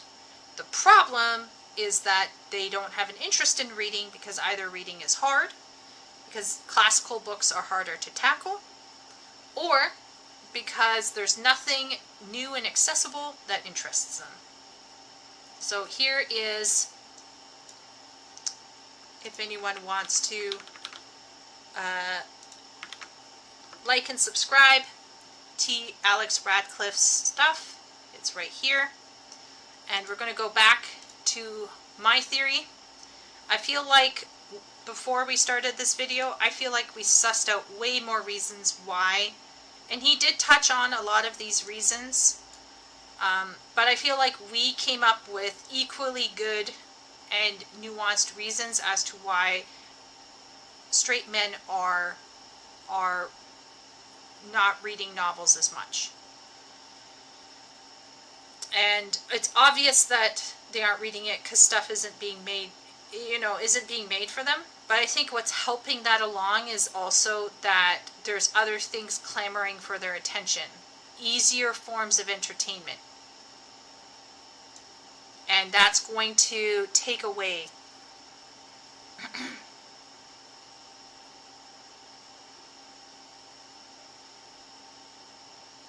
oh my lord. I'm going to ignore chat. I'm going to turn my head away.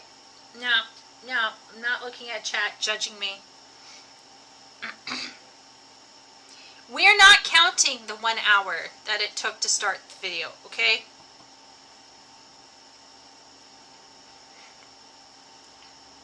The people buying my books are primarily men. That's good. That's very good. Yalla, I wanted to make the same comparison with Steam, Chieko. Oh, awesome. Yeah, you and I totally agree. Yeah. NZ stock and selection is limited. Well, Ben, not to be mean to the gorgeous land that is Middle Earth, but it is kind of remote, wouldn't you say? / on an island.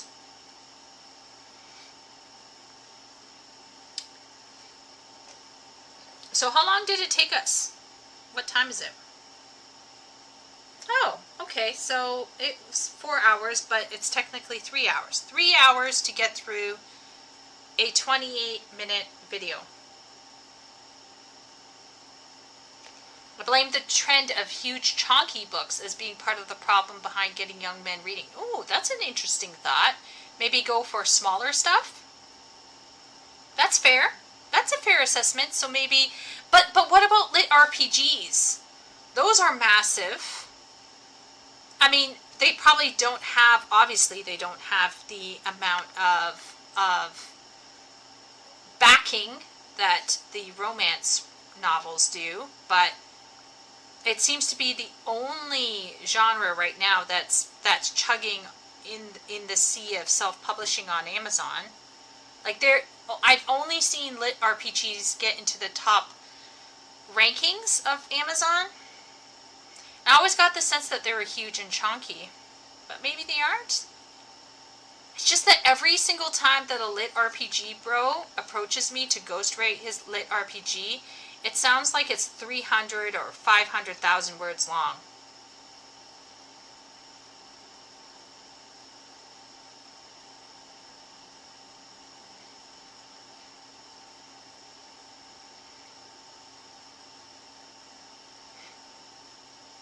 Why would a 20-year-old dude even consider books as entertainment? Why would he consider? He wouldn't, because he's immature and his brain hasn't developed and he's not individuating his anima. Absolutely, he would not.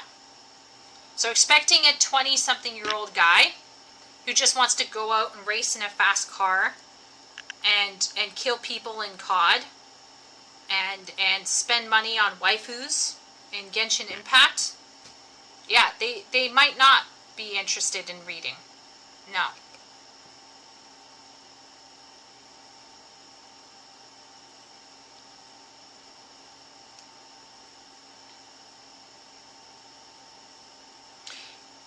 Herman, you're touching on what I was thinking about, right? Lit RPG, in my opinion, barely masquerades as a narrative, in my opinion.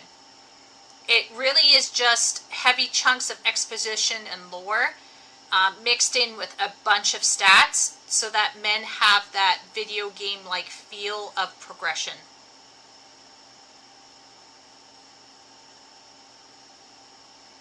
So I think that's why lit RPG appears to be supported by male interests and not female interests, by the way. But there's still not enough male interest to back the genre to bring it out of the self-publishing world into the traditional publishing world. So is the traditional publishing world misandrist?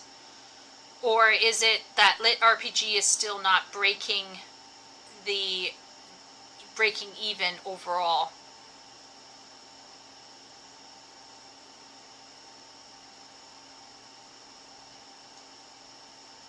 was so confused. Yeah, they are very interesting.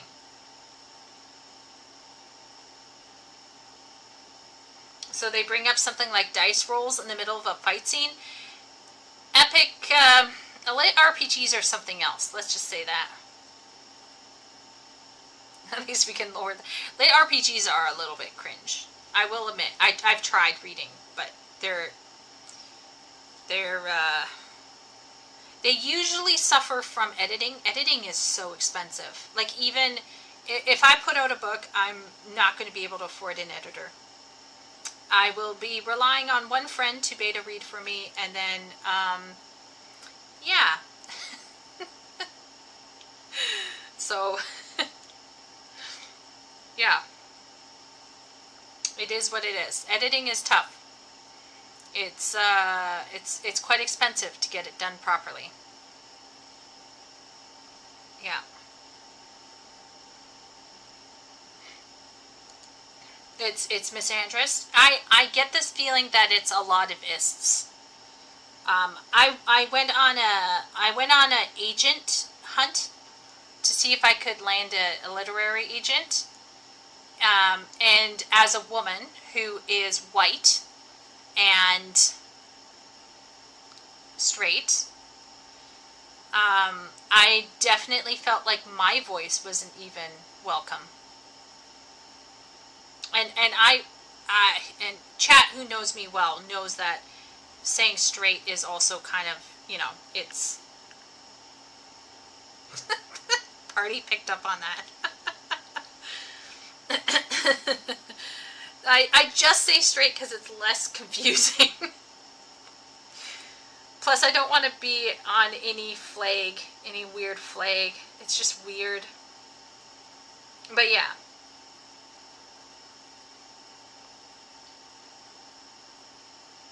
Are we still on?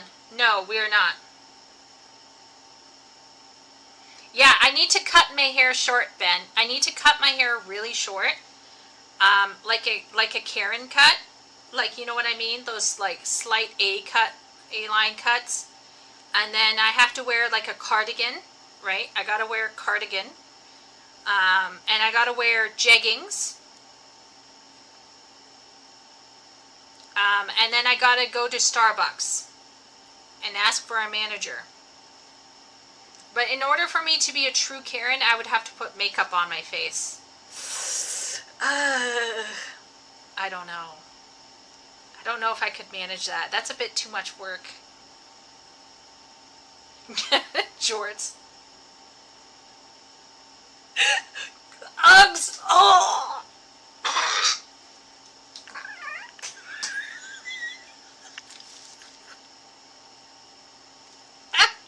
Uggs. I have never worn an Ugg in my life. If I die before Wooly will show up at my funeral and put Uggs on my feet. Just, I've never worn Crocs either. No to Crocs and no to Uggs.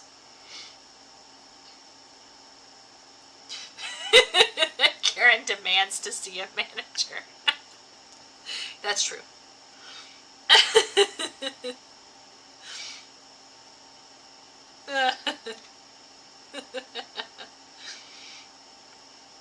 Yeah. I recently bought shoes, so I finally could get a new pair of shoes. I bought a pair of shoes back in 2017. So these Nike runners were with me since 2017. We're now in 2024, so that's like, what, 7 years. So as you can imagine, these runners were, well, I still technically have them in my room as backup, but things were getting a bit dire. They looked permanently, how can I say this? They looked permanently gray, even though they're navy. And recently I was like, you know what? I got a little bit of money. I think I can go and I can afford to buy a new pair of shoes. So I got a pair of hiking boots, technically. So they'll cover me for summer and winter. And then I was at Party's house and I got a petty. And she was like, oh, you can wear these sandals. And then I just ended up wearing the sandals all the way back to my house.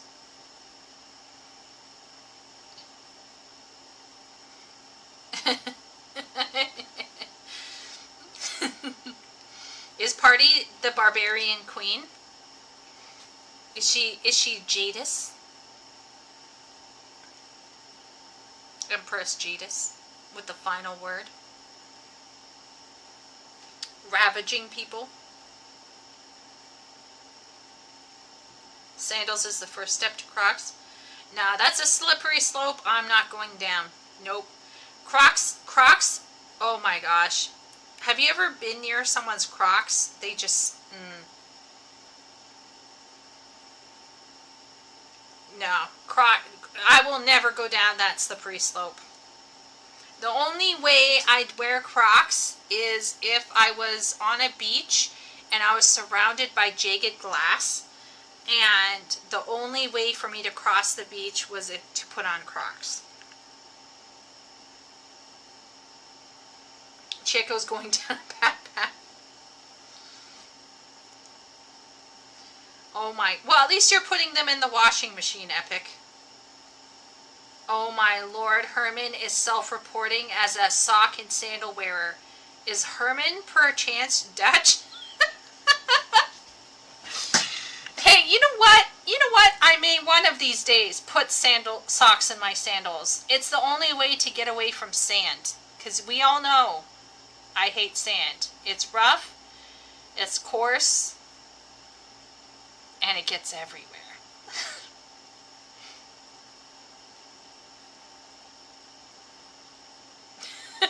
Dad mode. Our dad, who's, of course, he's Dutch. Our dad would wear socks in his sandals. I'm trying to think, would I wear socks in my sandals? The answer is no, because I actually go to the beach with running shoes on. And jeans. And a cardigan. And I sit under an umbrella and I read or I write. I do not talk to people. I do not go out in the sun. And if I go down to the water, I go down in my sandals and make sure that the sand doesn't touch my feet. And then I get in the water for about like an hour or two. And then I get out of the water. And then I stand at the edge of the water in my sandals until my feet are completely dry. And then I tiptoe all the way back up the beach. And by the way, if it's a sandy beach that has like no flat sand, it's like a lumpy, soft sand beach, I'm not even, like, no, it's not even happening. But if it's a flat sand beach, there's hope of getting me into the water. So that means that my choices of beaches on Lake Huron are pretty limited.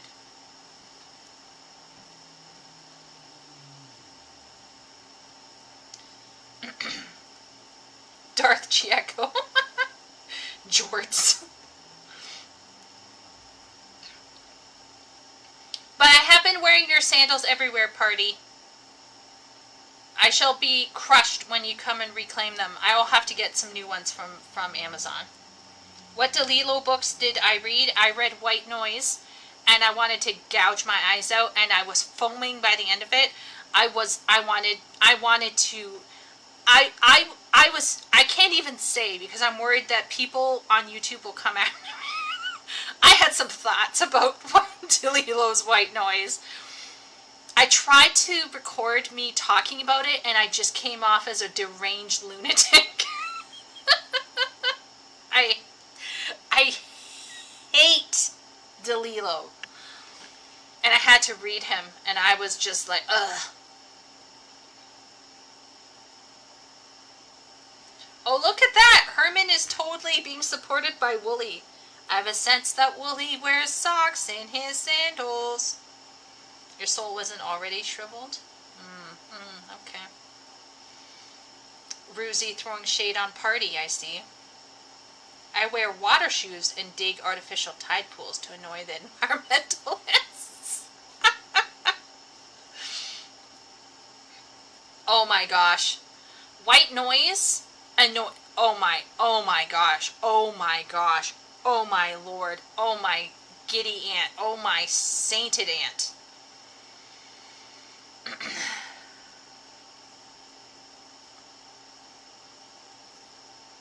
I want a pair of Birkenstock sandals with an attached Chieko avatar.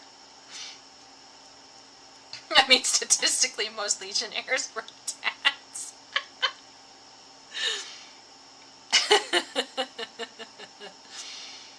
uh,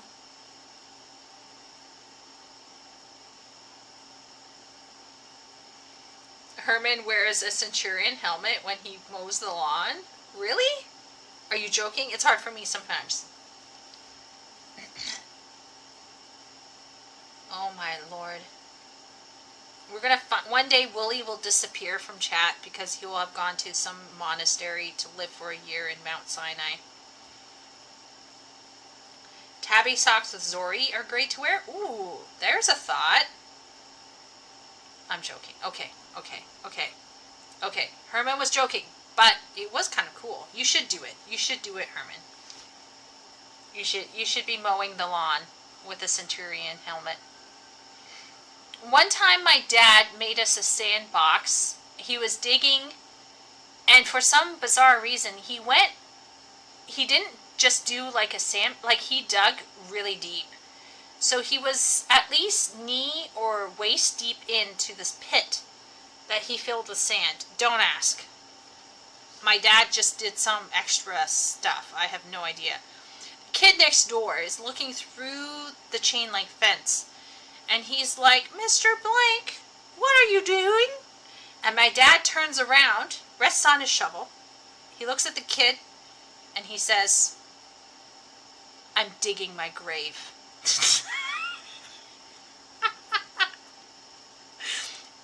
And let's just say the kid never, he never wanted to play in there. White noise is my kryptonite. The movie White Noise is also annoying as hell. Oh, I can only imagine. He dug too greatly into deep. Never bothered him again. Yeah, White Noise is... I understood what he was trying to say. He was trying to say that, like, our world is full of distractions that take away from our understanding of the important things in life. I think saying something like that is kind of meaningful, and it's something we should think about. But the way the wife talked to him, the way he behaved, like, part of me was like, is this meant to be a joke? Because it's postmodern. It's supposed to be all satirical. But then, like, it just drove me bonkers.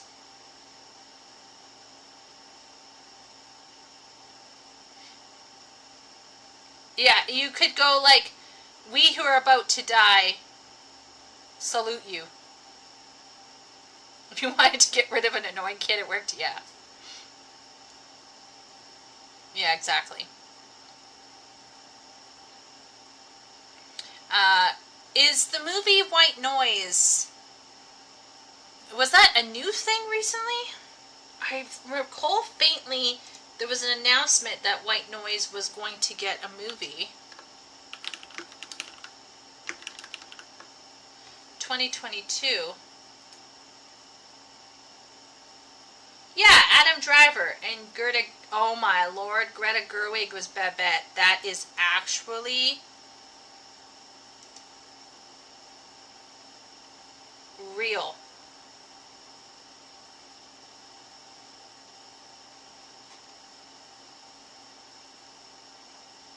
Holy crap.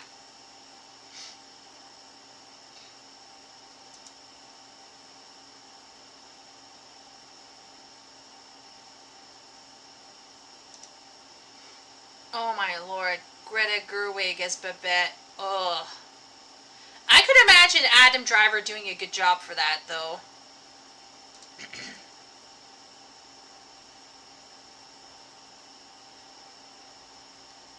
Spartacus!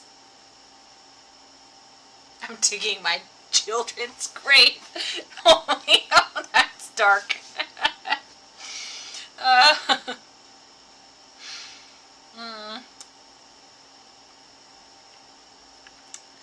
But on the side, Shay in Discord was talking about education.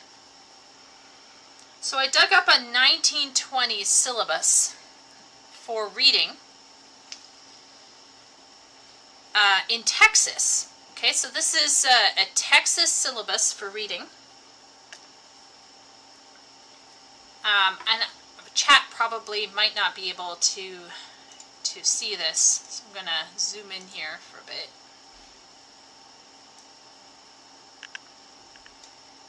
But you can see we got stories from the Iliad, Scott's Lady of the Lake, Lays of Ancient Rome, Tennyson's Enoch Arden, and then down here we got Peter Pan's Barry, Peabody the Piper. Don't even know what that is. That's probably buried in time for a reason. We got Dickens, Oliver Twist, Christmas Carol, Gulliver's Travels, Gods and Heroes. We have Midsummer's Night Dream. We have Old Testament narratives. Hope there was Judges in there, because Judges is wild. And then we got more poetry. Got a group of poetry here. And then we have short stories. Okay.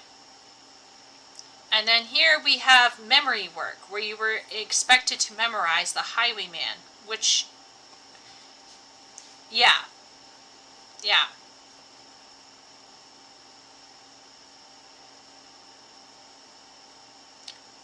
I had, look at that, classes of coordinating conjunctions, copulative, adversative, causal, and alternative. We don't even use that anymore. Even in the most in-depth grammar that I've taught in ESL, we do not use those terms anymore. This is 9th grade. 10th grade. Tale of Two Cities, The Spy, The House of the Seven Gables, Kidnapped, Quentin Durward, and 2 Years Before the Mast.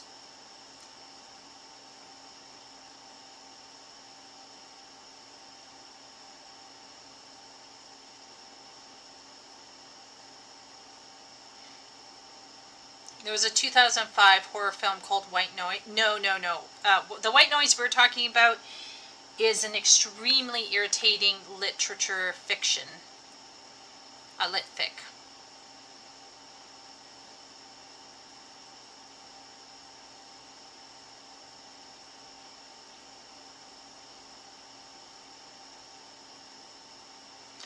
I don't know how they made kids read all that shit. Well, in 1920s, literacy was better. And they would just hit kids if they weren't listening. Drama, you had to select 2. Macbeth and Romeo and Juliet, Twelfth Night and Henry V.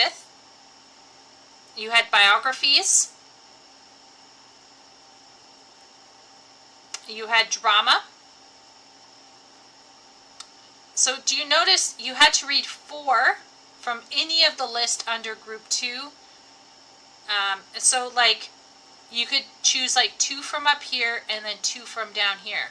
So isn't it interesting? They had a lot of choice. It wasn't just all of this like, you know, touchy-feely stuff. It was like pretty fun, adventurous stuff that these kids were reading.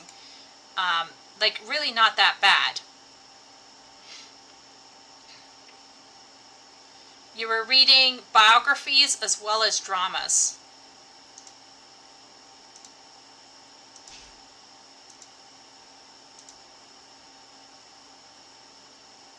Anyway.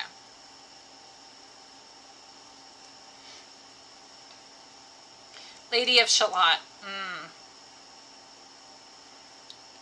Because we watched, we loved the Lorena McKennitt stuff.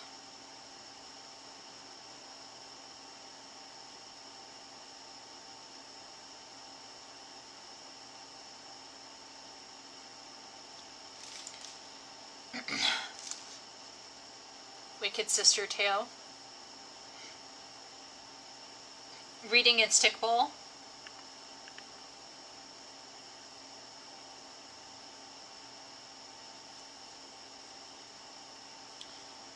That's true. The teachers were also literate. Yeah. There's something about kids may not be less smart than they were back then, but the educators and the parents and all of society has come to require less of children. There's been a more infantilization of children in terms of their mental capacity. We equate their mental capacity with their other capacities. So we tell ourselves, well, you know, they can't do this and that. They can't vote. They can't drink. They can't, you know, participate in certain types of relationships. So therefore they're stupid. And the answer is no. Obviously not. Ruzi says, 1980 was when the United States federal government started the Department of Education, and they started doing this top-down standardization of a curriculum. So, Ruzi, are you suggesting it was in the 1980s when things went downhill?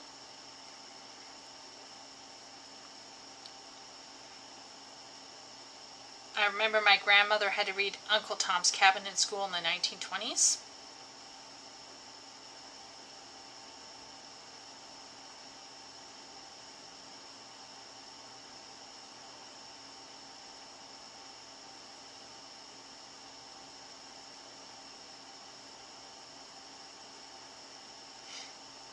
In the 1980s.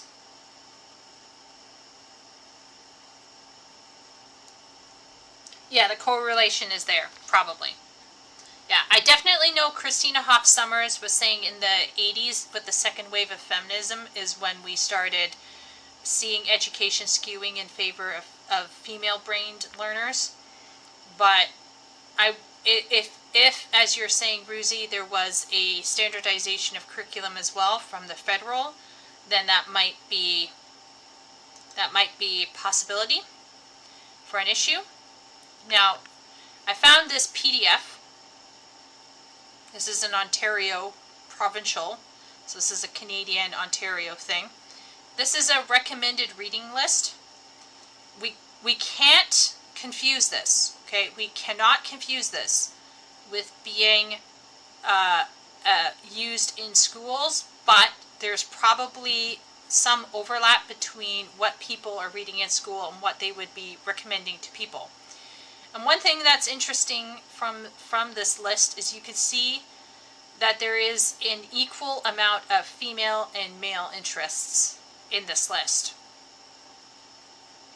And there's stuff that boys would like as well as girls.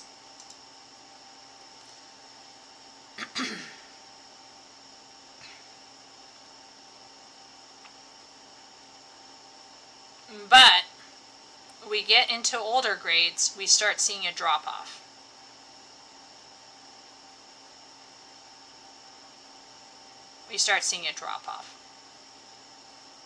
So let's see. Incredible Journey, I think boys would like that. Maybe The Boy in the Striped Pajamas. Artemis Fowl. Ralph S. Mouse.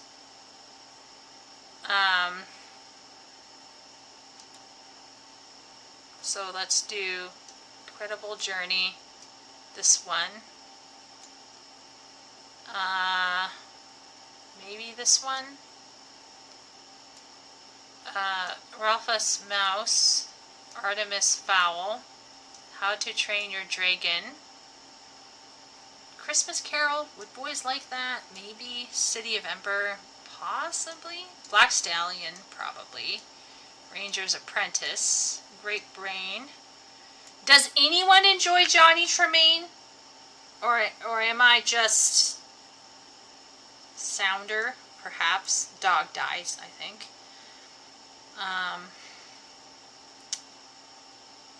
This sounds like it's starring a boy, so maybe that one. My Side of the Mountain. Old Yeller.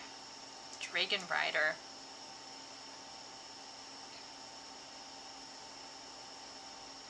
Anthony Horowitz, Warriors, Redwall. Phantom Tollbooth, I love 110%, but I don't see any modern child enjoying it because it's too smart for them. Diary of Jungle Book. Are we even allowed to like Jungle Book these days? I'd say these two here. Homer Price, Gentle Ben, Time Traders, maybe? I've read most of these books. So, definitely that. Maybe Miss Frisbee? Westingame. I love that book, but I don't think they would like it. Where there were more dogs dying. Okay, so boys would probably like the Percy Jackson and Harry Potter. Septimus Heap, probably. I noticed that they don't have Keys to the Kingdom in here. This is terrible. Failure list, 0 out of 10. They do have detectives in togas, though. That's a wild one. They don't... I wouldn't expect that.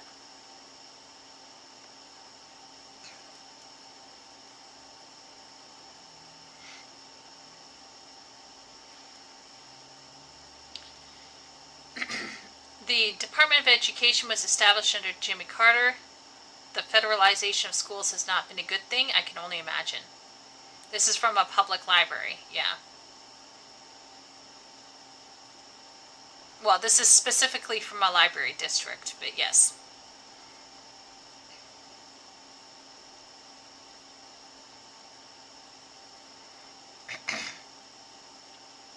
Yeah. But we haven't... I think we have a fairly even amount of stuff that boys would like. Honestly. Don't you think, chat? Like, this is a fairly even list with boy and, like, male and female interests. Oh, Ruzy, that's awesome. I hope whoever's watching enjoys it.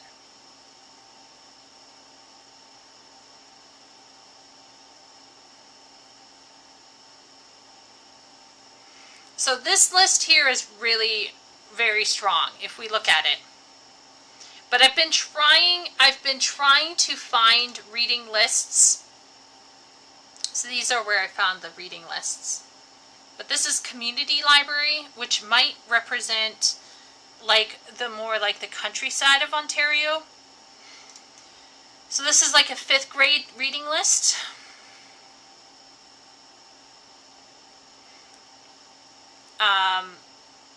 But once again, it's been difficult finding exact syllabi for stuff. So guess what I found here? I found a grade 11 list of potential books that could be used in school in Canada. Okay.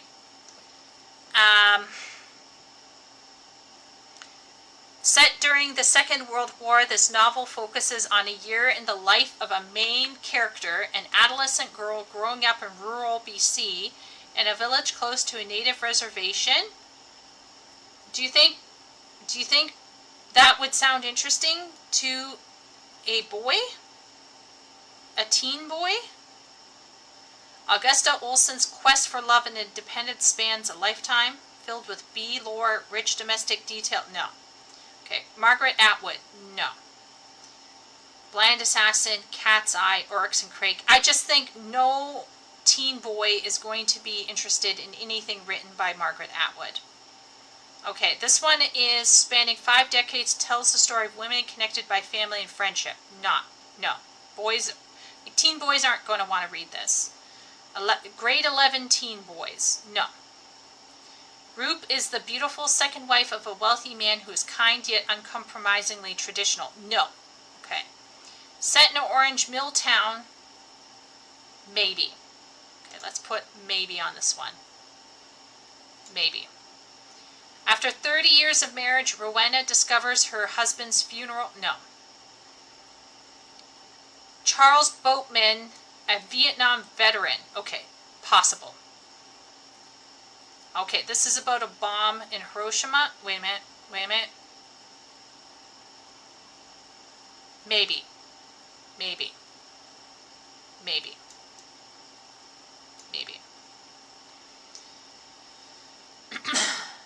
Okay, this is the story of love and betrayal in the time of war, where Dr. Norman Bethune rescues doomed soldiers. Okay.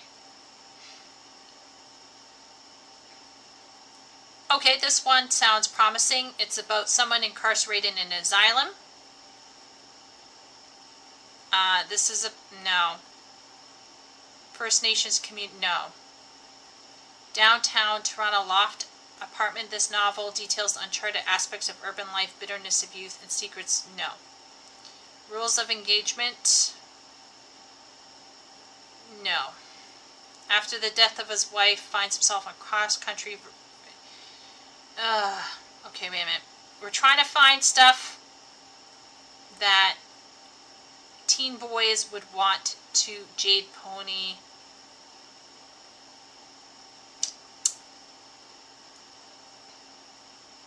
Maybe this? Maybe?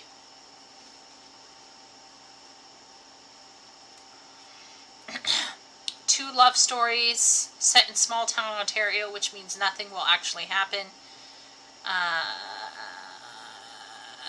One shining star, Sarah, an astronaut, is about to be launched into space. Nope. Karen is in a, nope. Six core, no. Tyler is a 20-year-old aspiring to a career with the corporation his hippie mother once firebombed. Come on, chat. Most of you are bros. You gotta tell me, would grade 11 you want to read about Tyler, a 20-year-old aspiring to a career with the corporation his hippie mother once firebombed? This 6-month chronicle of his life takes us to Paris, the redwood forest of Northern California, cheesy Hollywood, ultra-modern Seattle, and finally back home. A voyage filled with rock videos, toxic waste, French-fried computers, and clear-cut forests. This is a spellbinding novel of a generation coming of age as the millennium comes to a close. My 35-year-old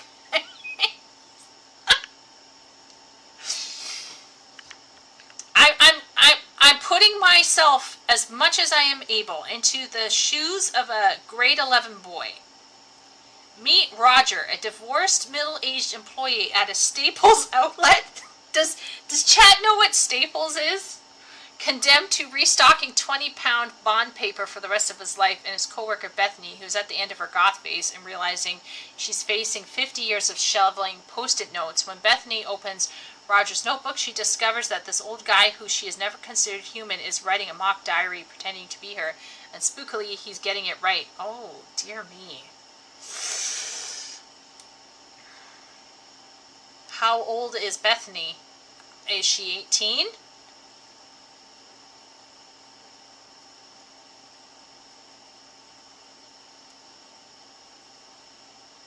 Is this 18? Is this okay? I almost want to read this book. I almost do. I almost want to give myself brain cancer. I have to know. How old is Bethany? It says she's coming out of her goth phase. That doesn't mean she's a teen, right?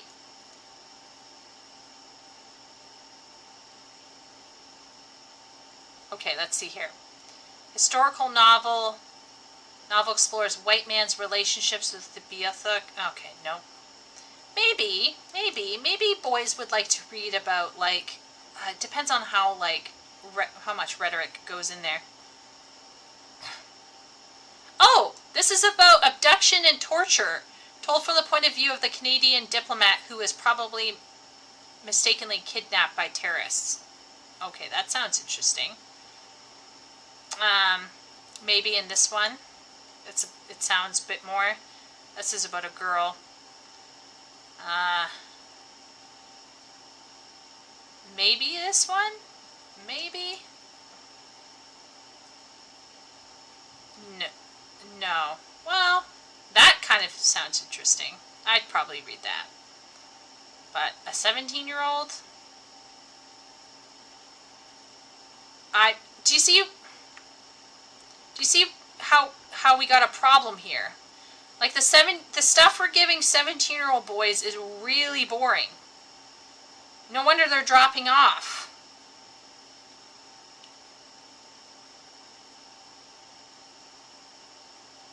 Maybe this one because it has gambling in it and people behaving like scams, but like I haven't yet seen any fantasy in here. There's no fantasy or sci-fi. It's all about people's personal stories. Homosexuality and adults' abuse of children. Yeah, let's give that to our teens.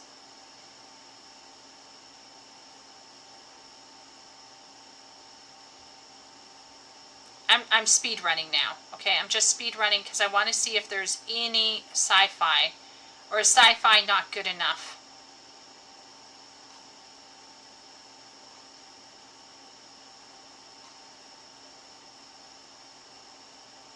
Everything appears to be sci-fi, everything appears to be like contemporary or historical, and it's almost all like very personal narratives. Is there something wrong? What is wrong with this list?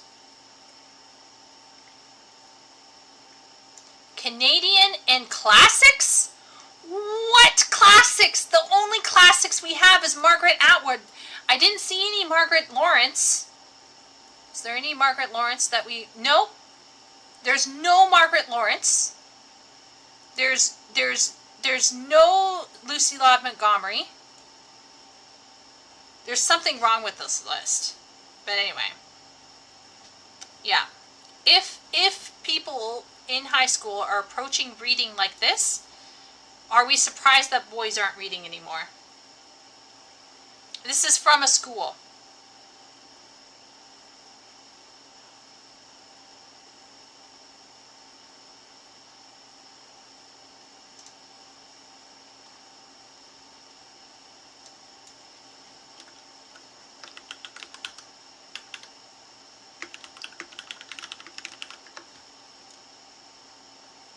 It's the Toronto District School Board, Ruzi.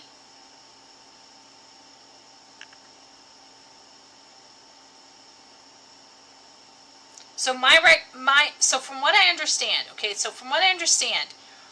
what you read in school is highly dependent on what the school can afford to get you and what your teacher decides is best. There's no set, like this thing here where you had like a set list. That's a thing of the past, especially in Canada. That's not a thing anymore.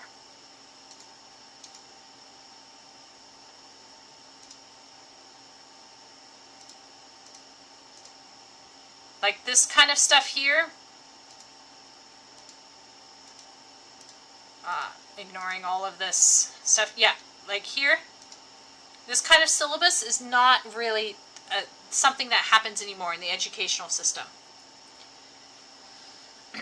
It's dependent on the school and the individual teacher.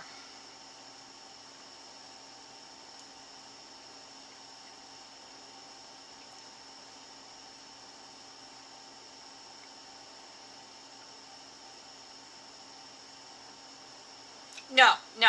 I think they would recommend it, and then any teacher who is scared to step out of line would just accept some of the recommendations. Obviously that list is missing stuff, right? Obviously it's missing Shakespeare. I know that most high schools will cover Shakespeare at some point in time, but not every year. I'm going to reach out to my youngest brother who just graduated, and I'm going to ask him what he read in class. I do know that he was molding a lot. Because at one point they took them out to do like spirit rubbings in a forest. Because it was like focused on indigenous culture. So instead of reading a book, they were doing arts and crafts. Which is so typical these days.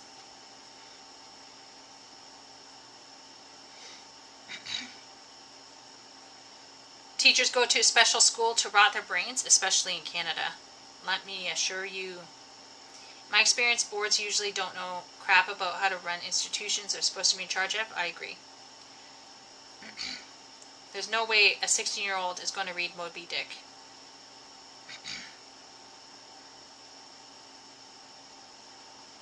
Last of the Mohicans. I have a funny story. So, our mom raised us to enjoy Shakespeare.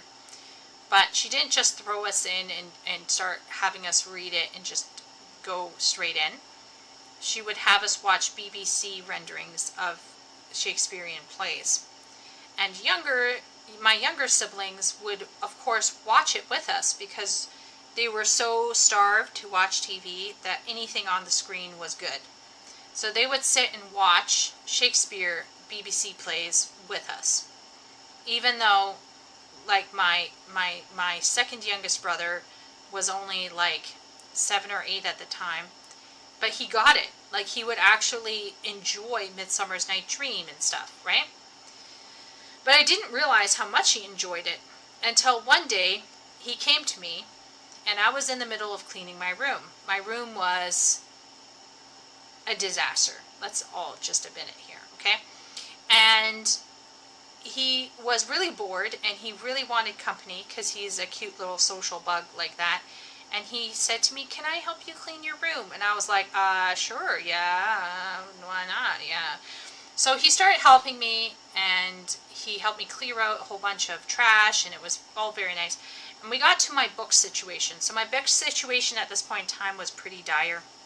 I was literally sleeping on manga because I was kind of hiding it from my parents. Long story short, he's helping me going through these books, and we have 2 piles. And I told him, we got the first pile, which is the boring school book pile, and then we have this other pile, which is the exciting fun book pile. The idea being that I would sell all of my school books to get some money back, and I would keep, of course, I would keep all of the books that I enjoyed. So he's going through them. You know, there's C.S. Lewis and there's Tolkien. He puts them in the fun pile. And, you know, there's manga. He puts it in the fun pile. He picks up my 5 books of Shakespeare that I had accumulated from studying Shakespeare in university. And guess where he puts them?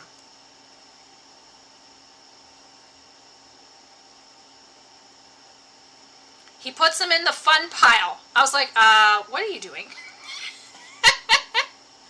And don't get me wrong, I have nothing against Shakespeare. I enjoy some Shakespeare more than other Shakespeare. Let's all be real. But anyway, so I turned to him. I'm like, what are you doing? And he was like, what? I was like, you put Shakespeare in that pile over there. He was like, yeah, it's really fun. And I was like,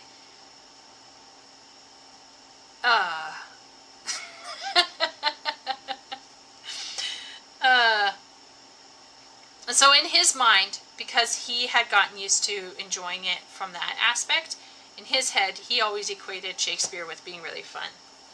But he's an odd one. Last of the Mohicans, yes. All's Quiet on the Western Front, yeah. I would say Curse of the Viking Grave, anything by Gary Paulson. If we're going into like classics, I would agree with Last of the Mohicans and All's Quiet on the Western Front. Probably stuff like Huckleberry Finn or something by Kipling would probably be there in the fun pile because a lot of people die in Shakespeare. Yeah, and I think he had fun enjoying it, as you said, Herman. He had fun enjoying it as it was meant to be enjoyed, which is to see it acted out on stage. And so even though he had never read any Shakespeare, in his mind he was equating it with something fun.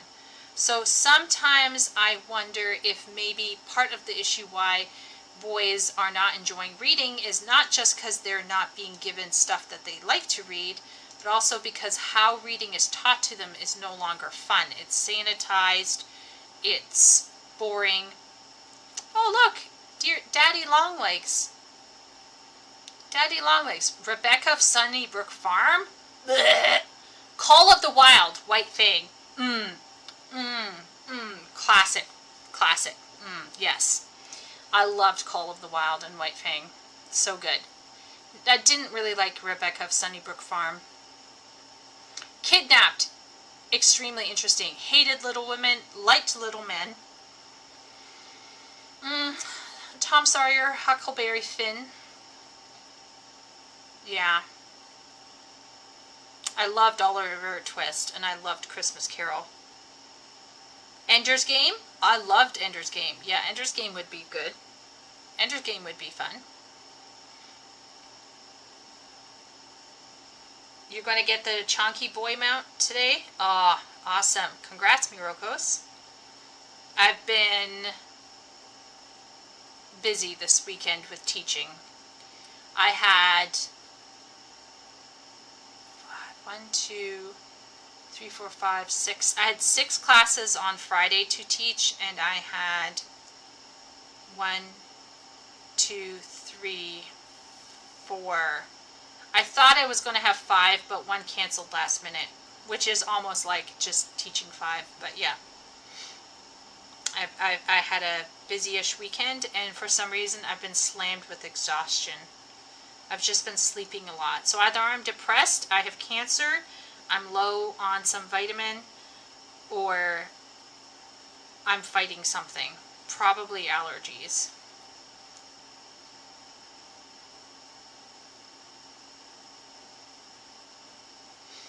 Oh, Jack London's memoir of alcoholism. That would be interesting.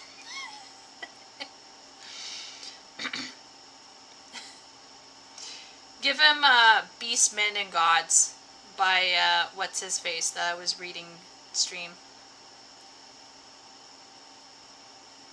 Yeah, cancer or allergies, who knows. Yeah. I will have you know, I never had a hentai stash at home. I was too scared. I kept it on my computer. And then my second youngest brother, who found my CDs and diskettes, found all of my yaoi. The hair on his head definitely raised. Definitely was like, oh my gosh.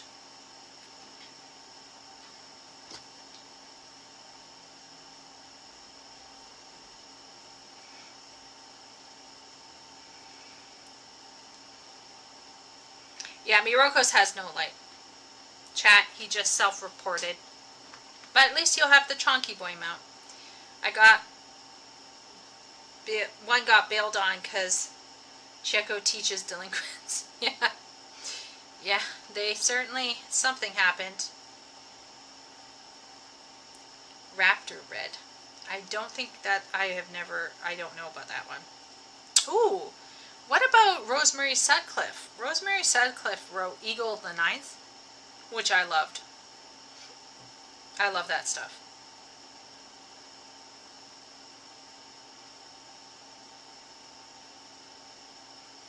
I'd have to ask him, Sim.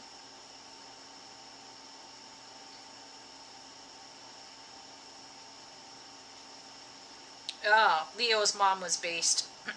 She was like, well, at least he's not, at least he's showing interest in girls and will give me grandchildren in the future.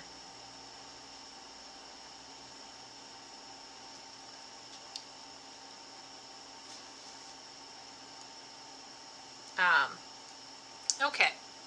So that was interesting for everyone who is familiar with TX Alex Ratcliffe. He had some interesting ideas. It was interesting to see him highlighting a very terribly written article. I didn't agree with all of his takes. I think some of his takes were a bit idealized about men. I don't doubt that maybe in his personal perspective he might feel like it represents him, but I don't think it represents all bros. It feels a bit anecdotal. So yeah.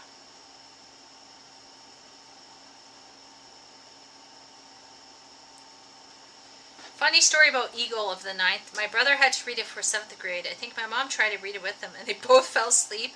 And I read the entire book while they were out because I was so engrossed in what she was reading him. Yeah, it was an amazing book. How could they fall asleep? Oh my gosh. I guess the way that Rosemary Sutcliffe writes is really old sounding.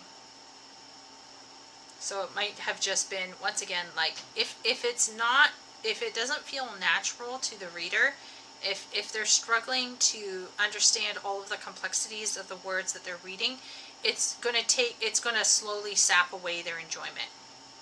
That's just the way it is. It's not going to be fun.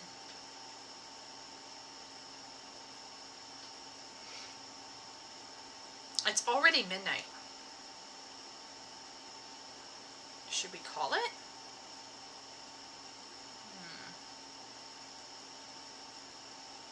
I don't know.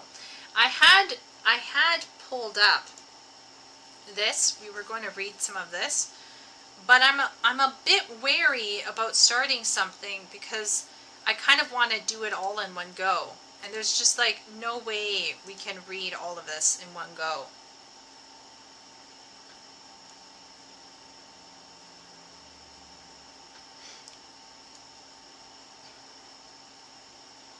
No sleep till Brooklyn? I did not know there was a movie of Eagle of the Ninth, Shay. I had no idea about that.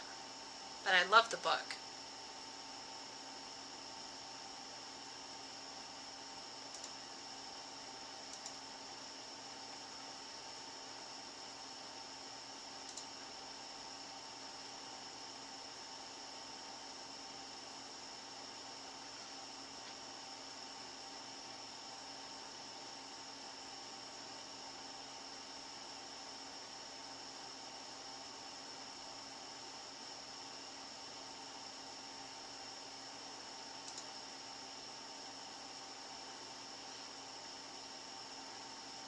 I napped a bit this afternoon, but holy moly.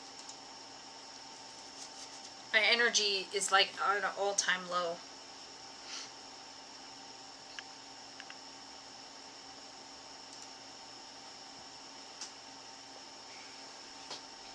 How long is the Larry Zor? Well, visitors sure do have a lot to say about Tyrol. Oh, look at this one. Oh my, this looks so interesting.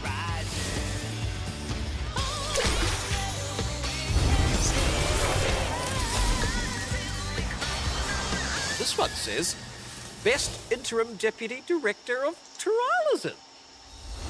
Final Fantasy XIV Dawn Trail. Hello, today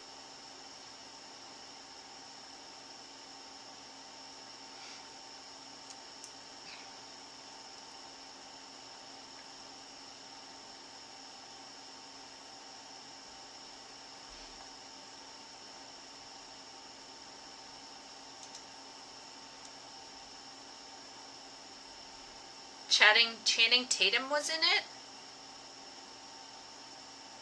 What? Eagle of the Ninth.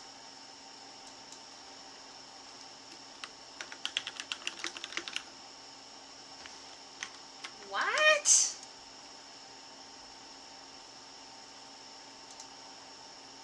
called The Eagle. Starring Channing Tatum, Jamie Bell, and Donald Sutherland. What? None.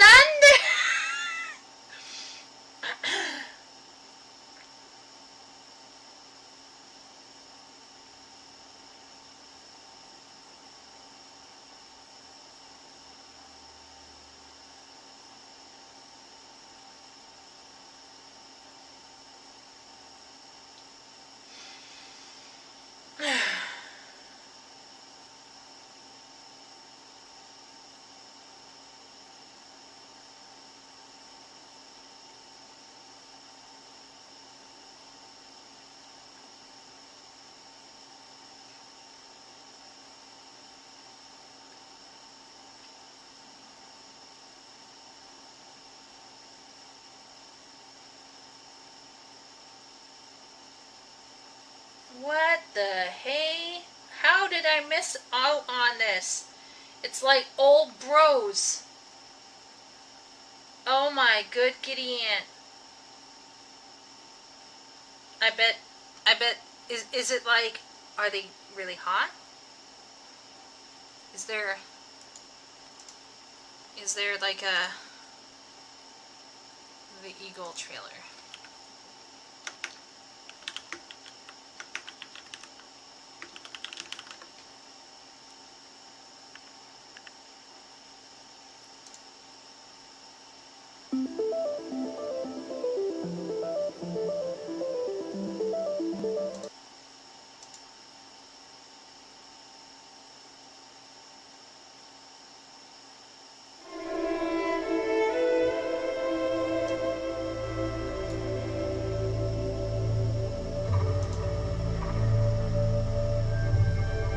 Father of our fathers, help me lead my men well.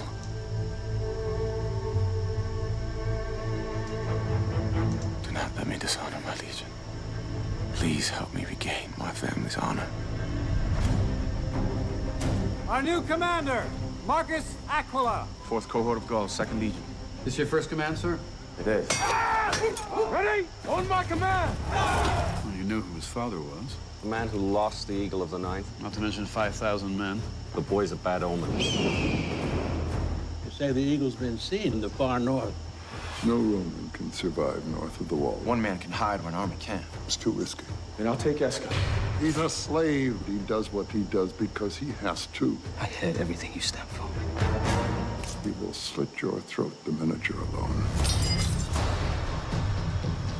Let's open the gate, soldier.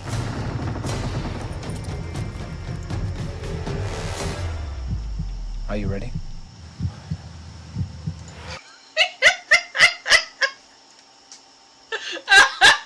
I shouldn't be laughing. An Italian boy and a Scottish boy trying to find common ground.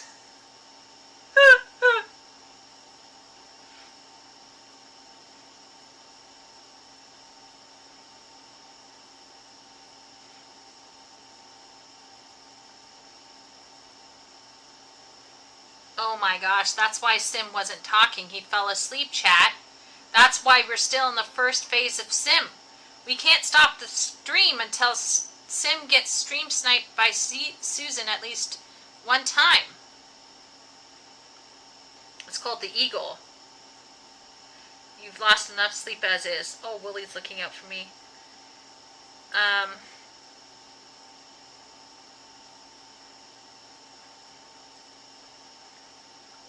Different vibes than the book.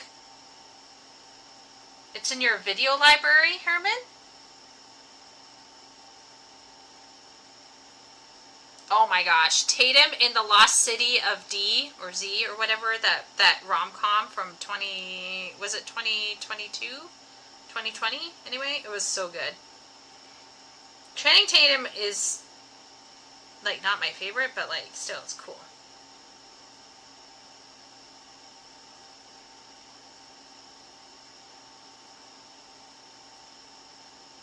Sleep is a construct. This is hilarious. How can a piece of metal mean so much to you? The eagle is not a piece of metal. The eagle is Rome. Who has the eagle? He knows. He's one of them. Your tribe butchered my father's men like dogs. Your father came to kill! You're still my slave!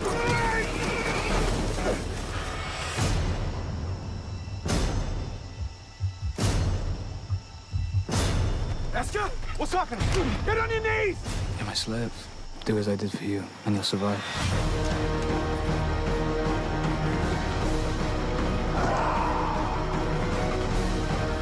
We have to do this now.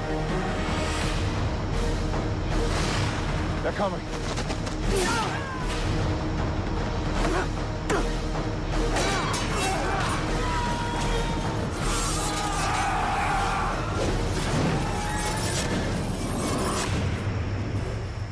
Why can't we have more films like this, where it's just like lots of hot men doing hot men things on screen?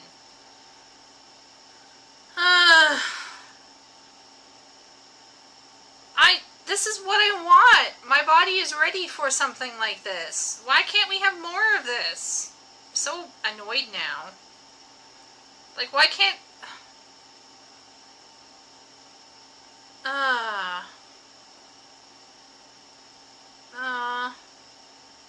It's just, I don't know. It's like, you know, guys doing guy things and killing each other. It's way infinitely more interesting. Watch 13th, they're too baby-faced. Well, I think they're intended to be young, Leo. And they're very American, right? They chose super American actors. Well, not Jamie. Jamie Bell, I think, is Scottish or or Celtic or Gaelic or whatever. Channing Tatum, though, is very American.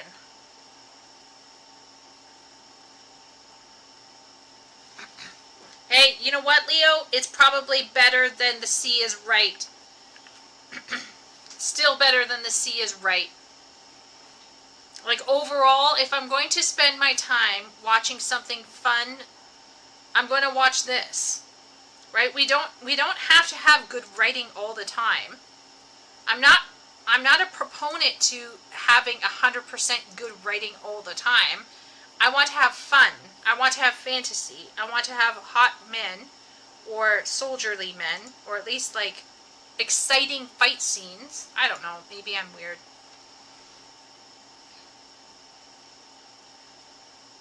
The scene's always right. I'm trying to think. I'm gonna play it safe. I have a feeling if I play Dawn Trail is not too hard, I'm going to start malding about Final Fantasy XIV.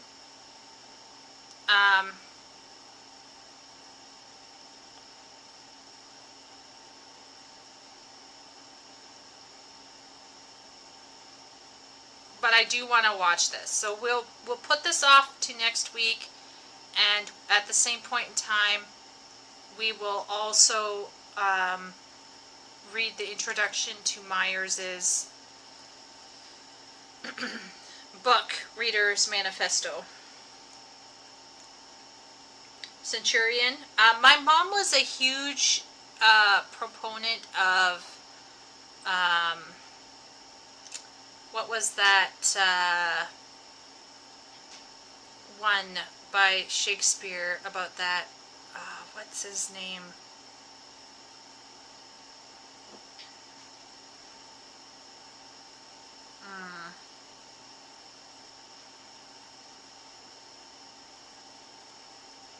Forget. Deadpool and Wolverine is a guy doing guy things movie. The last one we'll get for 10 years. Yeah, I heard it's pretty fun. Like, fairly brainless, but pretty fun. Oh yeah, Tatum's acting is definitely, yeah, he's not top shelf. You're absolutely right, Leo. Anthony and Cleopatra, no. Here, I'll find it. We'll go Shakespeare. List of Shakespeare's plays. This is a less well-known one.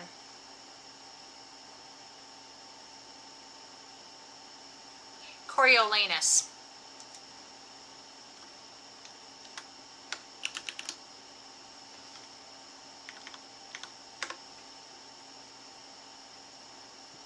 Which film did my mom watch?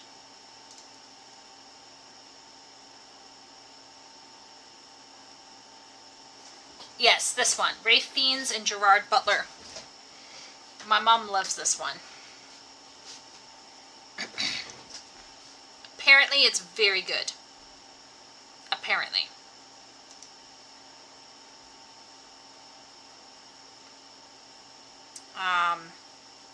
Yeah. Vanessa Redgrave, Brian Cox, Jessica Chastain. A very strong cast. A lot of Eastern European people. Serbian. Not sure why there's all the Serbians, but yeah. Yeah, my mom was a huge one. I don't think I got around to watching this because this came out in 2011 when I was in China. So I never got around to watching it. It's very rare for me to watch a film. But this came out in 2011. And yeah, it's set in a contemporary pseudo-Balkan setting, filmed in Serbia and Montenegro, reminiscent of the Yugoslavian wars. So it's a modern take on it, but it's very close to the original. Like the actual outline of the story is is true to the original play. It's just set in modern times. Oh, is it on Amazon Prime? Well, there you go. I hope you enjoy it. My mom apparently loved it. So, she always talks about it. It's one of her favorite ones. Yeah.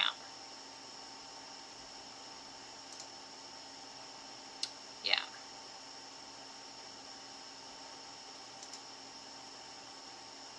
I mean, Ralph Fiennes is such a strong actor as well. So, yeah.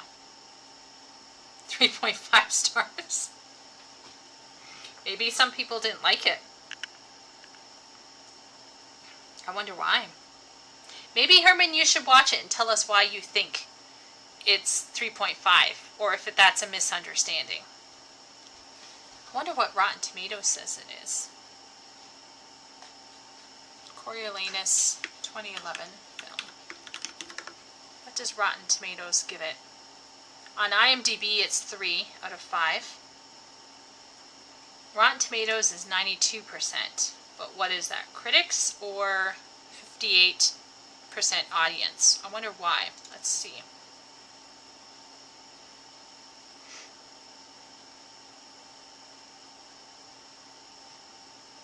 Shakespearean dialogue in a modern setting.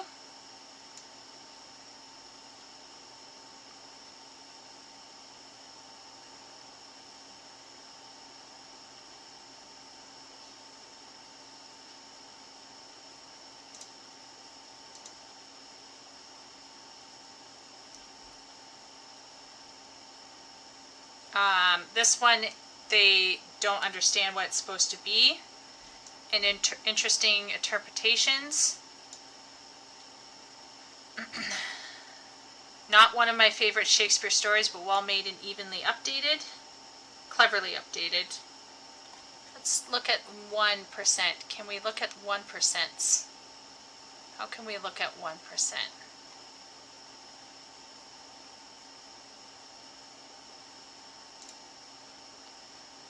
Okay, the only thing good is actor screen. Okay, but it doesn't tell us what was wrong with it. Directorial debut for Ralph Fiennes. I tried, but no. Or the Shakespeare. Not too familiar with this vernacular, so it sucked. So I guess the Shakespearean thing was the biggest. Worst cinematography and editing. So maybe the editing was bad? Couldn't watch it with Shakespearean mumbo jumbo.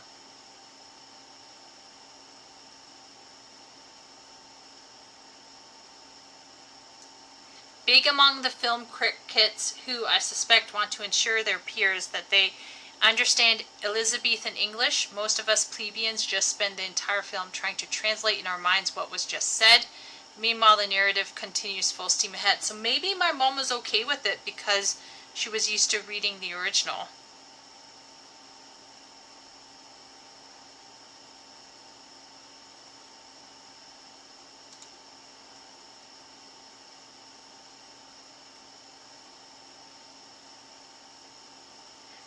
Anachronistic use of original dialogue.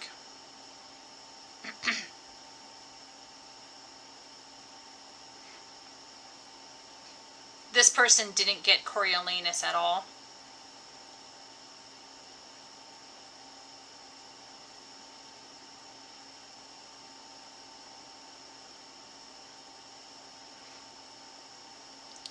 Yeah, let us know, Herman. Let us know.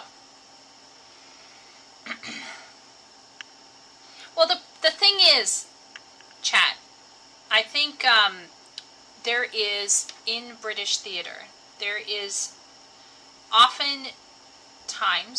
are often times where people would take Shakespearean plays and modernize them, but they keep the language Shakespearean. Okay, this actually happens a lot in theater. This is not uncommon. So my parents went to see Taming of the Shrew, set in like a cowboy landscape. And Shakespeare wasn't rewritten for it. Everyone sounded like Shakespeare, but it was set in a cowboy theme. And I think if you were used to that kind of concept, this kind of adaptation would make sense.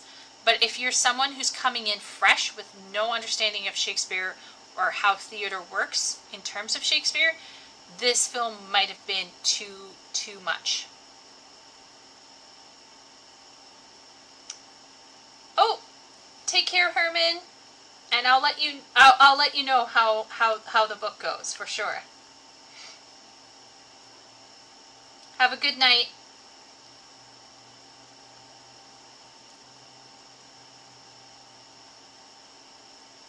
Yes, Mirokos, after getting his Chonker Boy mount, is going to go rest. You deserve it, Mirokos. Have a good night.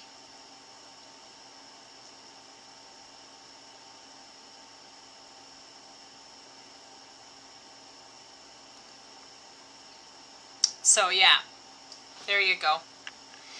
Okay, next week we will watch Dawn Trail is Not Too Hard. As someone who just did the first dungeon, maybe I'll watch it on Wednesday. Maybe I should watch it on Wednesday when Party isn't here. Maybe I'll do that because I want Party to be here when I do my major stuff. I'm also very pleasantly surprised by how people took my new I Can Explain the Romance books. Overall, the reception to that, book, oh my gosh, I'm really losing it. The overall reception to my video was really, really strong and really positive, which I'm so surprised. I thought more people would come after me, but people actually kind of understood what I was saying, so I felt greatly encouraged, because like, I don't know, I was worried that people wouldn't get what I was trying to say, but it seems like most people, yeah.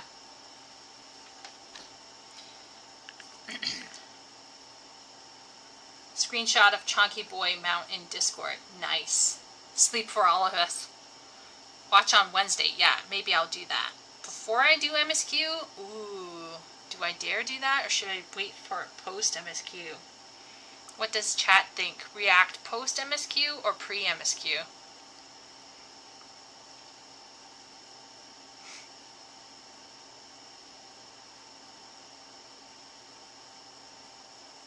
The sound was wild in though, so I'm going to try to fix sound. Actually, if some people in chat don't mind staying around for a second, I'm going to see if I can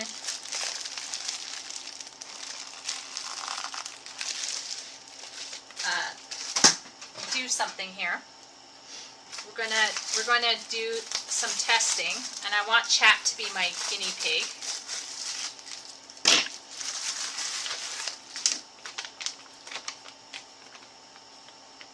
We're gonna find out the hard way.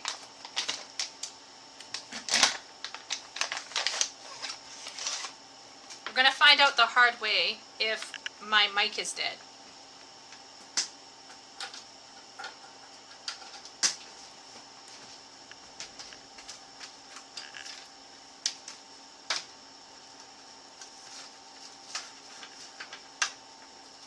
Okay.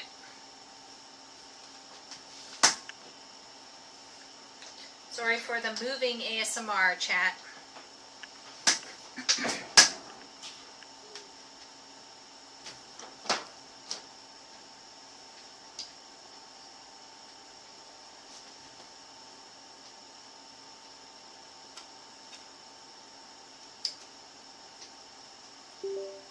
Okay. We got a da-ding. She's whipping up her cable out, but can it do the job? Yeah, this is on tenterhooks here.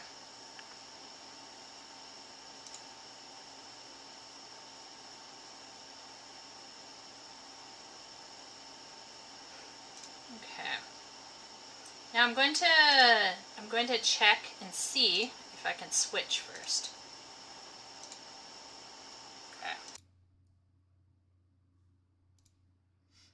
Okay. Chat.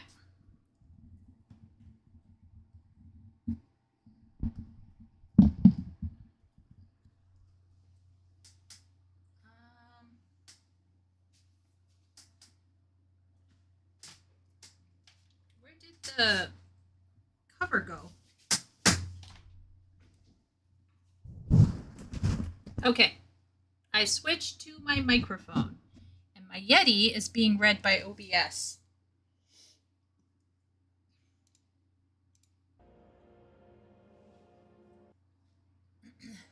Is that better? Oh my gosh. Is it better? Oh my gosh. Chat, I don't need to buy a new mic.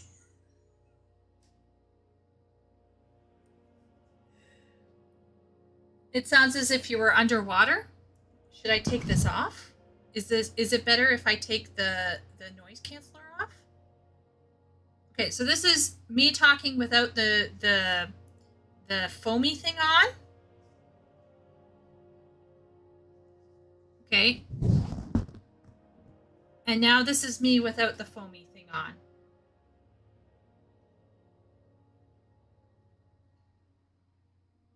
I can't believe this.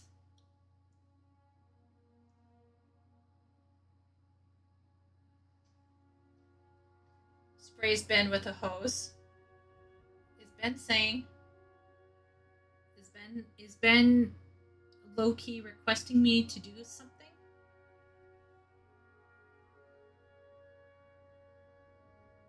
Is it much better? It sounds as if you were underwater. Okay, so Arm can't hear any difference. Is everyone else? I still have to figure out where I'm going to position my mic, because right now I'm having some desk space issues, believe it or not, even though my desk is large. But yeah.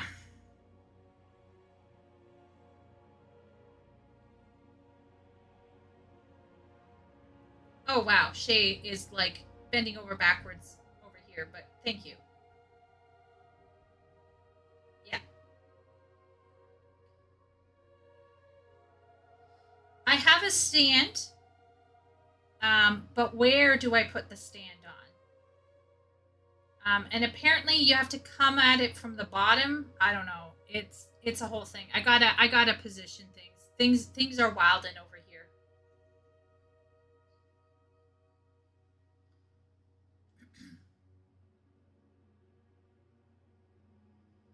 Mic distance, yeah. So maybe I have to move it onto my actual desk, and then like have it like right in front of my face. So I'd move it right here, and then I'd talk about like that. How do I have? Yeah. We're almost going with this mic. Yeti needs to be in front of your mouth. Yeah, okay. So I'm going to move it in front of my mouth. Wait 1 second. I'm not used to... Dear me. Something is loose on this stand. I'm just hopeless. Hashtag.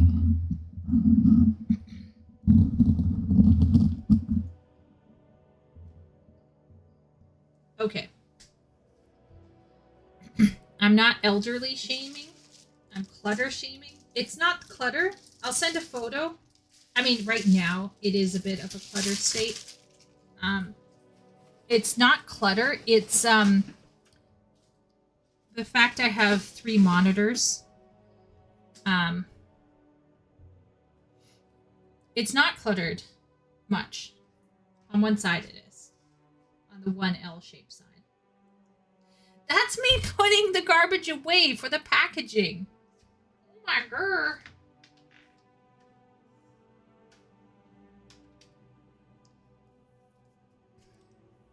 But it does sound better, right, chat? Oh, great. I can do recordings now. Now I can, like, do some recordings and stuff. Oh my gosh, I'm so excited. I don't hoard, I just have... Look here, Ben. I currently don't have access to, like, any of my extra retainers because I let them lapse.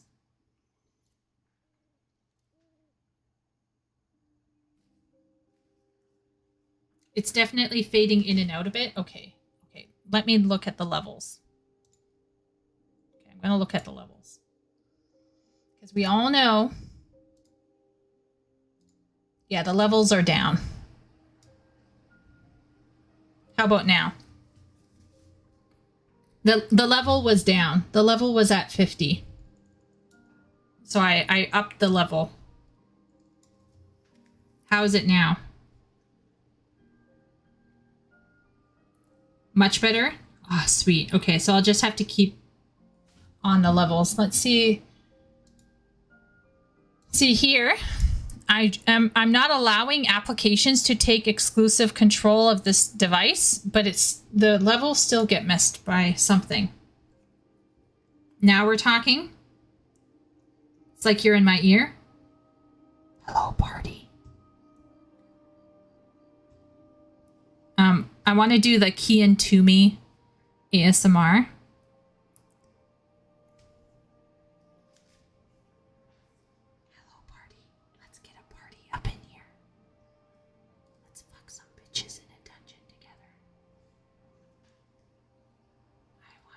Upstairs. Close the curtains. Get a cucumber. We all know what happens after you go get a cucumber.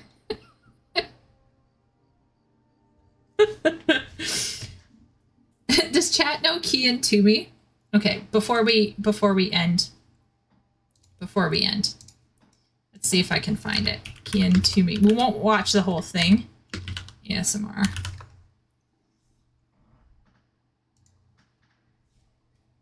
Sci-fi and fantasy writers ready to bring your worlds to life? Noted is where imagination meets on.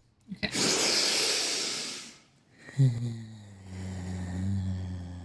Hello, everyone, and welcome to my ASMR video.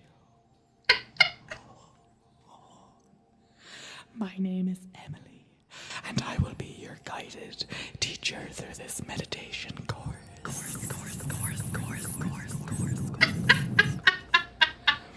Before this video starts, I want you to make sure that you're comfortable.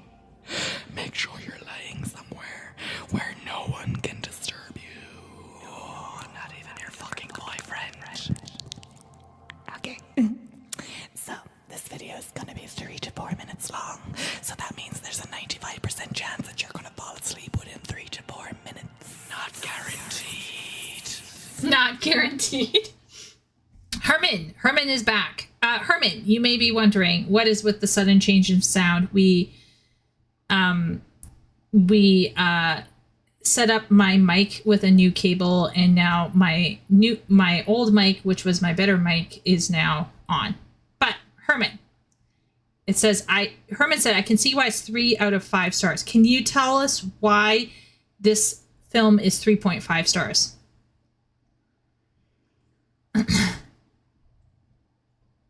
Yeah, Cian Toomey is this, I think he's Irish, who kind of makes fun of female tropes. He has a girlfriend called Emily, and he pretends to be Emily, and this is him pretending to be like female ASMR people that are just like really creepy and weird. It's really funny. Hopefully Herman will let us know why the Coriolanus is 3.5 stars. Okay, let's go. I want you to close your eyes, okay? Close them, bitch. Are they closed? Okay, lovely. That's so nice. You're doing what I'm saying. Yes, Ben, it's deliberate charity. Close your eyes. And I want you to imagine yourself in a beach. A lovely, beautiful beach. And not just any shitty type of beach where there's seagulls. I'm a seagull. Dead turtles. I want you to imagine a beautiful beach with crystal clear sea and a beautiful crisp and golden sun. Okay, Herman's telling us about the Coriolanus. It references Rome and is using archaic language. It is a total disconnect from modern setting. It just doesn't work. And some of the dialogue is kind of flat, executed well, but sort of flat. Interesting.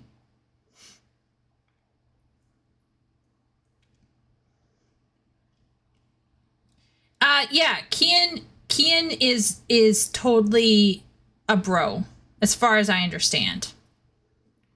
And he does, like, you should look up his stuff where, like, he pretends to be on his period, like he's pretending to be his girlfriend. Like, I suppose some people would assume that he's being, you know, rude about girls, but it's just very funny. If it was done as a historical piece, it would work. Yeah, so, like, if they just leaned in and just did full Roman, it would have been better.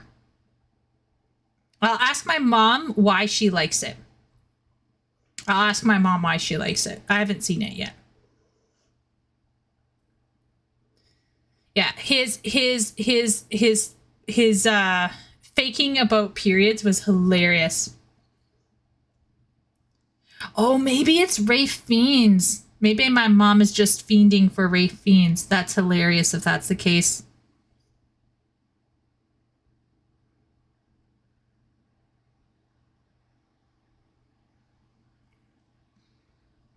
When a dude does it, you can absolutely see it. Yeah.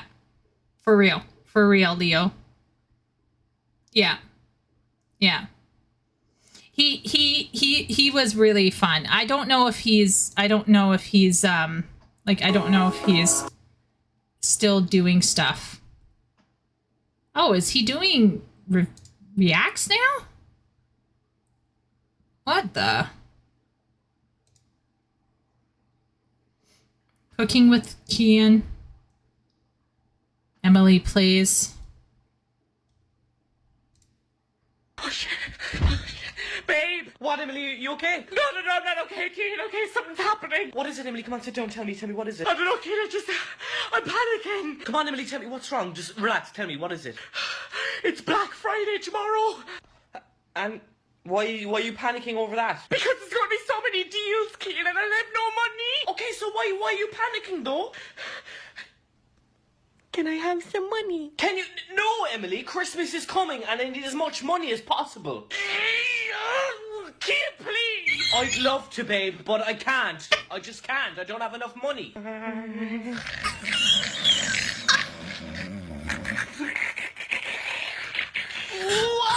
Kian? Why are you getting so bad? Because I can get anything I want, Kian. Think of the contouring kits that I can buy. I can buy a new makeup mirror! But you won't let me, you selfish pig! Calm down, babe! I'm not going to calm down, correct? Calm down, Emily! I'm not calming down until you give me money! I don't care, Emily, you're gone too far here! Oh my god, fine. Here! Oh, thanks, babe! Yay! I gotta do my... So anyway... R.A. Morley.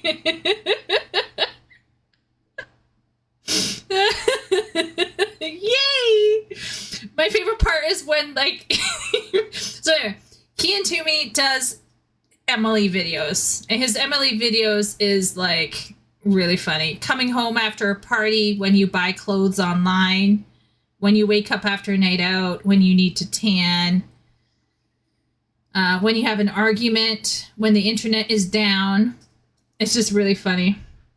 Kian Toomey, we're just looking at a short comedy skit. Kian Toomey is an Irish comedian, and he does these little skits where he pretends to be his girlfriend Emily. And in this case, his girlfriend Emily. This was all on YouTube. That's why by the way, if you're wondering why is this shitty, it's because it was all on. It's all on Facebook. And if I recall correctly, there's even more on Facebook. And and he will pretend being his girlfriend and like do really extreme versions of what women are like. Now, some people might be offended, but it's still, yeah, pretty funny. I mean, like if you can laugh at yourself as a woman, you'd find it funny.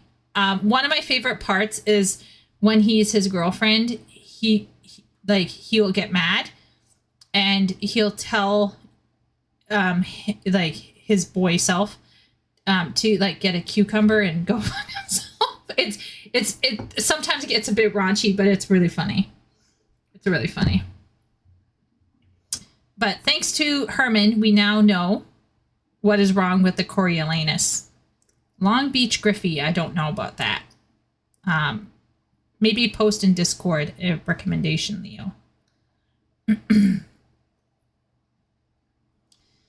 Morley comes back. We're just finishing up the stream with a little bit of relaxing content before we all flop into bed. But I fixed my microphone. I think things are sounding better now. And all I needed was to buy a $12 USB cable. So yay! So much better. Now, of course, I'm going to have to figure out like the stand and everything with the webcam. If I'm going to use my rigged avatar, I need to make sure the webcam, like the microphones, isn't covering my face too much. Now I want to go watch Carbot WoW skins. I don't know what those are, but if they're funny, I hope you enjoy. Morley's probably like, what in the world? Anyway, Key and Toomey. Very funny. Really, really funny. Oh no, must go in Discord now. Long Beach Griffey. Yeah.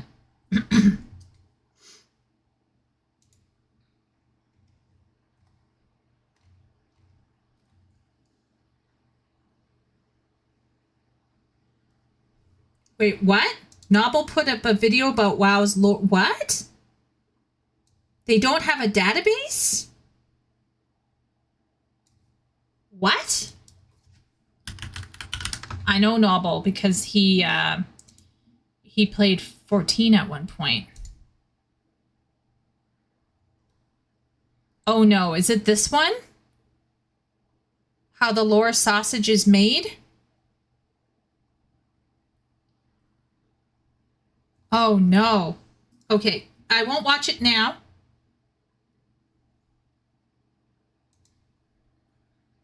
Is it this one?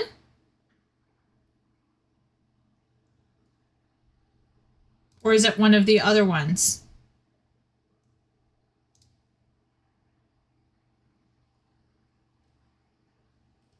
Okay, we'll put it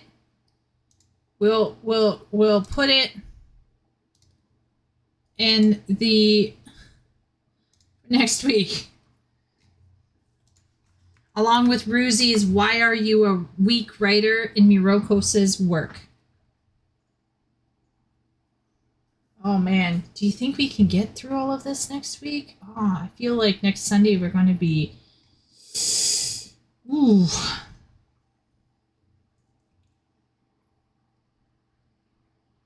I'm 16 minutes in before stream started. Runs to kennel.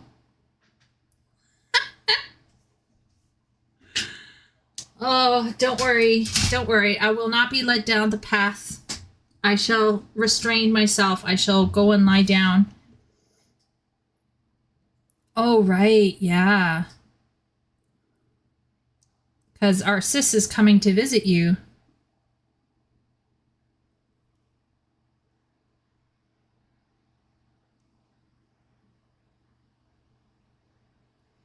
Carbot in chat.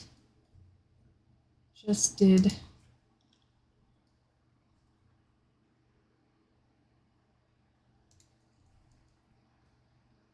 I started these challenges as an emotional eater who was on a weight loss journey, and it has... Oh, wait a minute. Oh, this is long. Okay. Yeah, I can't watch that tonight. Hell no.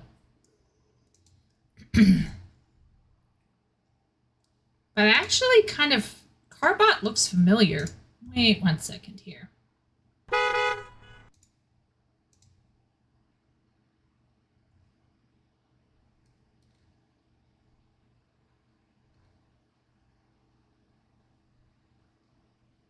I have seen Carbot. Where have I seen Carbot?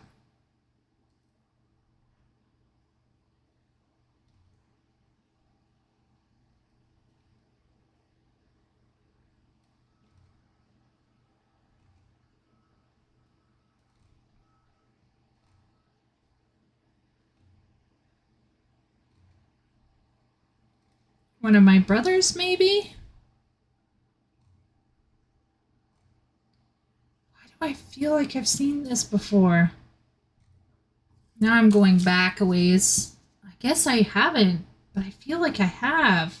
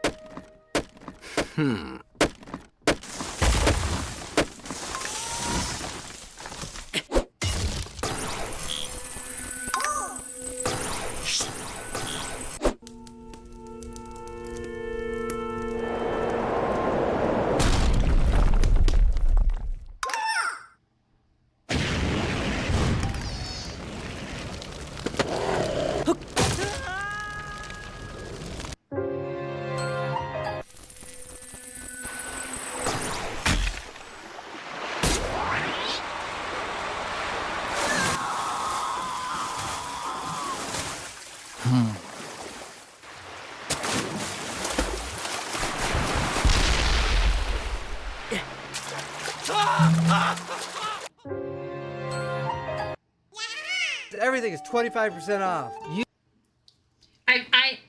I think I've seen Carbot before. I'm gonna ask Bonbon. I'm gonna ask him because I'm pretty sure he showed something. You want the left shirt? Which is what? I need to find my friend, or you found me? You found me?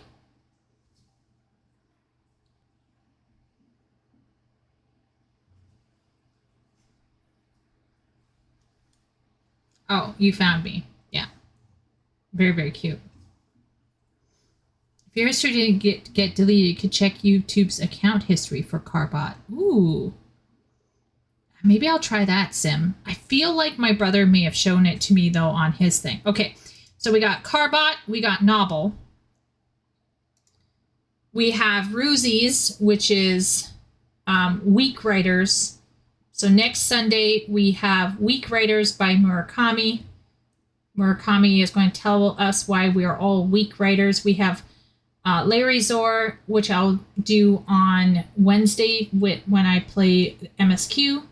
And I really look forward to chilling with everyone either on Wednesday or, of course, on Sunday. Wednesday, I usually do gaming, and I'm gaming Final Fantasy XIV right now. You're always welcome just to chill and chat. No spoilers, please. And then next Tuesday, we will pick up with more discussions on reading and stuff like that. But yeah, we will... I feel like we covered quite a bit. I'm very proud of us.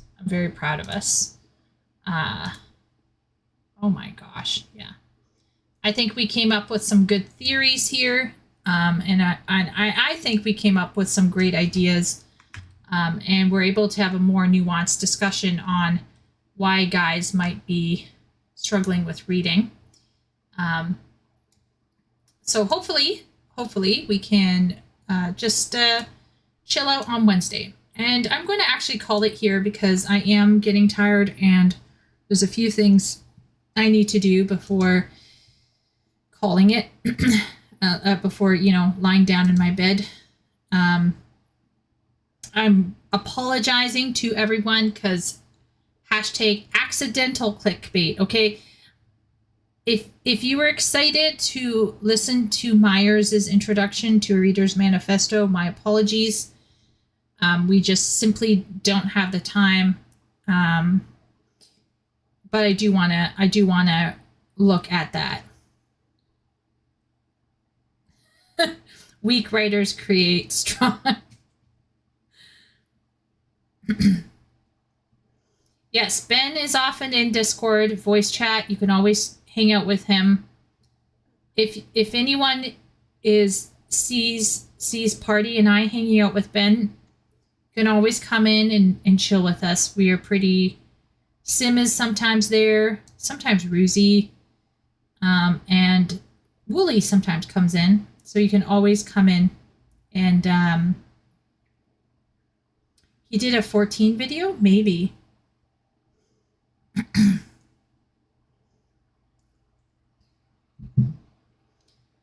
Yeah. Party says she never vents. Yeah.